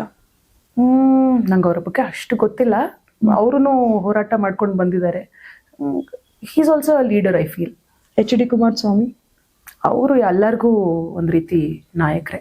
ಎಚ್ ಡಿ ದೇವೇಗೌಡರು? ಅಪ್ಪಾಜಿ. ಮುನಿರತ್ನ? ಅವ್ರ ಬಗ್ಗೆ ಏನ್ ಹೇಳ್ಬೋದು, ನಾನು ಕಮೆಂಟ್ ಮಾಡೋದಕ್ಕೂ ಹೋಗಕ್ಕಾಗಲ್ಲ ಅನ್ಸುತ್ತೆ. ಮೋಸ್ಟ್ಲಿ ಈ ತುಂಬಾ ಸ್ವಾರ್ಥಿ. ನಿಮ್ಮ ತುಂಬಾ ಇನ್ಸ್ಪೈರ್ ಮಾಡೋ ವ್ಯಕ್ತಿ ಯಾರು? ತುಂಬಾ ಜನಗಳು ತುಂಬಾ ರೀತಿಯಲ್ಲಿ ಬೇರೆ ಬೇರೆ ವಿಭಾಗಗಳಲ್ಲಿ ಇನ್ಸ್ಪೈರ್ ಮಾಡ್ತಾರೆ ನನಗೆ ಜಯಲಲಿತಾ ಅವ್ರು ತುಂಬಾ ಇನ್ಸ್ಪಿರೇಷನ್ ಅನ್ಸುತ್ತೆ. ತುಂಬಾ ಅವಮಾನಗಳು ಅನುಭವಿಸಿದ್ದಾರೆ, ಆದ್ರೂ ಅವರು ಯಾವ ಮಟ್ಟಕ್ಕೆ ಅಡ್ಮಿನಿಸ್ಟ್ರೇಷನ್ ಕೊಟ್ಟು ಯಾವ ಮಟ್ಟಕ್ಕೆ ಮತ್ತೆ ಮತ್ತೆ ಆಯ್ಕೆ ಆದ್ರು, ಅದು ಒಂದು ನನಗೆ ಇನ್ಸ್ಪಿರೇಷನ್ ಅನ್ಸುತ್ತೆ. ಸುಷ್ಮಾ ಸ್ವರಾಜ್ ಅವರು, ಸೋನಿಯಾ ಗಾಂಧಿ ಅವರು, ಅವ್ರ ಜೀವನದಲ್ಲಿ ಆದಂತ ಕಹಿ ಘಟನೆಗಳನ್ನ ಮೀರಿ ಏನೇ ಟೀಕೆ ಟಿಪ್ಪಣಿಗಳು ಬಂದ್ರು, ನನ್ಗೆ ಯಾವಾಗ್ಲೂ ಅಷ್ಟೇ ಯಾರೆಲ್ಲ ಈ ಟೀಕೆ ಟಿಪ್ಪಣಿಗಳನ್ನ ಎದುರಿಸ್ಕೊಂಡು ಬಂದು ಸಕ್ಸಸ್ಫುಲ್ ಆಗಿರ್ತಾರಲ್ಲ, ಅವ್ರು ಎಲ್ಲರೂ ನನಗೆ ಸ್ಫೂರ್ತಿನೇ. ಸೋನಿಯಾ ಗಾಂಧಿ ಮೇಡಮ್ ಅವರು ಅಷ್ಟೇ, ಅವ್ರ ಜೀವನದಲ್ಲಿ ಆದಂತ ಘಟನೆಗಳನ್ನು ಮೀರಿ ಅವ್ರಿವತ್ತು ನಮ್ಮ ಕಾಂಗ್ರೆಸ್ ಪಕ್ಷನ ನಡೆಸ್ತಾ ಇರುವಂತ ರೀತಿ ಇರ್ಬೋದು. ಸುಷ್ಮಾ ಸ್ವರಾಜ್ ಮೇಡಮ್ ಅವರು, ಅವ್ರ ಕಮ್ಯುನಿಕೇಶನ್ ಸ್ಕಿಲ್ಸ್ ಅವ್ರಿಗೆ ಇದ್ದಿದ್ದಂತ ಬಿಯಾಂಡ್ ಪಾರ್ಟಿ ಲೈನ್ಸ್ ಅವ್ರಿಗೆ ಅಭಿಮಾನಿಗಳಿದ್ರು. ರಾಜಕಾರಣದಲ್ಲಿ ಈ ರೀತಿಯಾದಂತ ವ್ಯಕ್ತಿತ್ವಗಳು ನಂಗೆ ತುಂಬಾ ಸ್ಫೂರ್ತಿ ಅನ್ಸುತ್ತೆ. ಹನುಮಂತರಾಯಪ್ಪ?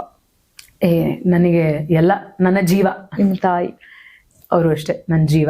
ಅವರು ನಂಗೇನು ನಾನೇನು ಕೊಡ್ಲಿಕ್ಕೆ ಸಾಧ್ಯ ಇಲ್ಲ. ಬಹುಶಃ ನನ್ನ ತಂದೆ ಕಣ್ಗಳಲ್ಲಿ, ನನ್ನ ತಾಯಿ ಕಣ್ಗಳಲ್ಲಿ ನಾನು ಶಾಸಕಿಯಾಗಿ ಪ್ರಮಾಣ ವಚನ ಸ್ವೀಕಾರ ಮಾಡೋದನ್ನ ಅವ್ರು ನೋಡ್ಲಿಕ್ಕೆ ಏನಾಗುತ್ತೋ, ನನ್ನ ಜೀವ ಹೋದ್ರೂ ಪರವಾಗಿಲ್ಲ, ಆ ಒಂದು ಗುರಿಗೆ ನಾನು ಕಷ್ಟಪಡ್ತೀನಿ. RR ನಗರದ ಜನತೆ ಅವ್ರು ನನಗೆ ತುಂಬಾ ನನ್ನನ್ನು ಅವ್ರ ಮಗಳು ಅಂತ ನೋಡಿದ್ದಾರೆ. ಎಲ್ಲರೂ ನನ್ನ ಕುಟುಂಬ. RR ನಗರ ಜನತೆ ನನ್ನ ಕುಟುಂಬ. ಡಿ ಕೆ ರವಿ ಅವರು? ಬಹುಶಃ ಅವ್ರನ್ನ ನಾನು ಒಂದು ಪದದಲ್ಲಿ ಹೇಳಲಿಕ್ಕಿಂತ ದುಡುಕಿನ ನಿರ್ಧಾರ ತೆಗೆದುಕೊಂಡ್ಬಿಟ್ರು ಅಂತ ಅನ್ಸುತ್ತೆ.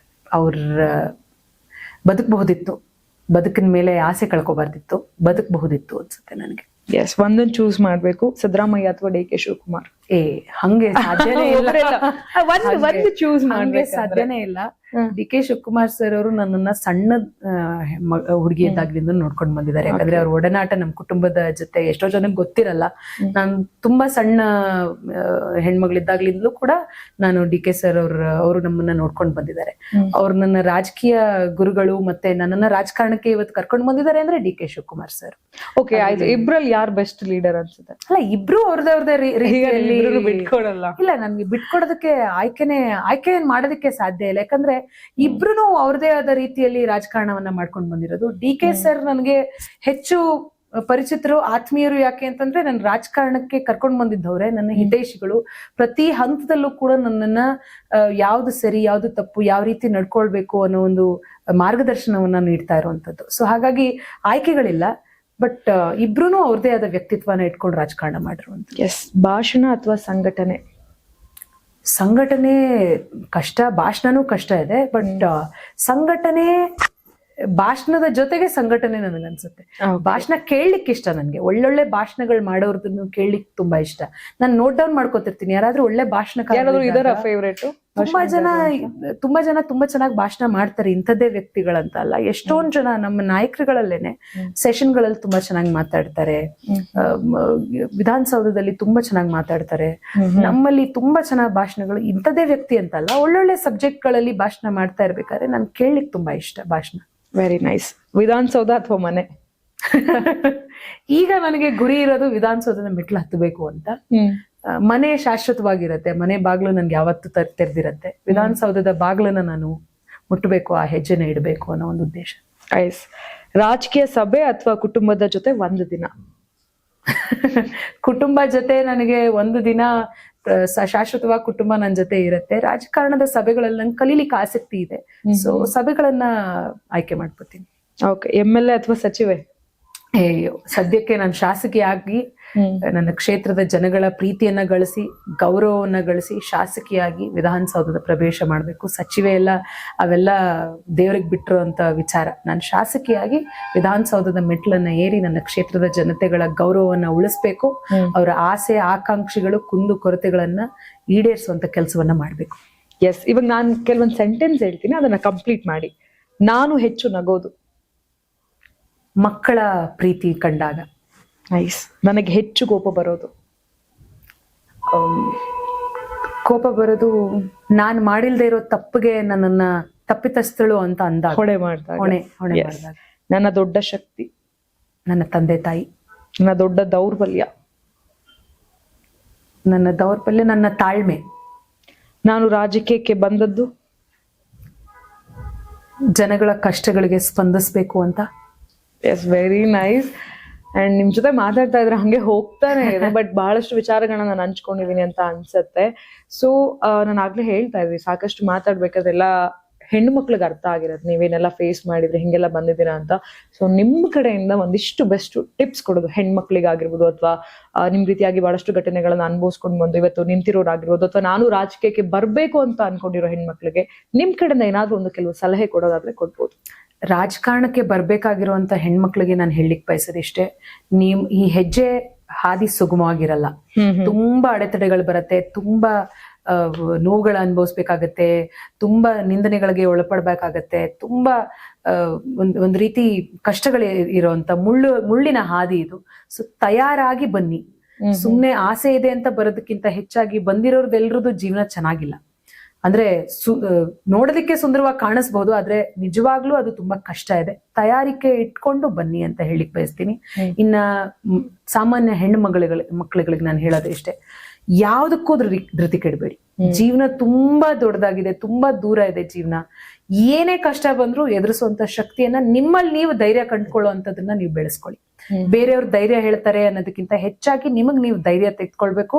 ಒಂದು ಗುರಿಯನ್ನ ಇಟ್ಕೊಳ್ಳಿ, ಆ ಗುರಿಯನ್ನ ಮುಟ್ಬೇಕು ಅಂತ ಹೇಳಿ ಮುಂದೆ ಹೆಜ್ಜೆಯನ್ನ ಸಾಗಿ. ಜೀವನ ತುಂಬಾ ವಿಶಾಲವಾಗಿದೆ. ಇವತ್ತು ಯಾರು ಶಾಶ್ವತವಾಗಿಲ್ಲ. ಸೊ ಹಾಗಾಗಿ ಏನೇ ಕಷ್ಟ ಬಂದ್ರು ಅದನ್ನ ಎದುರು ನಿಲ್ಸುವಂತ ಛಲ ನಿಮ್ಮಲ್ಲಿ ದೇವ್ರು ನಿಮ್ಗೆ ಹುಟ್ಟದಾಗ್ಲೇ ಕೊಟ್ಬಿಟ್ಟಿರ್ತಾನೆ. ಹೆಣ್ಣು ಅಂತ ಸೃಷ್ಟಿ ಮಾಡಿದಾಗ್ಲೇ ನಿಮ್ಗೆಲ್ಲಾ ಶಕ್ತಿ ಒಳಗಡೆ ಕೊಟ್ಟಿರ್ತಾನೆ. ಆ ಶಕ್ತಿಯನ್ನ ಕಂಡ್ಕೊಳ್ಬೇಕಷ್ಟೆ. ಆ ಶಕ್ತಿಯನ್ನ ಕಂಡ್ಕೊಳ್ಳಿ. ಯಾರು ಬಂದ್ರು ಹೆದರಕ್ ಹೋಗ್ಬೇಡಿ. ನಿಮ್ಮ ಜೀವನವನ್ನ ಧೈರ್ಯವಾಗಿ ಮುಂದೆ ಹೆಜ್ಜೆ ಇಟ್ಟು ನಡೆಸುವಂತ ಶಕ್ತಿಯನ್ನ ಬೆಳೆಸ್ಕೊಳ್ಳಿ ಅಂತ ಹೇಳಿ. Yes, very nice. RR Nagar ಜನತೆಗೆ ಏನಾದ್ರೂ ಹೇಳೋದಾದ್ರೆ? ನನ್ನ ಜನತೆ ನನ್ನ ಕುಟುಂಬ ಅಂತ ನಾನು ಹೇಳಿದೆ. ಆ ಜನತೆಗೆ ನಾನು ಹೇಳ್ಕೊಳ್ಳೋದಿಷ್ಟೇ, ಒಂದ್ ಅವಕಾಶ ನನಗ್ ಮಾಡ್ಕೊಡಿ ಅಂತ ನಾನು ಕೇಳ್ಕೊತೀನಿ ಅವರಿಗೆ. ಒಂದ್ ಅವಕಾಶ ನನಗ್ ಬೇಕು. ನಾನು ಏನ್ ಕೆಲಸ ಮಾಡಬಹುದು, ನನ್ನ ಉದ್ದೇಶಗಳು ಏನು. ತುಂಬಾ ಜನಗಳಿಗೆ ತುಂಬಾ ಸರ್ತಿ ಅವಕಾಶಗಳನ್ನ ಮಾಡ್ಕೊಟ್ಟಿದ್ದೀರಿ. ನನಗೂ ಒಂದು ಅವಕಾಶ ಮಾಡ್ಕೊಡಿ. ನಾನು ನಿಮ್ಮ ನಿರೀಕ್ಷೆಗೆ ತಕ್ಕಂತೆ ಕೆಲಸವನ್ನ ಮಾಡ್ತೀನಿ. ನಿಮ್ಮ ಏನು ಆಲೋಚನೆಗಳಿದೆ, ನಿಮ್ಮ ಗೌರವಕ್ಕೆ ಕುಂದು ಬರೋ ರೀತಿ ಯಾವುದೇ ರೀತಿಯಲ್ಲೂ ನಾನು ನಡ್ಕೊಳ್ಳೋದಿಲ್ಲ. ನನ್ಗೊಂದು ಅವಕಾಶ ಬೇಕು. ಆ ಅವಕಾಶ ನಾನು ಮಾಡ್ಕೊಡಿ ಅಂತ ನಾನು ಕೇಳ್ಕೊತೀನಿ. ಎಸ್, ಡೈರೆಕ್ಟ್ ಆಗಿ ಒಂದು ಕಾಮೆಂಟ್ಸ್ ಬರೋದಾದ್ರೆ ಸೋಷಿಯಲ್ ಮೀಡಿಯಾದಲ್ಲಿ ಬಹಳಷ್ಟು ಕಮೆಂಟ್ಸ್ ಬರ್ತಾನೆ ಇರುತ್ತೆ. ಯಾರೋ ಕೆಲಸ ಇಲ್ದವರು ಕುತ್ಕೊಂಡೆಲ್ಲ ಮಾಡ್ತಿರ್ತಾರೆ. ಈ ಕೆಟ್ಟ ಕಾಮೆಂಟ್ಸ್ ಮಾಡೋರ್ಗೆ ಏನ್ ಹೇಳ್ತೀರಾ? Get a life. ನಿಮ್ ಜೀವನದಲ್ಲಿ ತುಂಬಾ ಇದೆ, ಅದನ್ನ ನೋಡ್ಕೊಳ್ಳಿ. ಅವ್ರ ಜೀವನದಲ್ಲೇ ಎಲ್ಲಾ ಏನು ಅವ್ರನ್ನ ಹೋಗಿ ಎದುರುಗಡೆ ಬಂದಾಗ ಕಮೆಂಟ್ಸ್ ಮಾಡಲ್ಲ ಅವರು. ಅವ್ರಿಗೇನು ಮಾಡಕ್ ಕೆಲ್ಸ ಇರಲ್ಲ. ವಿಕೃತ ಆನಂದನ ಇದ್ರಲ್ಲಿ ಪಡ್ಕೋಬೇಡಿ, ಬೇರೆಯವ್ರ ಬಗ್ಗೆ ಕಮೆಂಟ್ಸ್ ಹಾಕ್ಬಿಟ್ಟು ಪಡ್ಕೋಬೇಡಿ. ಯಾವ್ದಕ್ಕೂ ಧೈರ್ಯ ಇರಲ್ಲ. ಧೈರ್ಯ ಇಲ್ದೇ ಇರೋರೇ ಕುತ್ಕೊಂಡು ಕಮೆಂಟ್ಸ್ ಮಾಡೋದು. ನಿಜವಾಗ್ಲೂ ಧೈರ್ಯ ಇರೋರು ಬಂದು ಎದುರುಗಡೆ ಪ್ರಶ್ನೆ ಮಾಡ್ತಾರೆ. ರಾಜಕಾರಣಿಗಳ ಬಗ್ಗೆ ಕಮೆಂಟ್ ಮಾಡ್ತಾರಲ್ಲ, ಅದೇ ರಾಜಕಾರಣಿಗಳು ಅವ್ರ ಮನೆ ಮುಂದೆ ಹೋಗಿ ರೋಡ್ ಮಾಡಿಲ್ಲ ಅಂತಂದ್ರೆ ಕೇಳೋ ಶಕ್ತಿ ಇರಲ್ಲ ಅವ್ರಿಗೆ, ಆ ಧೈರ್ಯ ಇರೋದಿಲ್ಲ. ಕುತ್ಕೊಂಡು ಕಮೆಂಟ್ಸ್ ಮಾಡ್ತಾರೆ. I can only tell get a life ಅಷ್ಟೇ. Very nice.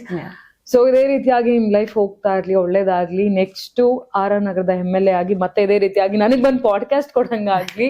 ಸೊ ಒಳ್ಳೇದಾಗ್ಲಿ ಮೇಡಮ್. ನಿಮ್ಮ ಕನ್ಸುಗಳಾಗಿರ್ಬೋದು, ನಿಮ್ಮ ಧೈರ್ಯ ಆಗಿರ್ಬೋದು, ಅಥವಾ ಪಾಸಿಟಿವ್ ನ ತಗೊಂಡ್ ಹೋಗೋದಿದೆಯಲ್ಲ. ಬಿಕಾಸ್ ಎಷ್ಟೊಂದು ಹೆಣ್ಮಕ್ಳು ಏನೋ ಒಂದ್ ಚಿಕ್ಕದಂದ್ರೆ ನಮಗ್ ಸಹಿಸಕ್ ಆಗೋದಿಲ್ಲ.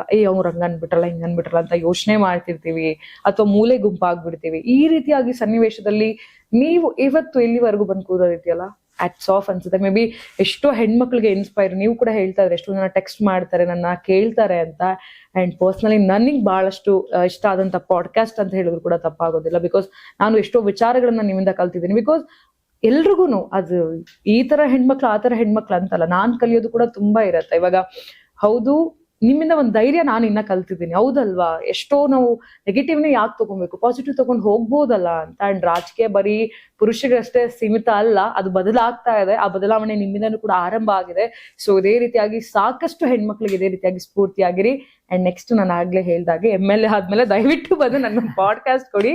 ಸೊ ಹಿಂಗೆ ಹೋಗ್ತಾ ಇರ್ಲಿ ma'am. All the best and thank you so much. ನಿಮ್ ಟೈಮ್ ಕೊಟ್ಟು ಇವತ್ತು ಇಲ್ಲಿವರೆಗೂ ಕುತ್ಕೊಂಡು ಗಂಟೆಗಟ್ಟಲೆ ನನ್ನ ಜೊತೆ ಮಾತಾಡಿದ್ರೆ. ಅಂಡ್ ಅಷ್ಟು ಓಪನ್ ಅಪ್ ಆಗಿ ಯಾವ್ದು ಕೂಡ ನಂಗೆ ಆ ಕ್ವಶನ್ ಬೇಡ, ಈ ಕ್ವಶನ್ ಬೇಡ ಅಂತ ಪ್ರಾರಂಭದಲ್ಲೇ ನೀವು ಹೇಳಿದ್ರಿ. ಏನ್ ಬೇಕಾದ್ರೂ ಕೇಳಿ, ನಂದು ತೆರೆದ ಪುಸ್ತಕ, ನನ್ನ ಜೀವನ ತೆರೆದ ಪುಸ್ತಕ, ಎಲ್ರಿಗೂ ಕೂಡ ಗೊತ್ತಿರೋದೆ ಅಂತ. ಸೊ ಅದೇ ರೀತಿಯಾಗಿ ಎಲ್ಲವನ್ನು ಕೂಡ ಹಂಚ್ಕೊಂಡಿದ್ದೀರಾ.